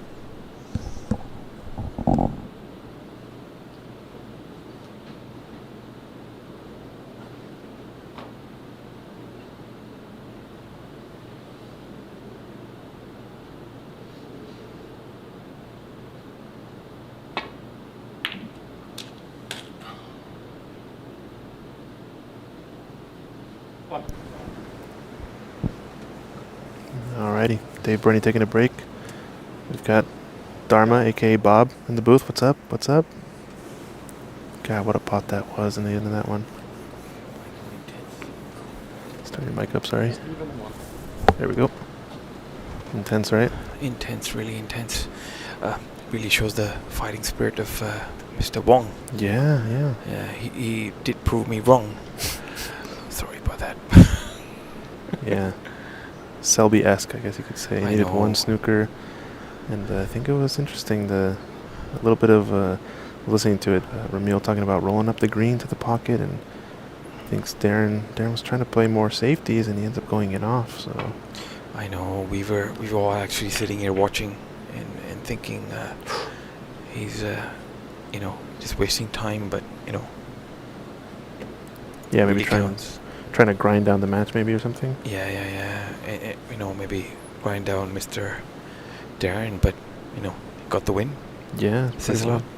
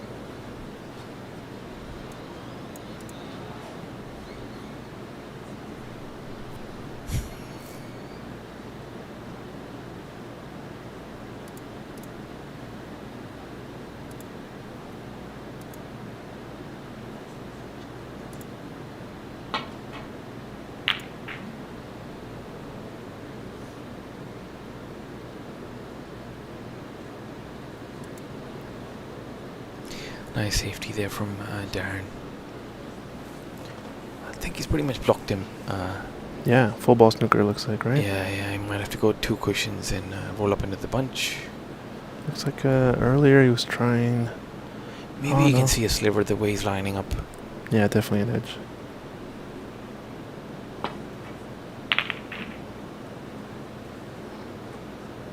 That was the line. Yeah, it's decent. Steven's just going to play to his strengths. I think safety is one of his assets. I experienced it firsthand when I played him last year. He put me in all sorts of trouble, so safety is definitely his game. Mike, yeah, this is the final. Both these players had grind of the tournament. I think arguably the hardest path has been Darren playing Renat in the quarterfinals, Ajaya in the first round. Don't remember all of Stephen Wong's opponents, but he did win some of his matches with whitewashes. This one this morning too was unexpected against Ramil. Just seemed like Ramil couldn't get anything started, so. Yeah, actually, Darren had a tough first round match against Rick Brady. Oh, that was in the group stage, I believe, right? Yeah, in the group stage. Yeah. Rick Brady actually, He was an Egyptian champion at one point, so he used to play on the national team. Mm-hmm. Really good player, but nobody knew about him. Just turned up one day, so Yeah. Tough. It was a very high standard match. I watched it actually. Unexpected, I guess you could say. Yeah, Huh? Darren made a 50. Rick Wadey made a 50 in the next game. Darren made a 45. Rick Wadey replied with a 45. So, Yeah, a 46 or something and won. So it was very high standard. I was watching. It was almost like watching a match on TV on the World Snooker stage. Yeah, tough group that was. I think because of that win, Rick actually ended up winning the group, and that's what set up Darren to be the runner-up in the group, matching him up against the number 3 seed after the random draw with him and Ajaya in the round of 32. And boy, that might be Snooker Escape of the tournament, and that one, if you go back and watch it on, I think middle or towards the end of day 2 on the stream, we had him and Ajaya playing a match, and Ajaya had played a really tight snooker to the back of the blue when he required 1, I believe, and maybe the pink. Yeah, I think it was back of the blue, and there was really no 1 or 2 cushion escapes. Darren had to actually kick into bulk and out 2 cushions, and then third, I believe, just to make contact with the ball. It was wild. But look at this. Oh no. Yeah, nice little fluke from the defending champion. Yeah, sometimes you need some luck. I know. So a nice brown here. Let's see if he can come down for the reds. Maybe draw back or stand across. I can't see the angle from here actually. So he draws back.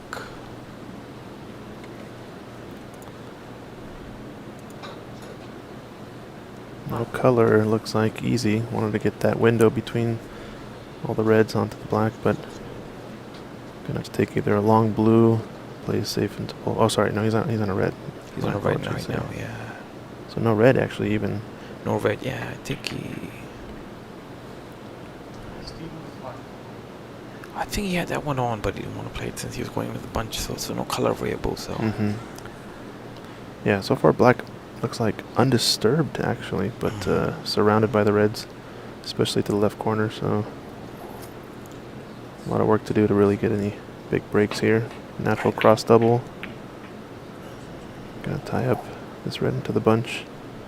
Oh, watch out yellow here. Watch out yellow. He's played that really nice. Wow. Really nice. Shouldn't be too much of a problem for Steven. Go 2 cushions, play with drag.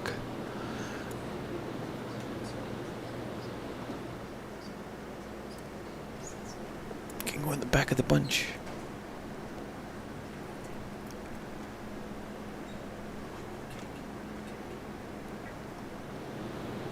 Yeah, 2 cushions. Watch out black here. Oh, just manages to tap it. Good pot, or good escape there. I think though, unfortunately he's going to leave a pot on to left corner here.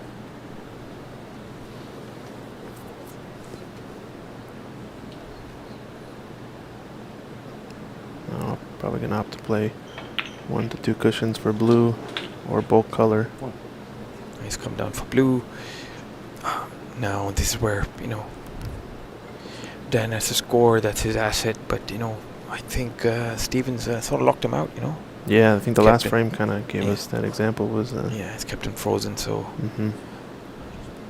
really big contrast of styles, Stephen very good in the safety department, Darren obviously the scorer. I did practice with him a few times. Mhm.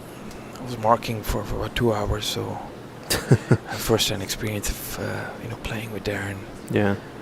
In fact, I was lucky enough to practice with him every evening after the matches were done. I had to pick up a lot of balls, so Oh. He's hit this gap. Does he have this left red available to left corner? yeah, I think he played with the one to the side, maybe go up for the pink. Yeah, I think the way the bunch sits, there's nothing really available. There's no real shot to nothing, so he might take this on. He has to. I think the only way he can sort of rattle Stephen Wong is through safety. Sorry, by potting and break building. Yeah. Good pot there. I don't think he can compete with Stephen Wong in the safety department. That's not his game. Yeah, I think that's one of the things we noticed is Darren's office has been there, but just a little bit loose with the cue ball sometimes. But always playing smart shots.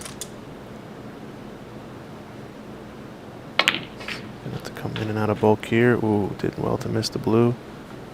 This red is available, unless the pink ruins the party. 14. Oh, looks like the spot is wide open. Oh, sorry. Yeah, he's really close to the cushion. Yeah, he's to roll this in, stay steady, keep calm. Very good cue action does Darren have, so stay calm, keep steady. Oh, Good beautiful, pot. beautiful shot, beautiful shot. Aditya, these are not professionals. For the most part, all these players do have day jobs. But this is the U.S. National Championship.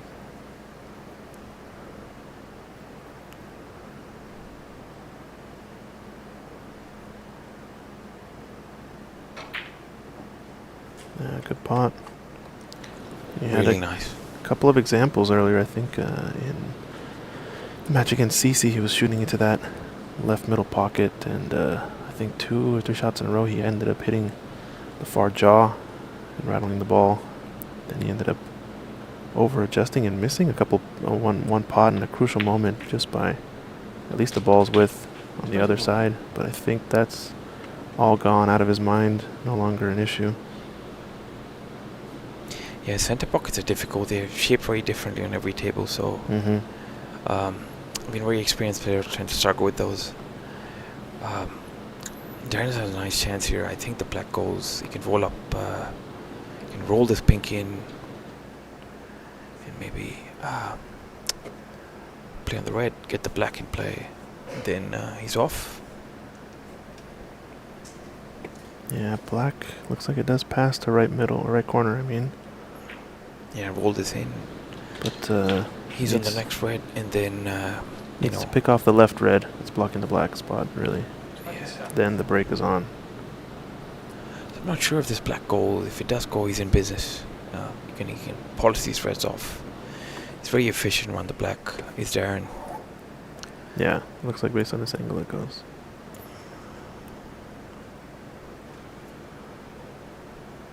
Always playing 3 shots ahead. Playing this red. I think black next. Then red to left corner.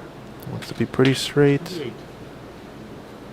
Problem now is he's going to get a little bit high, so probably going to have to play for one of the reds to the same pocket, just to the right of the black. Could Yes. also screw into cannon into these 2 reds, yeah. 2 reds that are in the cluster.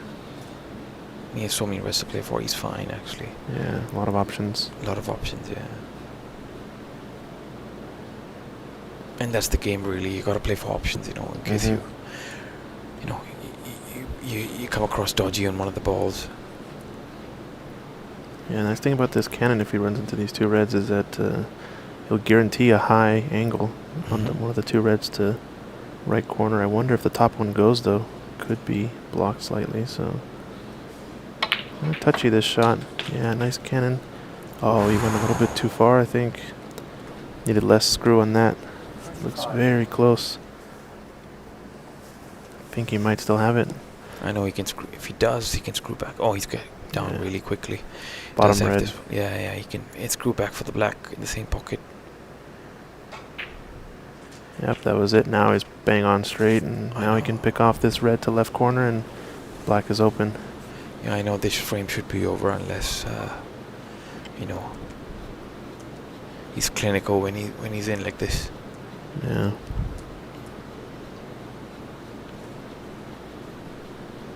I think you're right, though. It seems like Stephen Wong playing sort of the, mid 20 to 30 break, playing safe, forcing the tight positions, but Darren able to take 1 frame in a single visit earlier in this match, and this looks like this could shape into be another one. Yeah, Darren has to play to his strengths. He can't really mess around with Stephen where safety is concerned. not his game really. So Yeah, I like taking.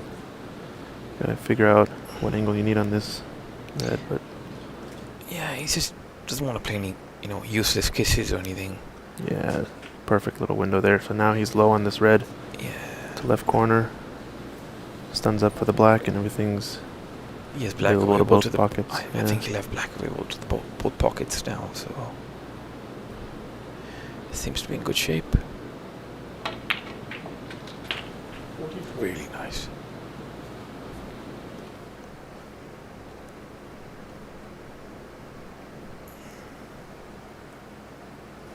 Just a bit of angle.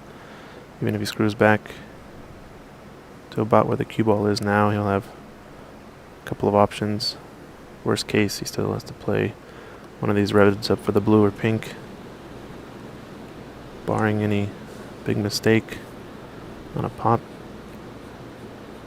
Don't imagine him not getting any more points out of this.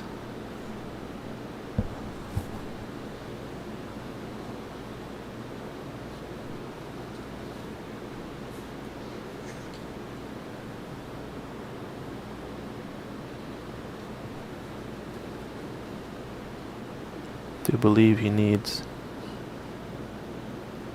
3 reds in order to get to the snooker's required stage. It's important that he doesn't overthink things, I think it's fairly straightforward. Stop this and then, go for the other red in the other pocket. Draw this back. He has multiple options. Yeah, with the screw back. You can go for pink or blue after this. 51. Might opt to also even play high on the black as well. It's a little bit of a touchier shot, depending on the angle. But,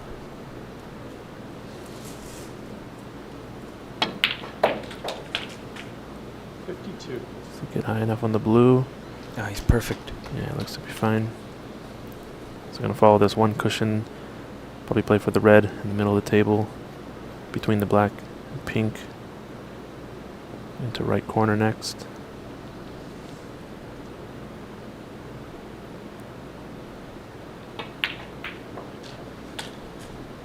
If we can get this red, Nice call there. one more. 57. Yeah, you can keep it simple. Stand across, play the pink in the side pocket, or come for down for the black, depending on his mood. I do prefer playing, side pocket. So Yeah, pink every is player, also. every player is different. 58. Just come down for the black. Not too bad. Yeah, you can stop the cue ball there, play the other red in the side pocket, in the corner pocket, and come down for the black again. This frame should be over, I think. Yep. So playing the stop shot needs this red, I think, for frame ball. Alright, no, he's already there. That was frame ball. 61. Black doesn't spot, it seems, so gonna be going up to the yellow spot. Yeah, no, not a big problem for Darren. Yeah, slight mistake though. I think he wanted to still play for black here. Kind of just ruins the mood a little bit. Yeah, you can easily play for pink in the side pocket, or come up for the blue, depending on his mood. Hey, thanks, Eman Smur. Yeah, I think that threw him off a little bit. He was not expecting that black, so I believe only one snooker required, it seems. 59 remaining. Will we see? 61 in it. Yeah, will we see a repeat of the last frame, you think?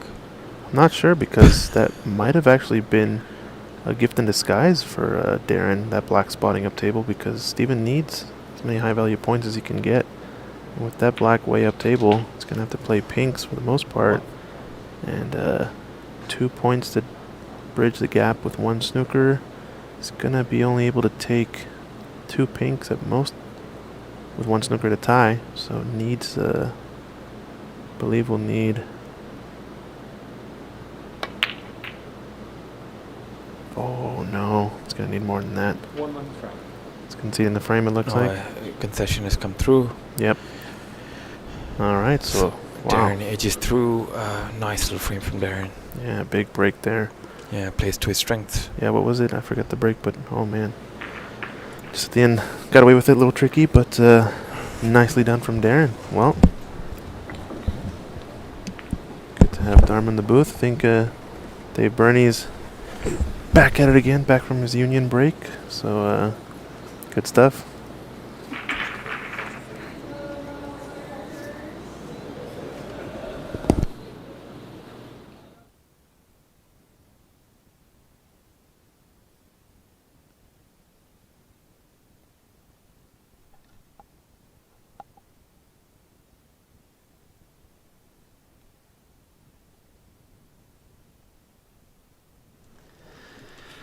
All right, thanks Dharma for filling in. Much appreciated there. But as we were getting close, Darren has a 4-3 advantage. We got to do the roll of honor there. Lots of thanks to be had here. We can't do anything without Stephen Wong, definitely the owner and operator here of Embassy Billiards. Him and his crew have made us all feel like home. It's just been a great 4 days here at this tournament. Jaya Pradhakar and Alan Morris and the entire crew at the United States Snooker Association has done a great job organizing this tournament and promoting the great game of snooker in the US of A. Phil Gufriend is a photographer, has come. He was a friend of Arun and jumped up and started taking pictures for us, so we really appreciate his help. Tasty Choice, which is just across the parking lot from Embassy, has been making quite a profit as everyone has decided to go over there for lunch, dinner, and a little bit of breakfast, so we thank them very much. Cloud Snooker, a great website that was created, helping us out with the scoring, and all the fans out there that can take a look and get updated scoring and updated results and seeing where all their favorite players are. Extremely happy to have all our friends that have come and joined us in the booth to give their insight, their color commentary, tell us a little bit about their story of how they got into this great game of snooker. We really appreciate that. Definitely got to give a big round of applause to our referee Dave Daly. He's done a lot of work there. Obviously Ajay has jumped in a little bit as well, but Dave Daly has carried the load as being the man in order when the table is in play. Appreciate that. Christian Youngers, who's done a fantastic job doing all the great stuff, providing wonderful pictures and making us sound clear and crisp. We could have done this without you. We hope you enjoy what he brings to the table with all these streaming events. Ox Billiards, who has definitely helped out with providing with the stream. And we've also mentioned Embassy, of course. They're great plays here in San Gabriel, California. Also to all the players who have traveled near and far. It's quite a big country here, so a lot of players making the sacrifice of flying or driving long distances, putting themselves up in hotels and investing in themselves just to play in this great championship. It's just fantastic to see. Got to put a personal thanks out to Robert and Karen Burney. Thank you very much, and as well to the viewing audience out there, all of you. We've had some great, wonderful numbers throughout the entire weekend. We really appreciate all your feedback, all your questions, your comments. Obviously, it's global where we've reached everybody this game. So many people tuning in from England, America, Canada, South America, Asia, and over there in Europe. So thank you very much. There might be 1 or 2 more frames. We'll see what happens here, but definitely, as we always do when we get close, we'd like to give our rounds of thank you. So there's the trophies. We'll see who will raise the Tom Collins trophy. Can Darren take this frame to make it a 5-3 victory? Or can Stephen Wong put us into a decider? Time will tell. And thank you, David Burney, for all your work you do as a commentator. We're going to call you, the Velvet Voice of Vancouver? What are the other ones? It's going to start stacking these vertical V adjectives together, and eventually we'll get enough out there. On Mehmet Kemal over on YouTube, thanks for the donation. Definitely going to be putting that towards more streaming equipment, trying to get more cameras up and get more events out there. If you guys support those who support you. Darren has broken off in frame 8 to get us started.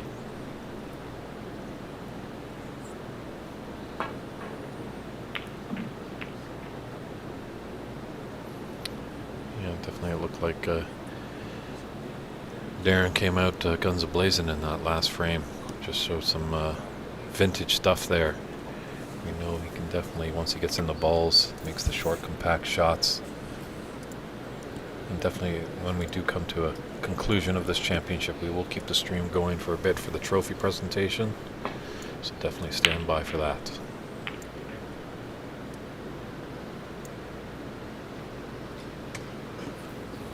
Aditya asking, is there a winning amount? I don't exactly know the amount, but it's somewhere between 3,000 and 5,000 from what I hear, right? I believe the winner gets $5,000. I'm not sure about the runner-up or the high break prize, which is still held by Renat Danka at 105. Yeah. But potential 2 frames here, so it could fall. Sometimes we see in these championships, these last frames is when the players start to tense up a little bit and it gets a little nervy and the breaks aren't as high, but the tactical play is spot on. I do think that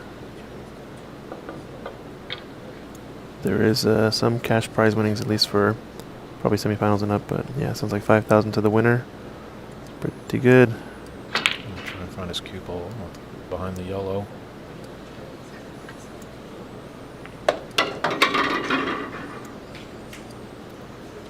Wow, wow, wow. David Brock has joined us in the early morning over in England.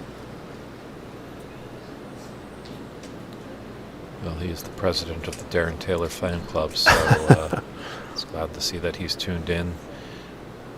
David, your boy is on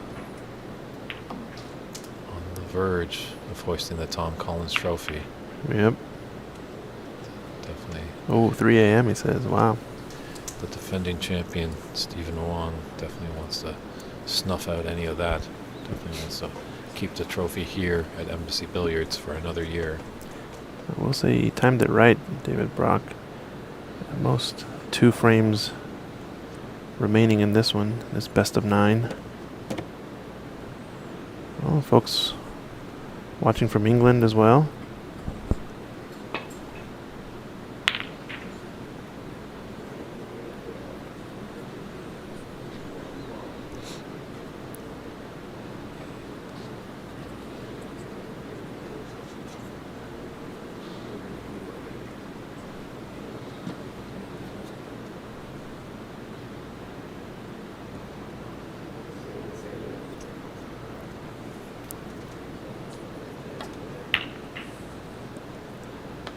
We were talking about this earlier, but it seems like Stephen Wong very much in favor of trying to stretch out this frame as much as possible. Seems like he's been doing a bit better in the safety department.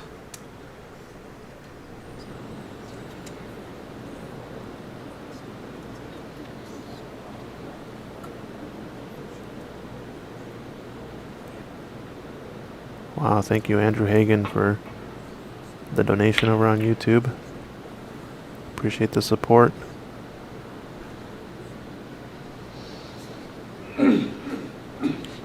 Bad effort there by Darren. He gets the red. He is on the black. Because this is a tricky red going along the cushion. It's not tight to it. There's a little bit of space, so it just makes it a little bit more difficult.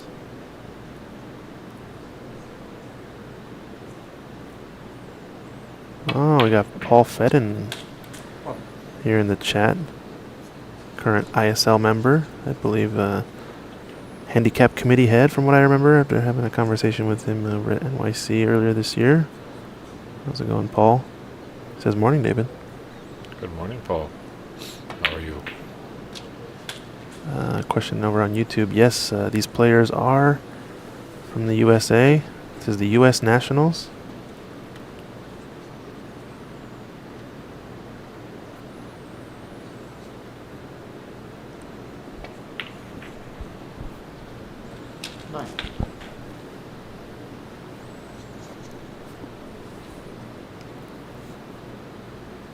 Steven in a chance here.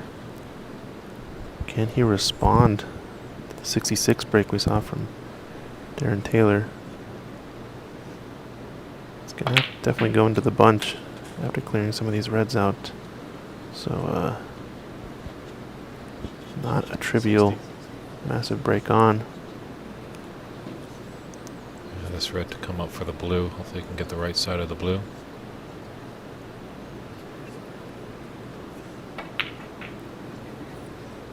Oh no, as we say it. Just kind of drags the cue ball slightly across the red there. Overcuts it. Oh, Carl Hancock.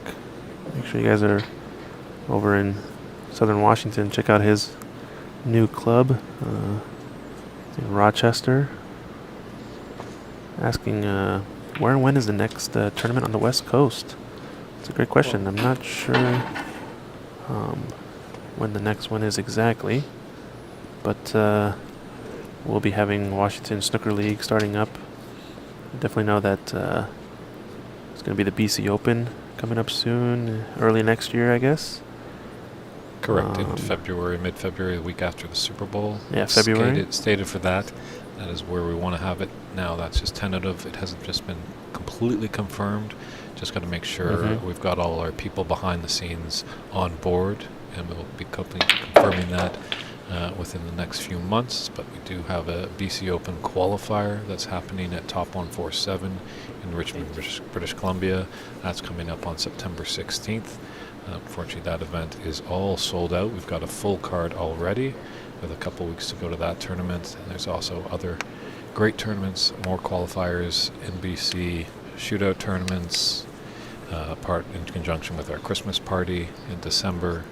So definitely you can reach out to me at snookerdave21@gmail.com if you're around the Vancouver area and want to get into some snooker events up in Canada. This is going to come short. Wow. Sorry, I didn't mean to interrupt Dave, but holy, I thought he was bang on this black.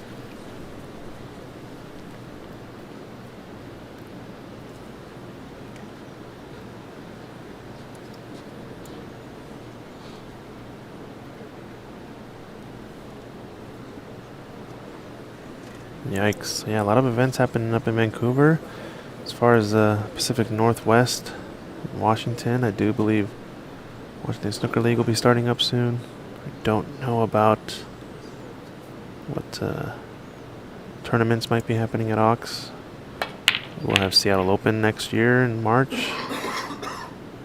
After BC Open. Probably some qualifiers for it as well. Didn't get the cover on the black. He's got the red into the right middle. Yeah, this could be crucial. Some reds up table as well, so.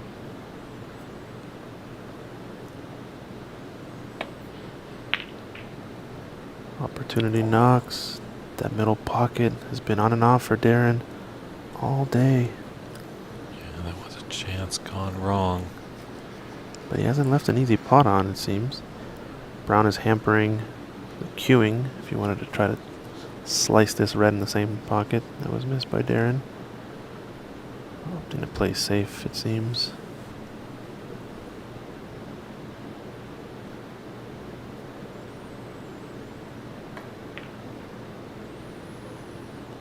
Watch out, yellow ball. Not too bad. Darren has a couple options here. Cross double on this leftmost red. A little bit risky since it is available to slice this into right middle. He's going to go to maybe push this red out of the way so no longer is a risk. Bit of a dump shot, I guess. Slight issue here is he does leave a tough pot on into the green pocket. It can kind of act as a shot to nothing.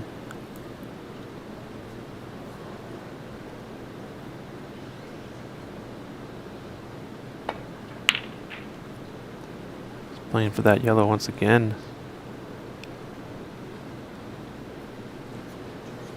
So Steven with the initiative here.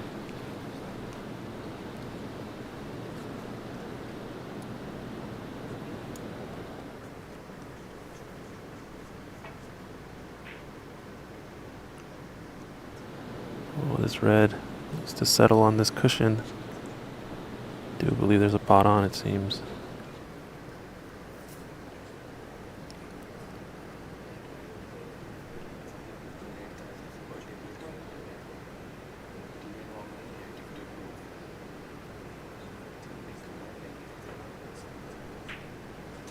What do you say, David? Do we want a decider? Well, I it's think always exciting when it goes down. Definitely for us fans. I think the people want to see a decider. Come on, Steven. You have it in you.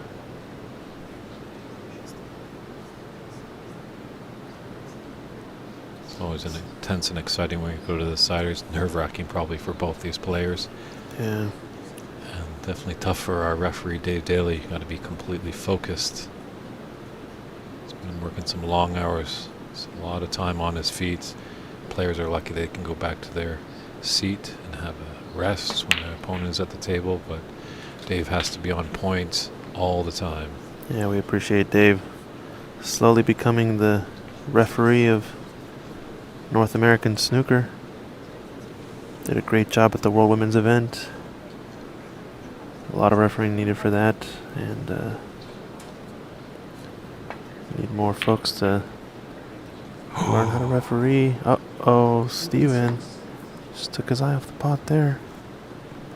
He's just thinking about the black a little bit. This could be painful, although Darren's going to need a split of the pack if he wants to put in a massive breakdown, so it's going to be tough.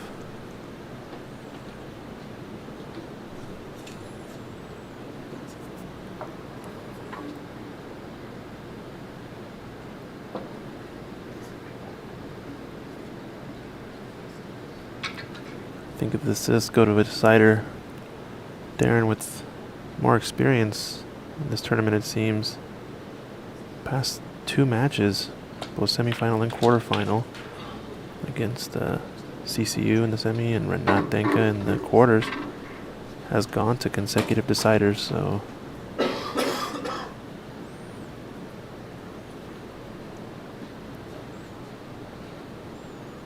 he's come up a little bit high on this black, so probably just gonna opt to screw back. Maybe play red to right middle next. Just taking a look if any plants are on, just in case. Don't imagine he'll go into the balls here. A little bit too straight of an angle. You can also forward and play for the black. Play for the red, sorry, and the left cushion, but I think take the free points while you have them. Just looking at this plant possibly again. Does it go to left middle? He's tempted by it, I think. There's two reds at the bottom of the bunch. But alas, take the points. Maybe if he gets high in the blue, he can do the traditional cannon and split the pack. Once again, that middle pocket posing a threat. Darren, 8. Yeah, had to put it at pace to be onto the blue. Couldn't just really baby it in there, but fortunate enough, he's hampered Stephen Wow. Wong. But Drama. I think the story of this all day today in general has been this middle pocket for Darren Taylor. These middles have been typically undercut, it seems.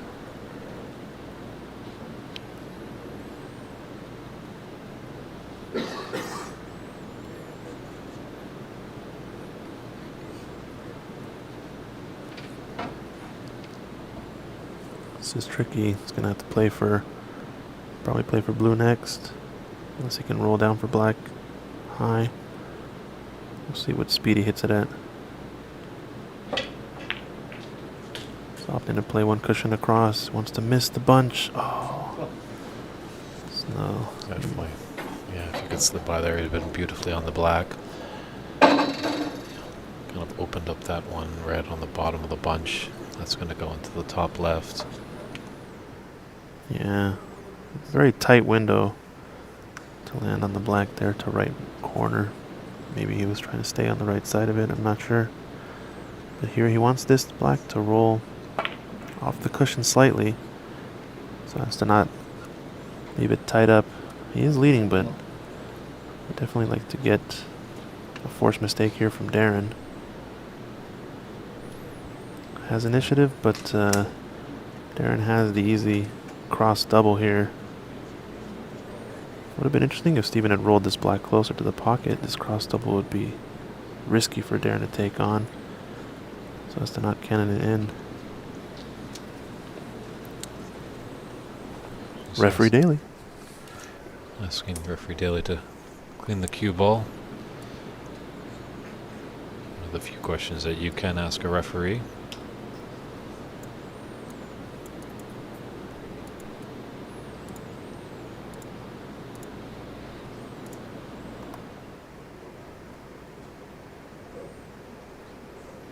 There's a steal there by Dave. I'm going to get that cue ball back on the exact same position. All referees have a multiple of markers. Oh, went for the pot. I guess it was a bit of a shot to nothing, except he might leave this red. Cross double was a bit risky just because of where the black sits.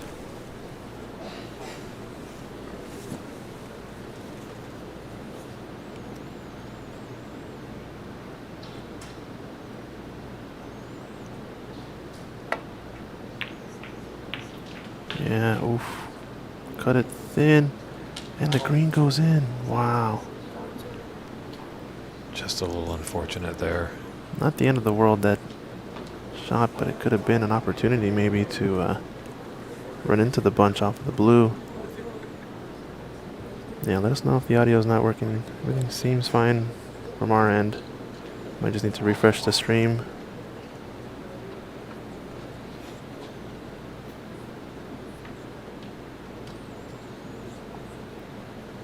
Yeah, I don't think Dave was expecting to referee this match, which is why he didn't have his gloves with him, but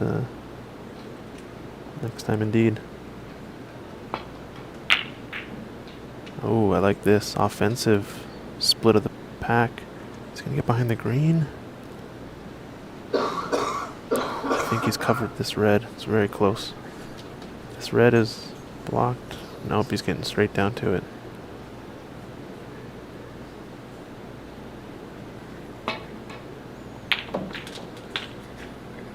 Yep, good pot.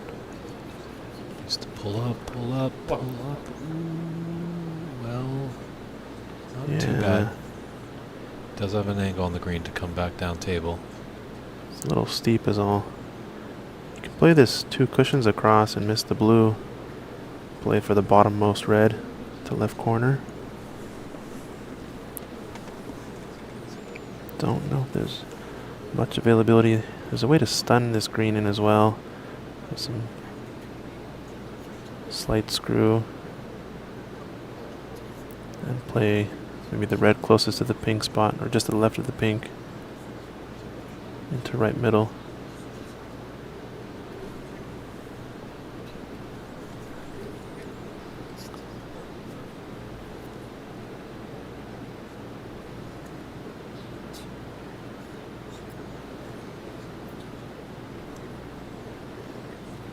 Nope, just opting to take the roll up, it seems. Steven won. Yeah, pretty good. If he blocks this red along the top cushion. Yeah, back in the early stages of this match, I'm pretty sure Darren would have taken that on. You'll notice he'll be a little bit more aggressive with those shots, but now that we're getting close to the climax, it's time to tense up a little bit. Don't take any undue risk.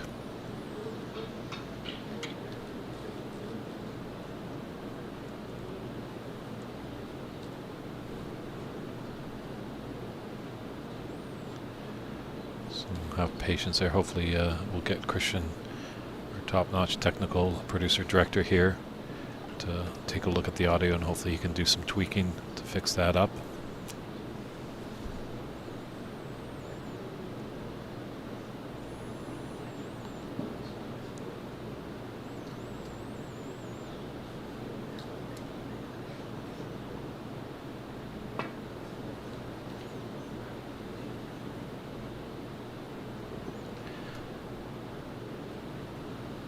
Michael, thanks for those kind words. That it is fine, it's watchable, but it's noticeable. Okay, that's, you know, we don't want to just make it so bad that it's unwatchable.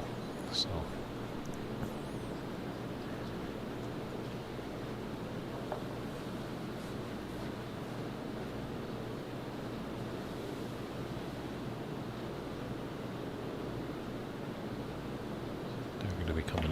bulk.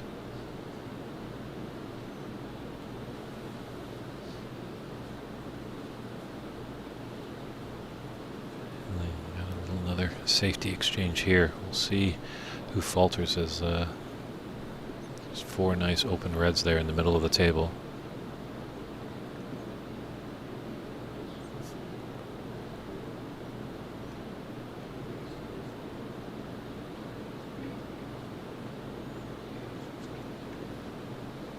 True, maybe it might just be connection, maybe just a little refresh for all those people that might have a slight delay in the audio.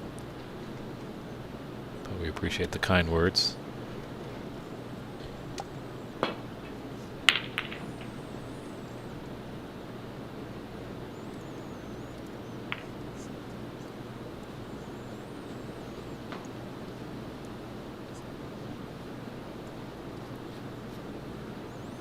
And that red just to the right of the pink spot, he might have a shot to nothing there. Take that into the top left pocket. Alright, we're going to see. Taking red down to the top right, to the right of the blue, and draw back.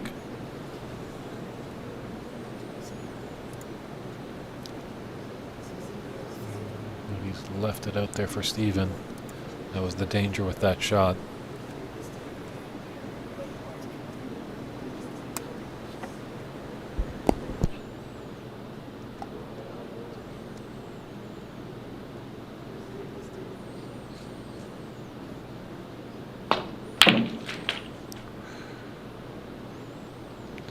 Muscled that in, and it's coming up a little bit low. The pink. You have to put a lot of check siding on that to come off the cushion and hold for one of these 3 reds. So I might be electing to take the blue in the middle and go up table. Got to avoid these bulk colors.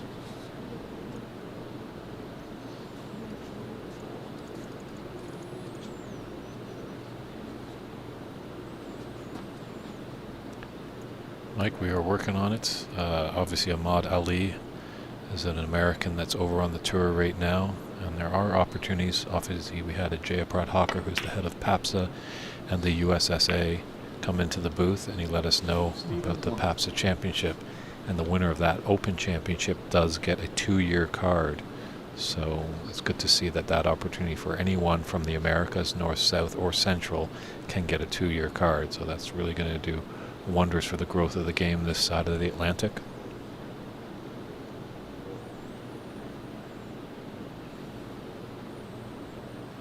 You might try that shot to nothing that I was talking about earlier.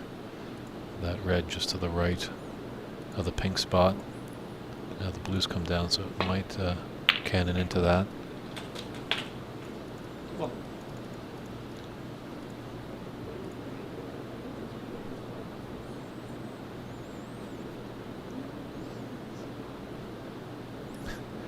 Very clever, Samuel Lee. Yes, this side of the Pacific, as China is quite a hotbed for snooker, and it's good to see that the pro circuit is actually going to make their way back to Asia to have some professional ranking events. That's great to see. And certainly, hopefully, maybe someday in the middle they can come over to either America or Canada to display their great talents. But as we all know, it's all the dollars and cents that matter.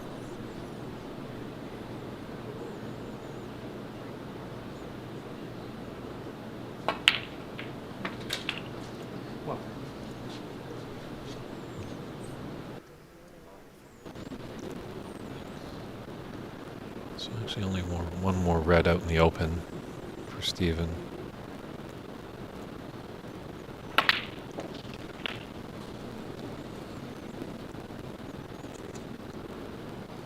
To do some really good shot making if he wants to start to develop some of those reds that are on cushions.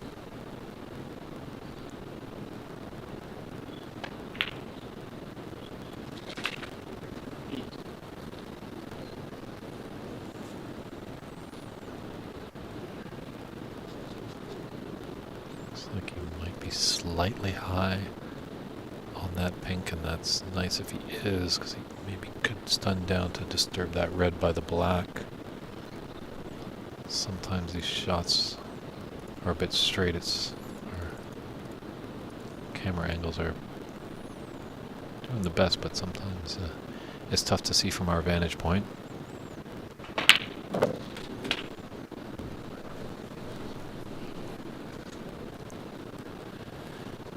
think he's just going to take his 14 break and run and hide in bulk.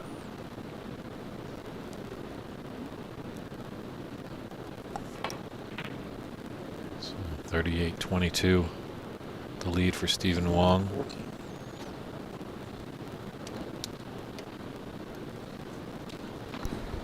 Alright, hopefully the audio is a little bit better. Just adding a few milliseconds of delay. Let us know if it's still a little quirky.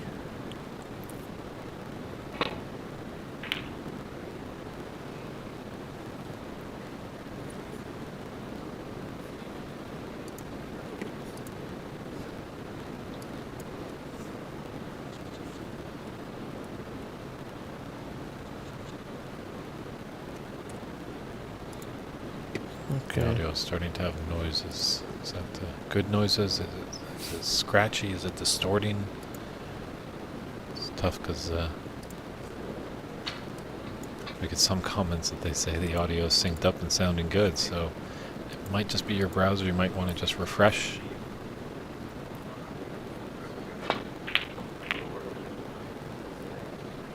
Okay, sweet. Looks like a lot of people say everything is much better.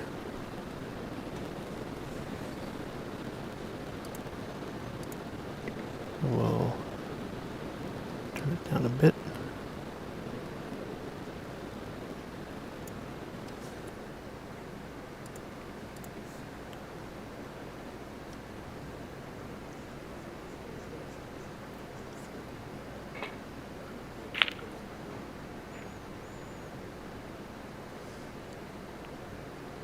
It's okay. Run far enough.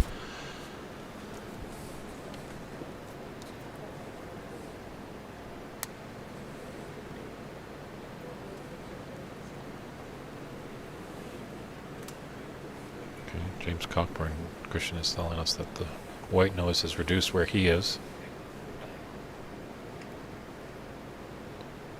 But as some of the viewers have said, hopefully it's not too distracting. It's just okay that they can watch. Okay, yeah, I think everything looks better. We are actually in the room and we're just underneath an air conditioner, so there might be a little bit of that fan humming through our broadcast.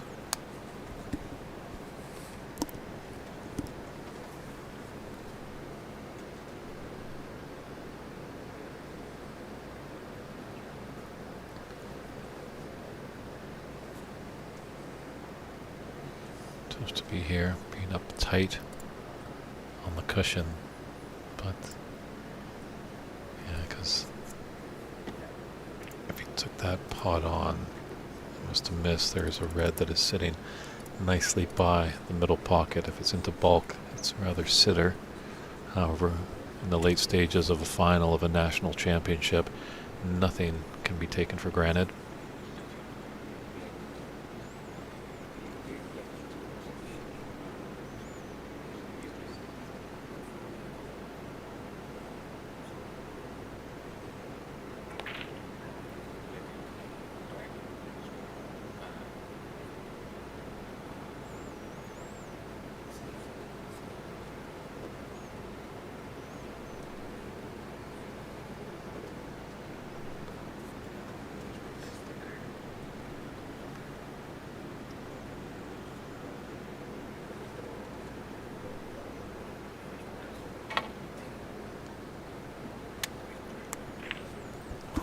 Almost thought he was going to come back and pocket that, but unfortunately I think he might have left it on to the middle pocket. Steven's got to be a little bit wary though of the in-off in the middle pocket.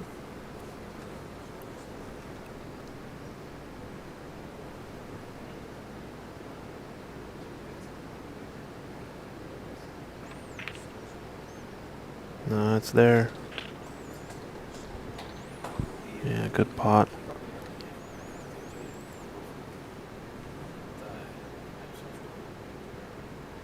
SC Manhattan, thanks so much. Yeah, it was good to improve. I think the audio should be settled for now. Won't mess with it too much. I think it's pretty close to in sync, just a few milliseconds offset. Good to go. But Stephen Wong, he needs this.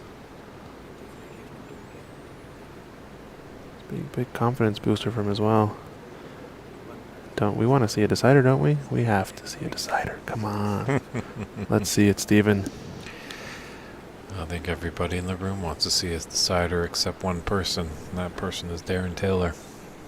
And probably the Darren Taylor supporters. There are a few in here, but definitely being at Stephen Wong's room at NBC Billiards, he's got the home field advantage.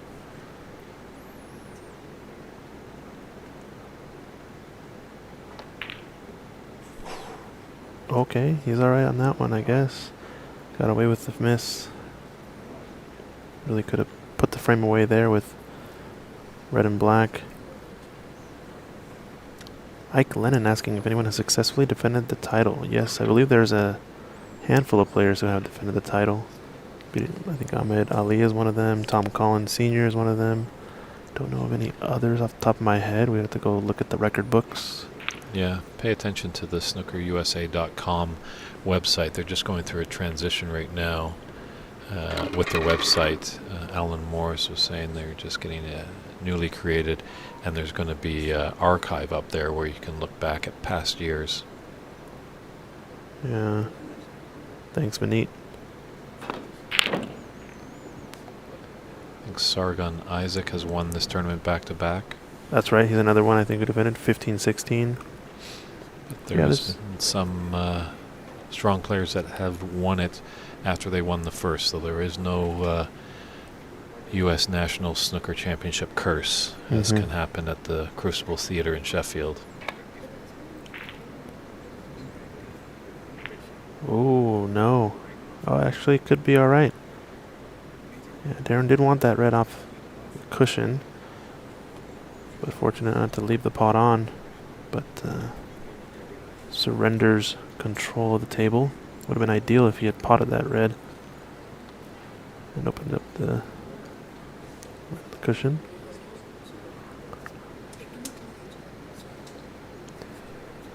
Clean the cue ball time. Dave Daly.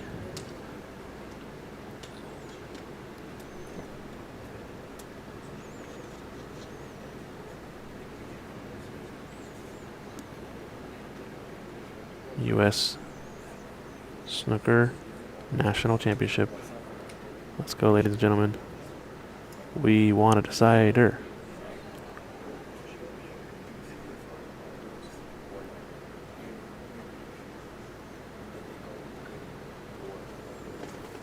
Okay, gotcha. Looks like a little bit of white noise in the background, so he turned it down. And the air conditioning up above.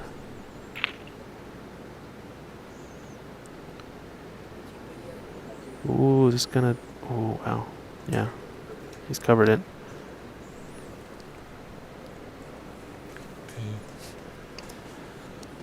Cross double is in order here.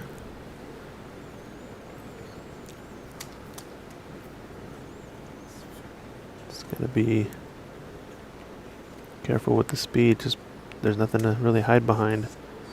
Up table since green and yellow are off their spots.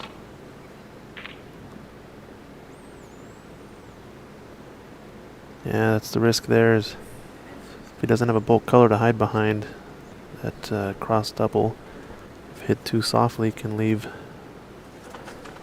red possibly on. Although I don't know if Steven's going to go for it, since missing it and sending it up table might leave an easy snooker opportunity. Yeah, that certainly is a tough red.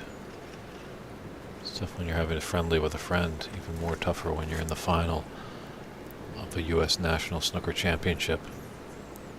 With a friend. Ooh, hoo, hoo, hoo, and gets the cannon on the blue. Yikes. Not good for Darren fans here.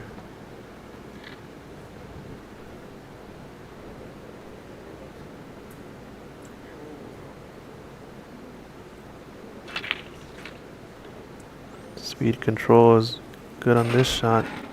Nicely done. We want a decider. Come on, Steven.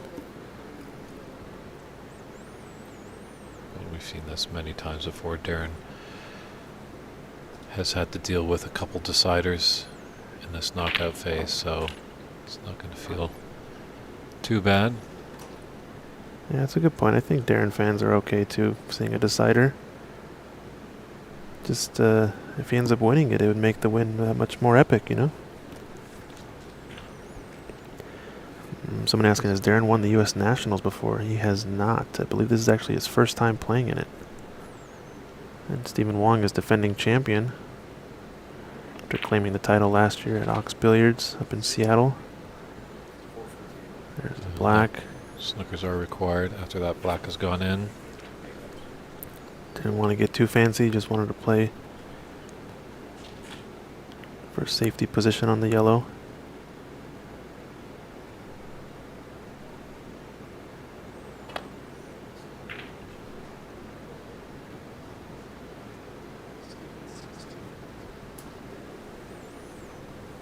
Well, there are some hiding spots, a few kind of Yeah. tight walls, but some good hiding places for Darren, so definitely not out of it yet. Yeah, green, pink, and black are in a kind of a nice area to run the cue ball into. Needs to miss the pink here. It was awfully close. Yeah, needs a few snookers, looks like. 37 points, the difference, 27 remaining. Gonna need 3 4-point snookers and a clearance. I think... Oh, that pot was on. I think Darren just trying to wear down his opponent, but I think Stephen Wong welcomes it. Since seems to me like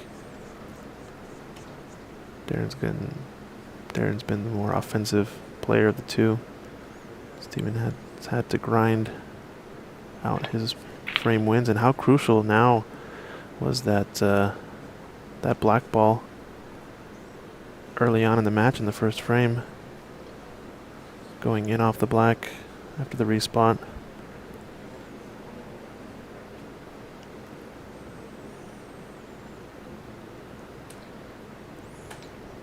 I think the snooker is there.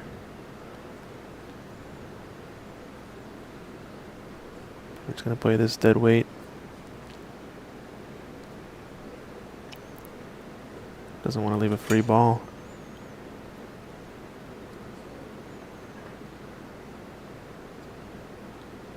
Just a little bit of slide off of that rail. This is newer cloth. It is the 6811 32 ounce, I believe, but newly clothed just for this tournament, so still experiencing a good amount of slide. Very close attempt. Now Darren opting to pot this. Someone asking, is found a miss rule in effect? It is in effect. And for as many attempts as it takes until snookers are required. Right now, there is no miss since Darren needs 2 snookers. So he's going to have to get them one at a time. And here's another opportunity. They've taken away the one cushion escape. I'm not sure. Looks like it can go. Yeah, this is where these long matches are tough. Your eyesight might not be as spot on as it used to be at the beginnings, but you got to just push all those nerves away. Nice full contact there on the green. Chance to get behind the brown here. That is correct. Tables are not heated. I believe these are Riley tables, Riley club tables, but they do not have heaters on them. The room, no, definitely a lot less humid today as it was the past few days during the tournament. A lot less people today, and weather has been a lot more dry as well. And we had a little rain getting into the weekend, Friday, Saturday, so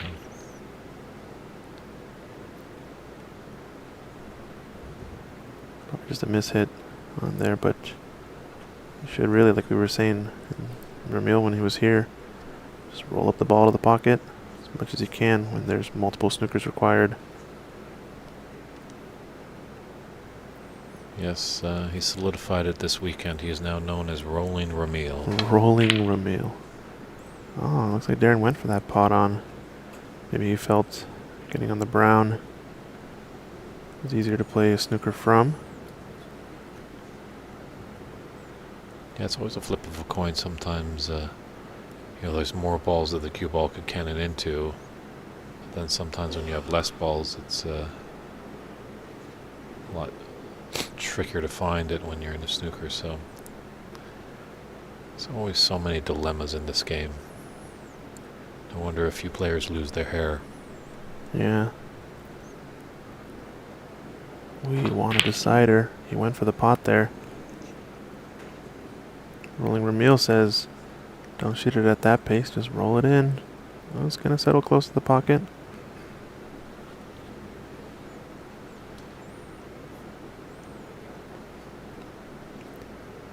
The tension in the room, you can feel it.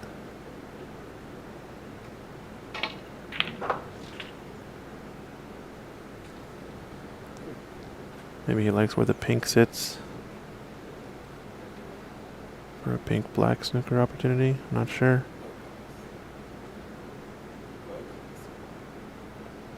Guess you figure you have to pot all the balls as well eventually, so.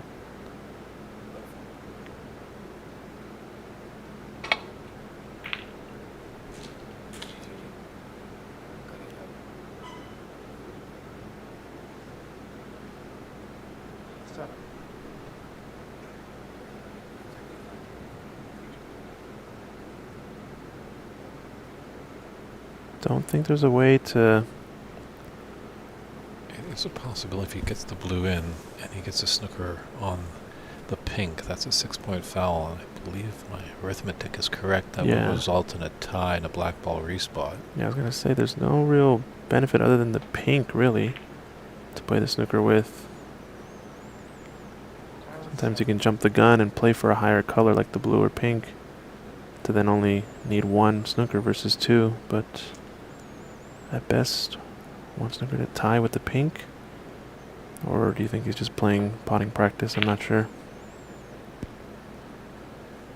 This looks like a decent chance. I think he's got it. Where the middle pocket lies, a little bit in the way, but should be able to escape this a little bit higher speed. Yeah, good contact there. Doesn't want the blue to go, and it's dropped. Well, now we're down to that situation. If he is able to get a snooker and force a 6-point penalty on Steven, and then Darren's able to clear, that's going to put us into another black ball respot. Yeah, this is huge. Yeah, thanks for the...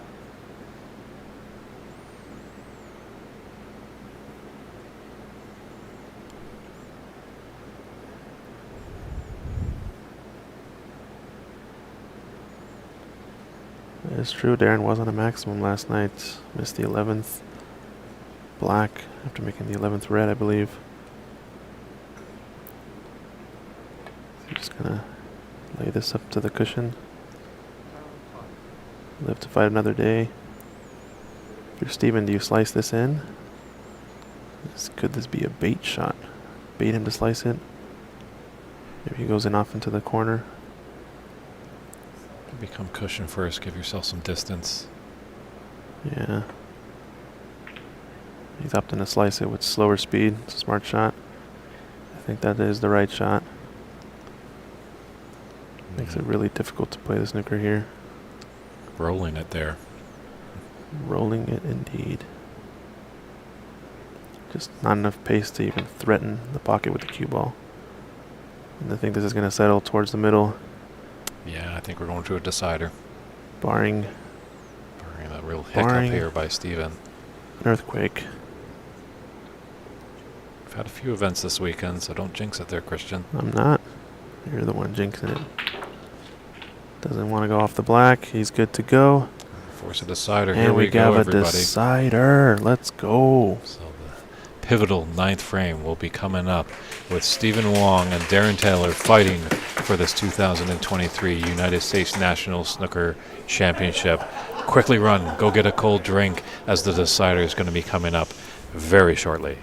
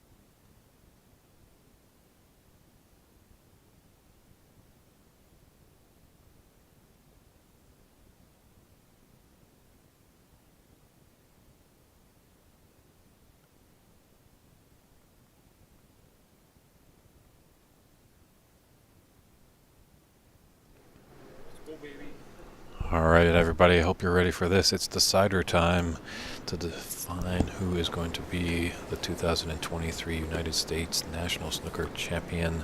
Stephen Wong, last year's champion, set to break off. Here we go. I missed the break off, sorry.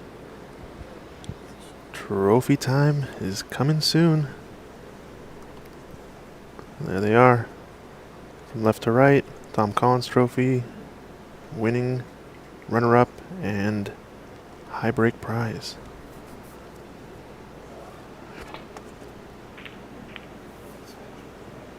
All right, let's see someone make a nice high break to win it.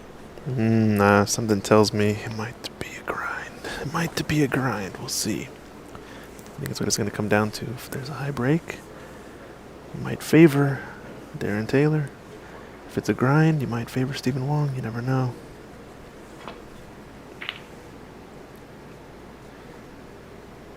I think it's going to be fun to watch no matter what.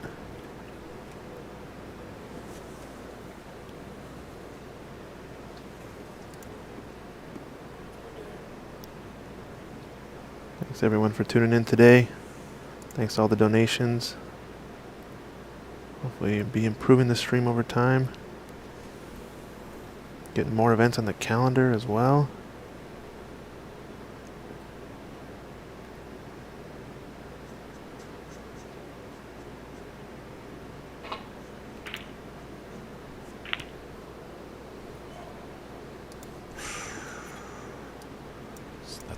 chance in there.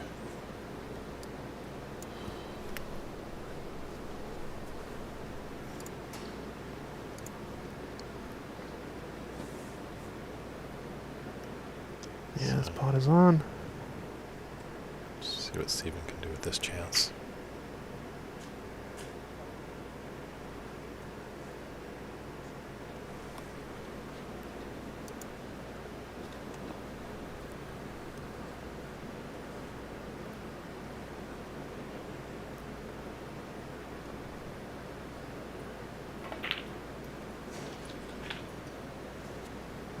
Nice little pot there.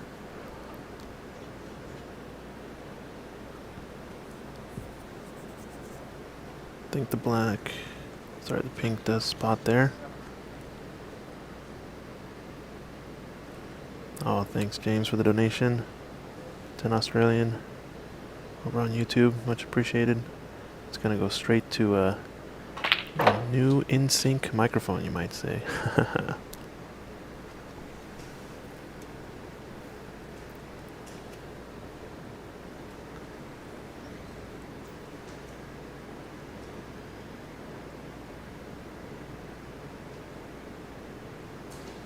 Coming out of the bulk. This is the patented Steven shot. I've seen him shoot it so many times. Likes to stun it in between bulk colors with a slight amount of check side and come in between. Back for a red. Up table.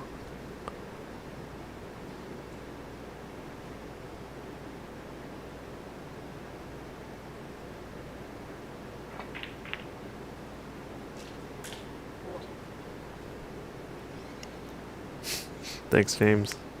Much appreciated. Just trying to grow the sport. All for the good cause. Tough black this. Oh, we almost lost focus on the camera there, but nice pot from Steven. I like that pose. He feels it. He's just going to slowly run into the pack here. Ooh, hit that a little pacey. Yeah, he's pushed out a black or red. Uh-oh. That is true. More donations really just translates to more camera angles. You can get dedicated player cams, who knows? Oh, looks like it's not on. It's going to play up into bulk. Watch out, pink. I think he's safe there. Doesn't appear to be any plants into the left corner, but this is a shot to nothing. This rightmost red can go, I believe.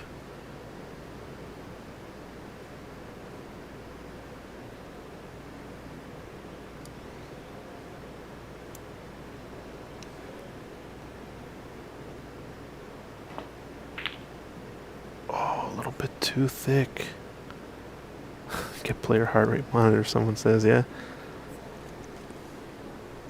I have seen that done before. Or maybe even player mics. That'd be cool. Granted, they don't say much, I guess. They didn't Or always. salary for scorekeepers and referees. That also could. Yeah, we could get some referee training actually, right? Maybe get Dave some white gloves over there. That's true. As a lot of these players have mentioned to me, it's just so much easier.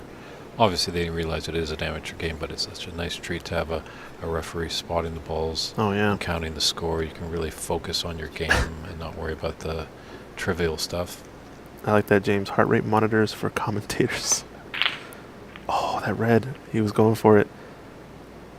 I think that's one of my favorite expressions snooker players do is the, look at the tight window. A little bit of the tip of the head, a little bit of a frown of the face. It can kind of go and go for it. Yeah, depending on the player, it may not be the best to mic up the players, I guess. Still, whatever will bring more entertainment for the people. Tough miss for Steven. Would have been a dangerous pot to play for with the pink sitting over the middle.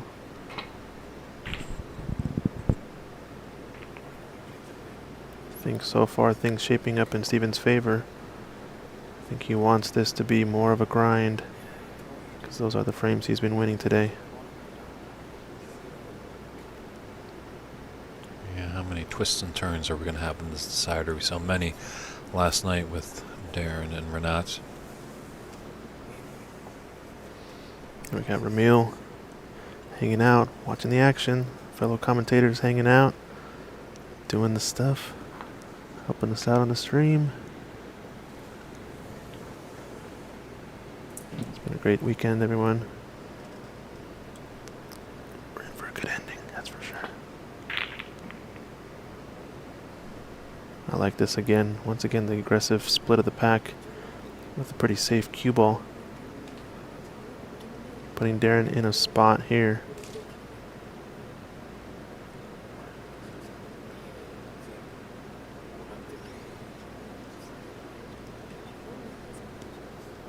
It's actually pretty funny. We were talking about how many people were in the audience, but we have about 10, say 5 to 10 people in the room here.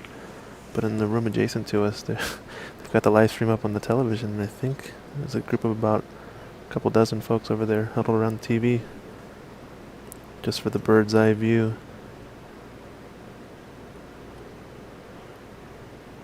This is a pot, a back cut, I think. It's rightmost red. Cannon off others.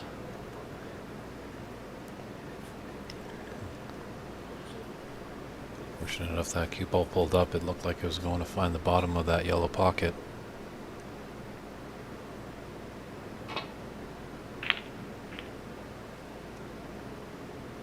Definitely tense and nervy in this final frame of the U.S. National Championship. Live here at Embassy Billiards. David Burney and Christian Youngers in the booth to take you home. Pronounced Snooker. There's back cuts as well. Oh man, I feel the tension. There's a chance to get behind yellow. This looks pretty good. How's the length? If this has taken off all edges, this could be dangerous for Darren. I'm not sure.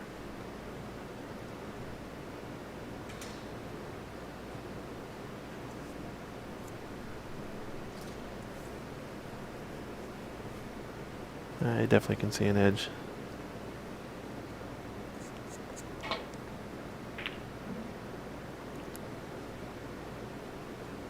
Just slightly thin. It's the type of nervy frame also that could come down to some wild fluke or fluker, you never know. Everything's being back cut towards this left corner pocket, so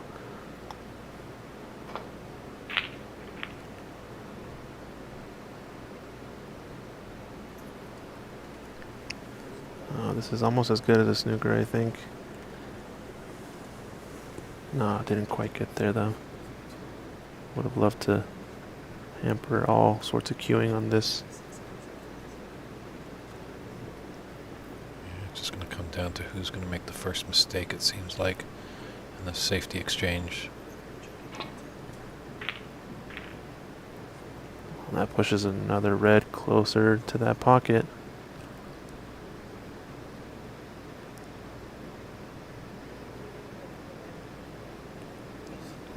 Yeah, we're trying to grow the sport, get more tournaments out there.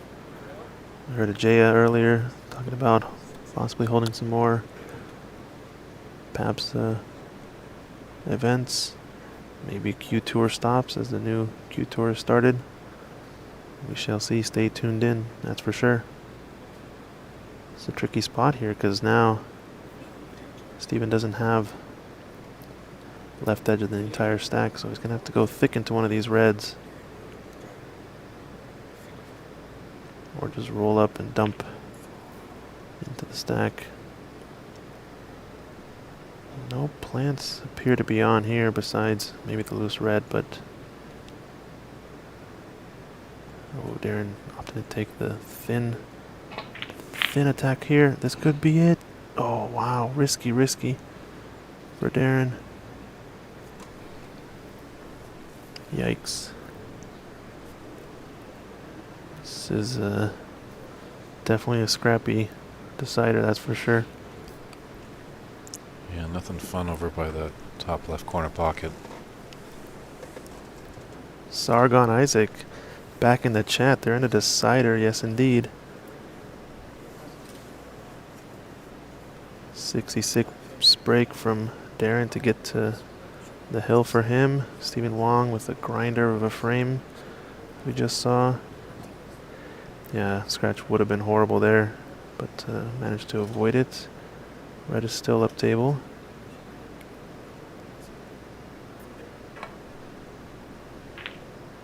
Oh, went for the pot. Put everything into that one, but I think he's going to come out leaving a tough shot. No, this red is open. Open to right corner. Massive chance for Darren. I see everybody saying re-racks. Something tells me there's no re-rack here. Risky shot for Steven. But colors are messed up still, so nothing too available. Whoa, just drops that in. So pink is on.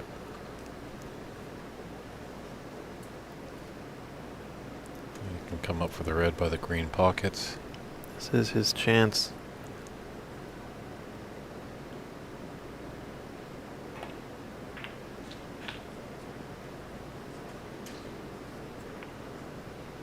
And he's on this red, the green pocket. Yeah. It was a risky shot to go for that up into the green pocket. You figure if he makes it, he's on some sort of color. But now Darren with the initiative in this frame. Double up. Nope, he's on the green. He's good. Just a little bit on the wrong side is all. So not out of this one yet. Wow, wow, wow.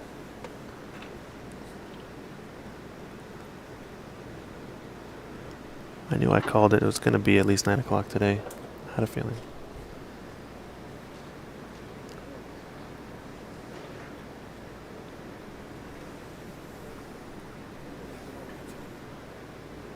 We're approaching the 6-hour mark. Obviously, we've had the mid-session interval, some breaks between frames, so I'm not sure exactly how long the actual match time is, but it has definitely been a long, intense battle. Oh no. Okay, he's okay. For some reason, it almost looked like I was going to settle up behind the brown. So the only problem with this type of frame where all the reds are close to the pocket is playing for colors is not as trivial as it would seem, unless you get really close. So this is a pretty key shot here.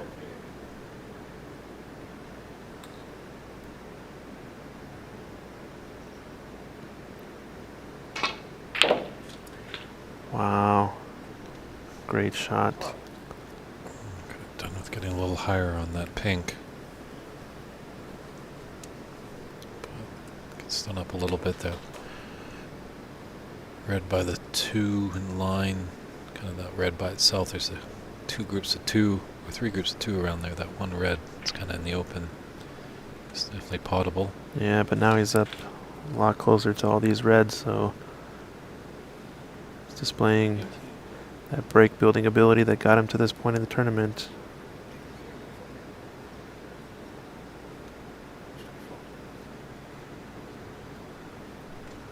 Boy, this would be some clearance, some break if he were to be able to take this in one visit. Still a lot of work to do. Really only one red left that's easily available. Gonna have to pot the black, and then after that might have to play some sort of plant to open up this bunch.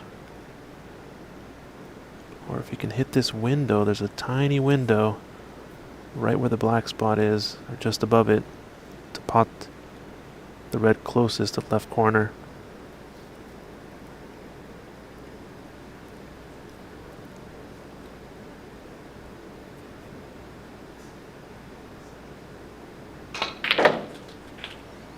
Oh, he put a lot into that shot. Not really a color on now, so I'm trying to wonder what he was thinking exactly there. Oh, James, you want a telestrator, huh? Definitely potential that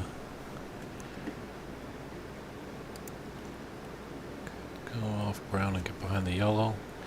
Looks like he's going to try and cut this pink into the top left corner, run around the table. Just looking to play safe, not using the brown, using the pink to get Wow. safe. Smart play there.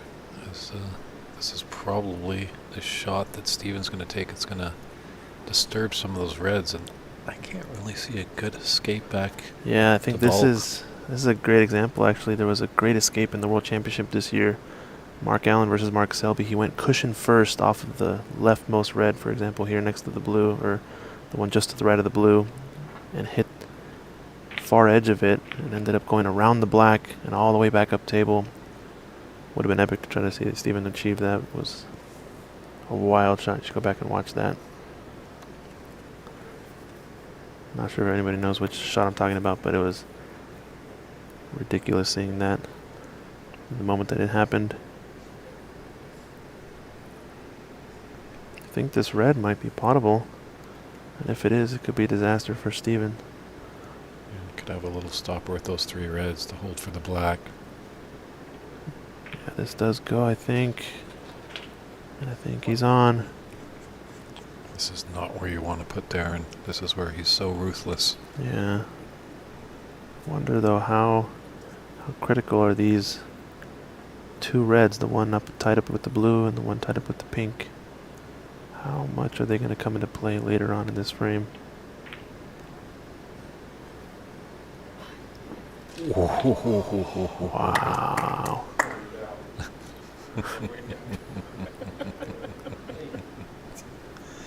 Wiped its ankles, a little bit of the thigh, maybe the hands as well on the way in.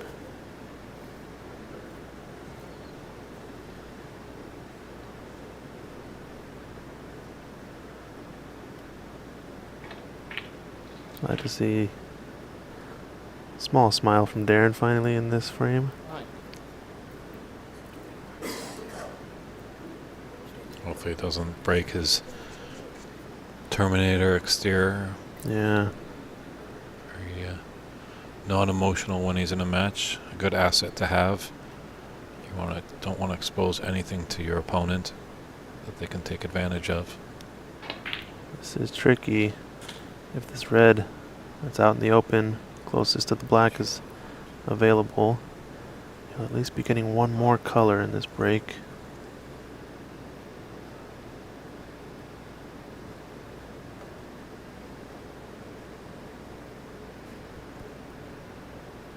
Does have a natural angle to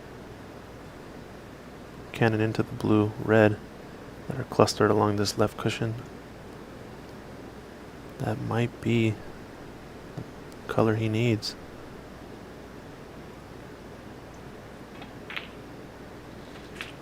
Didn't go for it, just playing high on the black. Also not a bad option to play safety here, or the two-way. Obviously wants the points. It's going to put pressure on Steven regardless.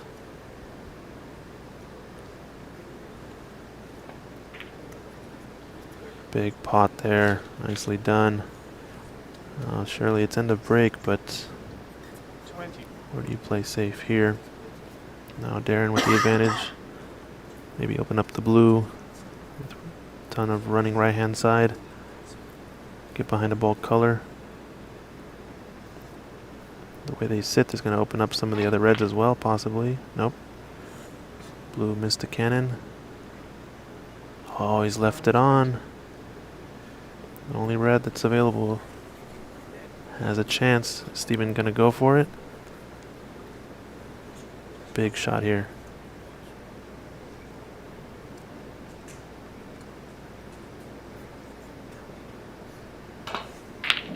Wow. Talk about a pressure pot.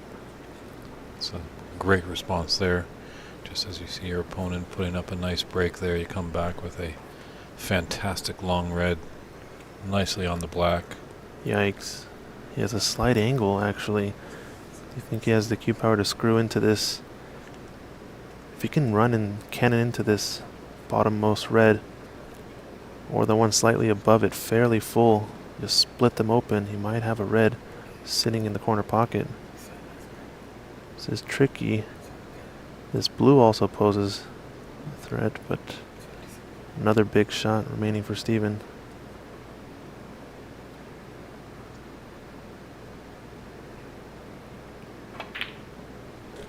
Nope. So either this red goes or he has a plan for playing safety here. It's hard to tell from our angle.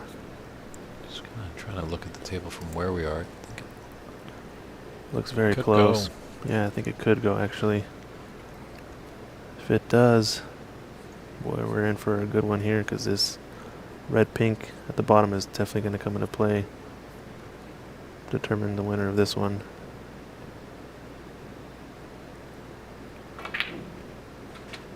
Oh my gosh, it didn't go in off. What was that? I thought surely he would have screwed off of that. He went forward.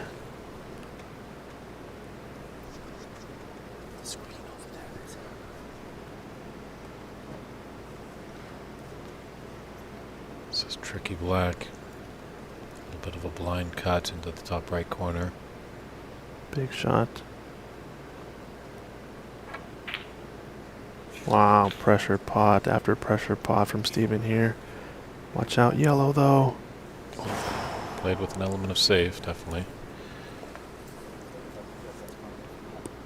He's brought him back into this frame. 39-37, the advantage for Darren Taylor. Wow, 51 wow, on wow. the table. It's David Burney in the booth with Christian Youngers. We're happy that you've joined us where you're tuning in from throughout this world, watching the final of the 2023 United States National Snooker Championship. Uh-oh, uh-oh. Pot is on to right middle. Yikes. Yeah, you can take a bulk color. There's a red open. Obviously, that's going to be important, that red that's tied up with the pink. It's going to have to come down to that, I think. If anybody can break that open or has the first chance to play a safety, that's what it's going to come down to. It's all about holding your nerve. This green definitely goes. You can get at the cutting angle based on where we're sitting. So another loose red.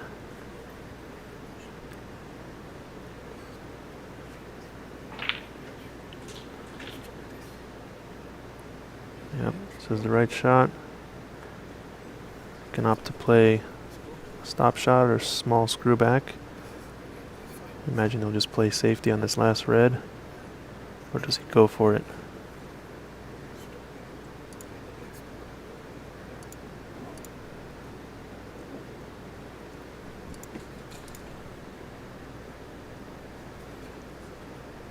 Massive opportunity for Darren. Great pot. Yeah, I think if he can just stun this red in, maybe run through a little bit, he'll glide off that red and shoot his cue ball back into bulk. Now, gonna be playing the safety here. Taking the left side of the red. Yep, thinning off of it. Natural backboard the pink provides. It's gonna be easy to hold the red there, just needs to cut it the right amount. Thinner is better, but needs some right hand side to get behind green or brown. Might play inside. This looks like what he's queuing up for as well. Watch out, pink. Oh wow. Any harder, that pink was going in. What a match, ladies and gentlemen. I think Darren with the slight lead. We've seen Stephen Wong grind these frames out. He's gonna win it. Double kiss, the dreaded double kiss, or the friendly one. Yeah, he was okay there. Yeah, he's just there.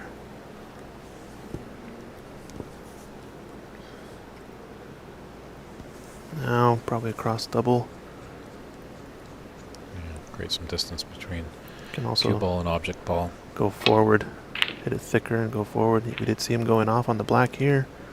Ladies and gentlemen, is there a gap? Is there a gap? Nope, I think he's got him at least cut off from the potting angle. Chance for a snooker if he can thin off the right edge of this red. Pretty risky that shot, as it will be tracking towards that yellow pocket. Gonna have to go 2 cushions around, it looks like. Yikes. What a moment to get the fluker.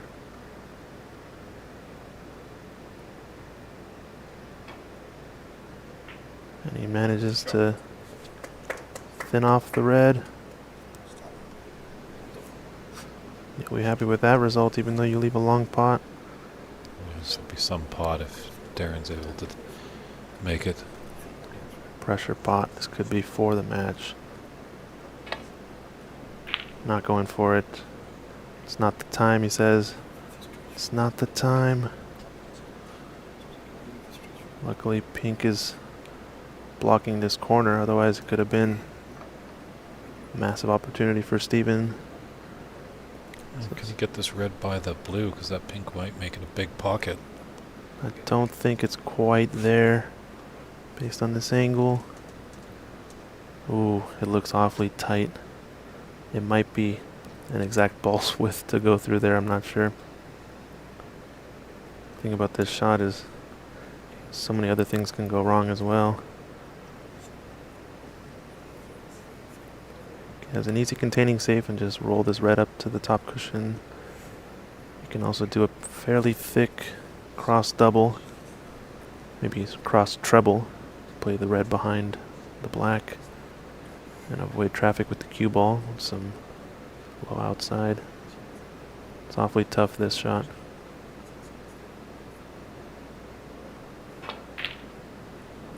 Yeah, he's playing for the treble, it looks like. Needs it to run for the cue ball, and he's barely there. I think he's there. It's a great snooker right there, I think. Looks like from our angle he's got it. Does the yellow... Referee Daly taking a look. Does the yellow block the 2 cushion or the 1 cushion escape? Surely you can go 1 cushion at this around the yellow. Great shot though from Steven there. Treble just to play it safe. You can also swerve around the left side of this brown.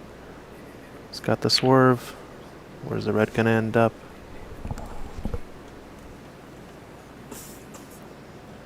I don't think the pot is on. Awfully tight. I think we're probably gonna see if you can have a direct line to this red. Try to kill the cue ball behind brown or green. Well, he's cueing center ball, so maybe just gonna thin off the edge, I'm not sure. Yeah, just gonna thin off the edge, but the cue ball's gotta run. Pot is on, that's for sure. But now this blue-pink are tied up. Is this gonna become another moment in the frame? Yeah, that's pretty advantageous for Darren, that's for sure. It's gonna lead us to blue-pink-black situation possibly later on. We don't know. Big pot opportunity. Oh, missed the pot. Luckily the red is rolling down table. Watch out, cue ball. Ooh, tricky spot here. Yikes.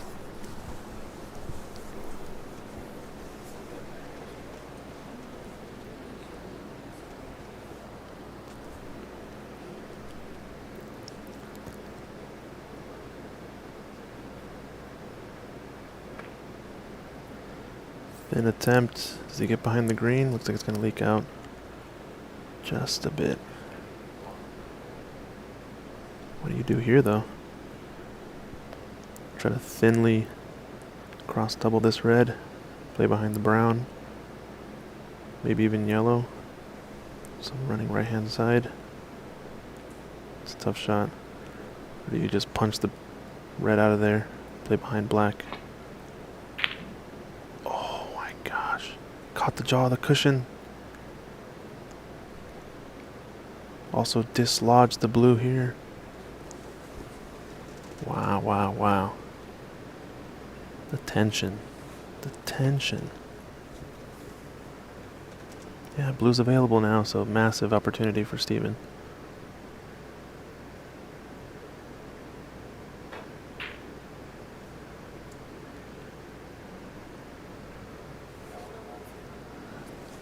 I think he just clipped the bottom side of that black.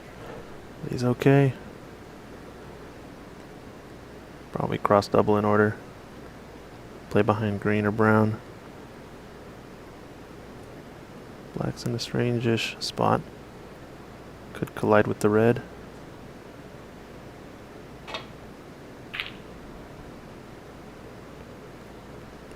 He's got to get coverage with this brown.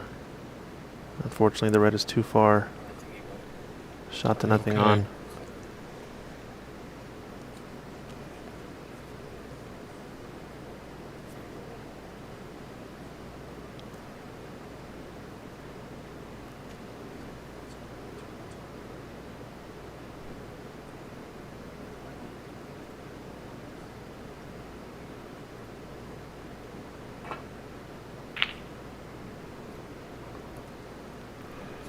Be careful, he almost cannoned into that blue. And now he's left a good Yikes. opportunity here for Darren. Wow, wow, wow. Might be slightly hampered by this brown in terms of bridge length. Yep, he's going to try to cue over it maybe. Huge. Stay focused. It's there. Great shot. What a pot from Darren. Wow. Blue does go. Yellow's looking very nice. This He's could going to be take the pink. this could be the match. Oh my gosh. Just needs to come across one cushion for green. Blue's over the pocket. Yep, needs yellow and green to put us in snooker's required stage. Yikes. Everything on its spot. It's all in Darren's hands now. All weekend long worked for this opportunity right here. Yeah, he's pretty effective in deciders, as we've seen. Wow. Don't know if I would have opted that route. He's actually a little short. Guess he is right-handed, so he prefers this side of the table, but I figured just a high ball. Tricky green, this frame ball. He's playing the safety. Wow. Great patience there. Wow, wow, wow. Never would have thought to go that direction with the yellow. I thought just one cushion across and leave a potable green. Can Steven stay alive? Misses the double kiss. But the pot is on for Darren now. Wow, wow, wow. 23 the difference. 25 on the table. You have to think next major shot might end it. He's overcut it. He's But it's gotten safe. away. Wow. Does the brown come to the rescue? No.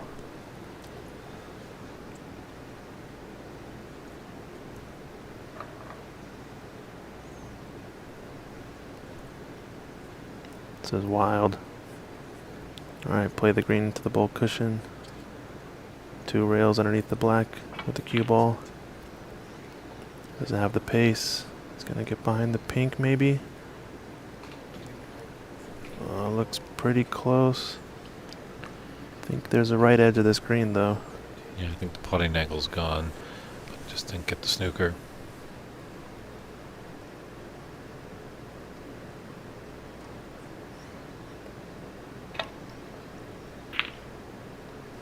Watch out, Brown here. Watch out, Brown here. Great shot. Wow. Go on, Darian. Crowd getting into it now. They can sense it.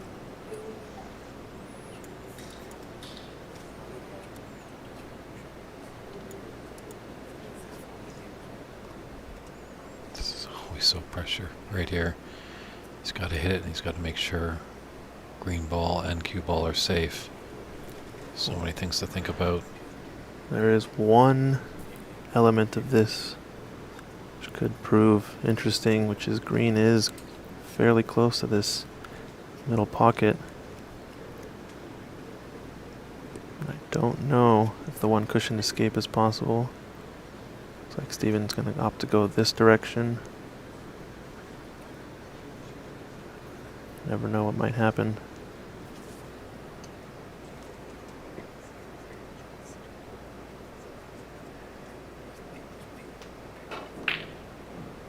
Opting to play it at pace. It's going to run safe. Ooh, a chance is on for Darren. Huge shot opportunity. Just needed that green to run a little bit farther. I think this is for the match right here, though.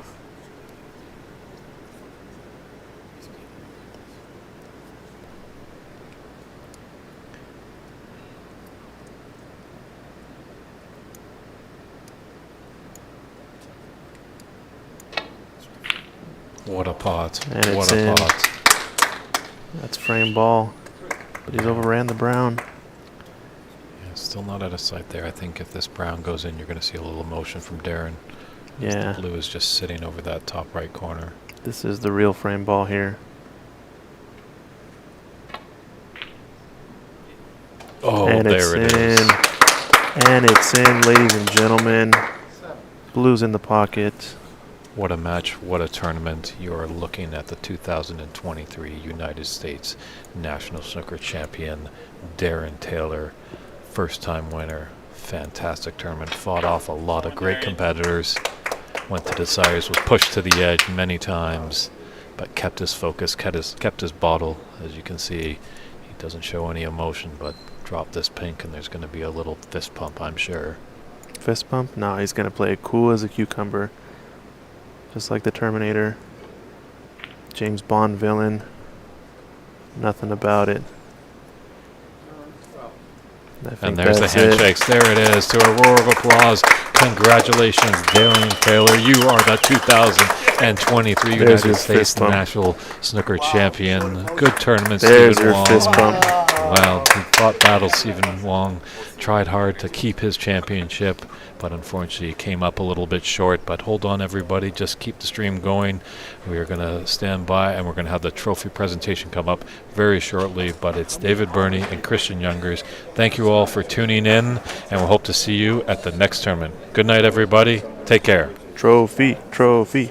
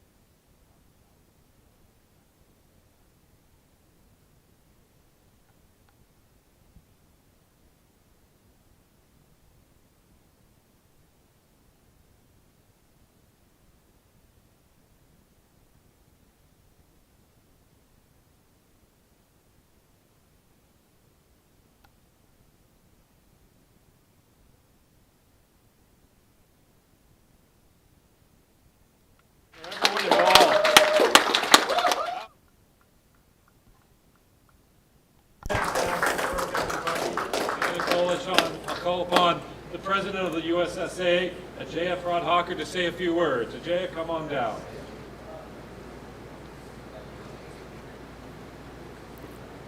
I mean, hey guys, what a fantastic finish to such an amazing tournament. It was like literally like we could have kind of scripted it better. It was so amazing. I'd like to first of all like thank the Embassy Club and you know Stephen who hosted us.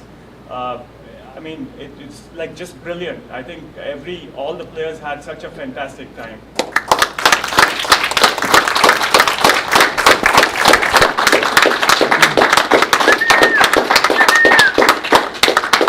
I'd also like to thank Uncle Paul, who's you know who started this fantastic location, and you know we have had a lot of wonderful years at the Embassy Club.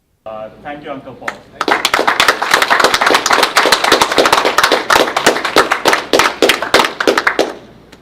I would also like to thank Dave Daly, who did a fantastic job refereeing.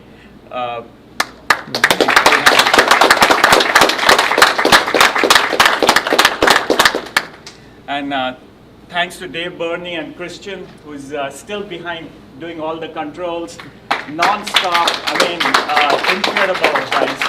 And what a fantastic production team we have. It's been amazing. I think we're giving World Snooker a run for their money. No, I'm just kidding, but yeah, it's fantastic production. Thanks. I'd also like to thank Alan Morris, who's traveled all the way from the UK to come here. He's been a fantastic tournament director, and also he helps our association incredibly in all different ways. Thanks, Alan.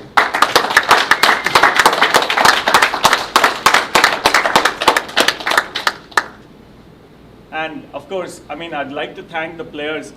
I mean, we had 64 players, and honestly, we could have had 84 players this year. It was so incredible. We had like a waiting list, and you know, it was kind of tough to manage with just like a few people managing the whole thing.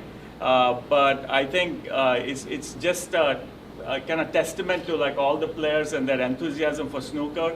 It's just incredible. I think you know, we should all give ourselves a round of applause, you know, for creating such an environment.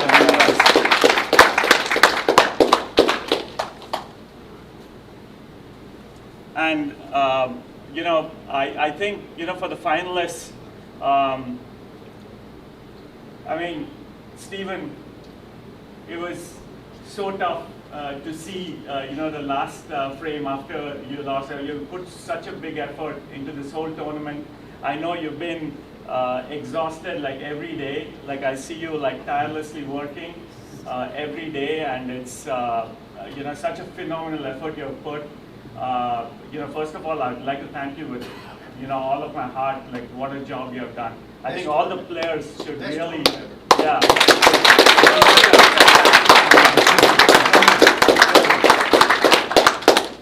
And also with Darren, he's been through a lot, I think. I mean, I've been talking to him over the years.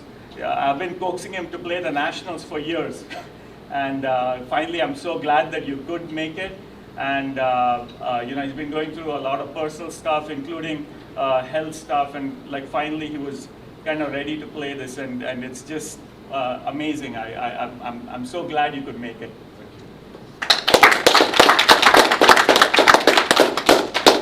And also a big thanks to Ajaya Pradhakar for putting Snooker in the USA on the global map. Let's give him a big round of applause.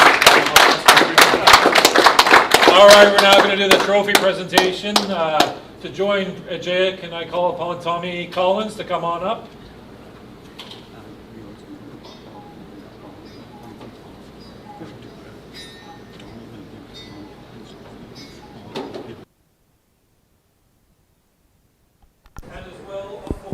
Come on down. Please join the presentation party.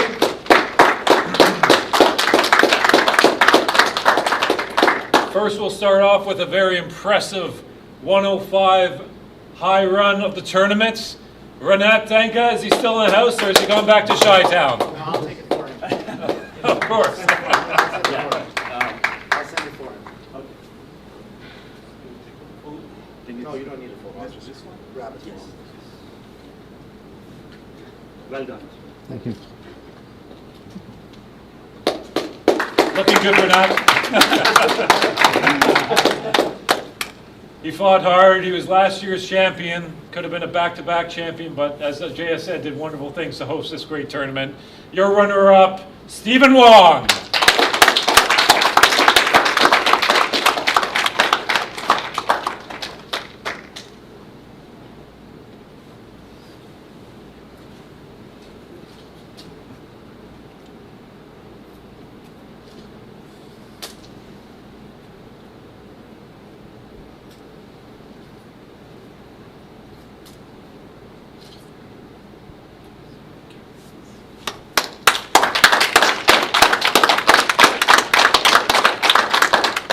Man coming from Arizona via England. His dad was the Silver Fox. He might be the Silver Bullet, but he's got nerves of steel. He is called the Terminator. Your first time winner, and I'm pretty sure we're going to see some more. Get caught up with that. Darren Taylor. Thank you.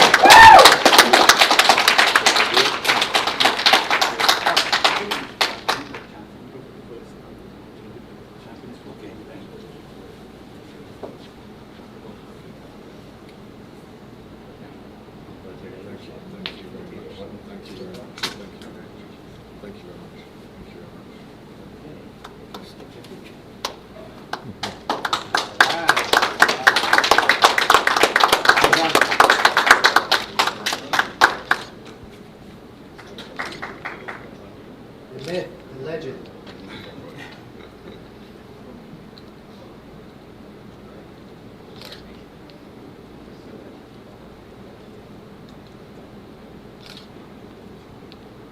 I can't always smile for it. You know I don't smile very much anyway. Smile for David Brock. Okay. Thank you. Thank you very much, sir. Appreciate it. And some more silverware for Darren Taylor, the Tom Collins Trophy, presented by Tommy Collins. Thank you very much. Woo!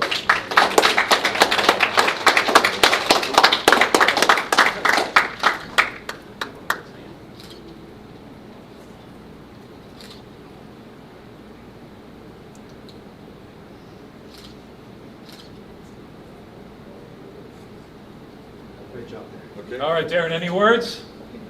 Yeah, I do actually. I just want to say again, thank you to everybody. Exactly, everybody you thanked.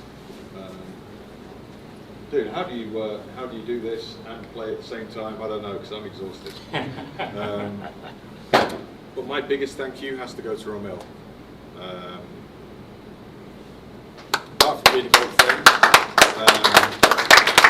I wouldn't even play snooker if it wasn't for him or what he's done in Arizona. So I'm not going to cry. All right, your 2023 United States Snooker National Champion, Darren Taylor, everyone.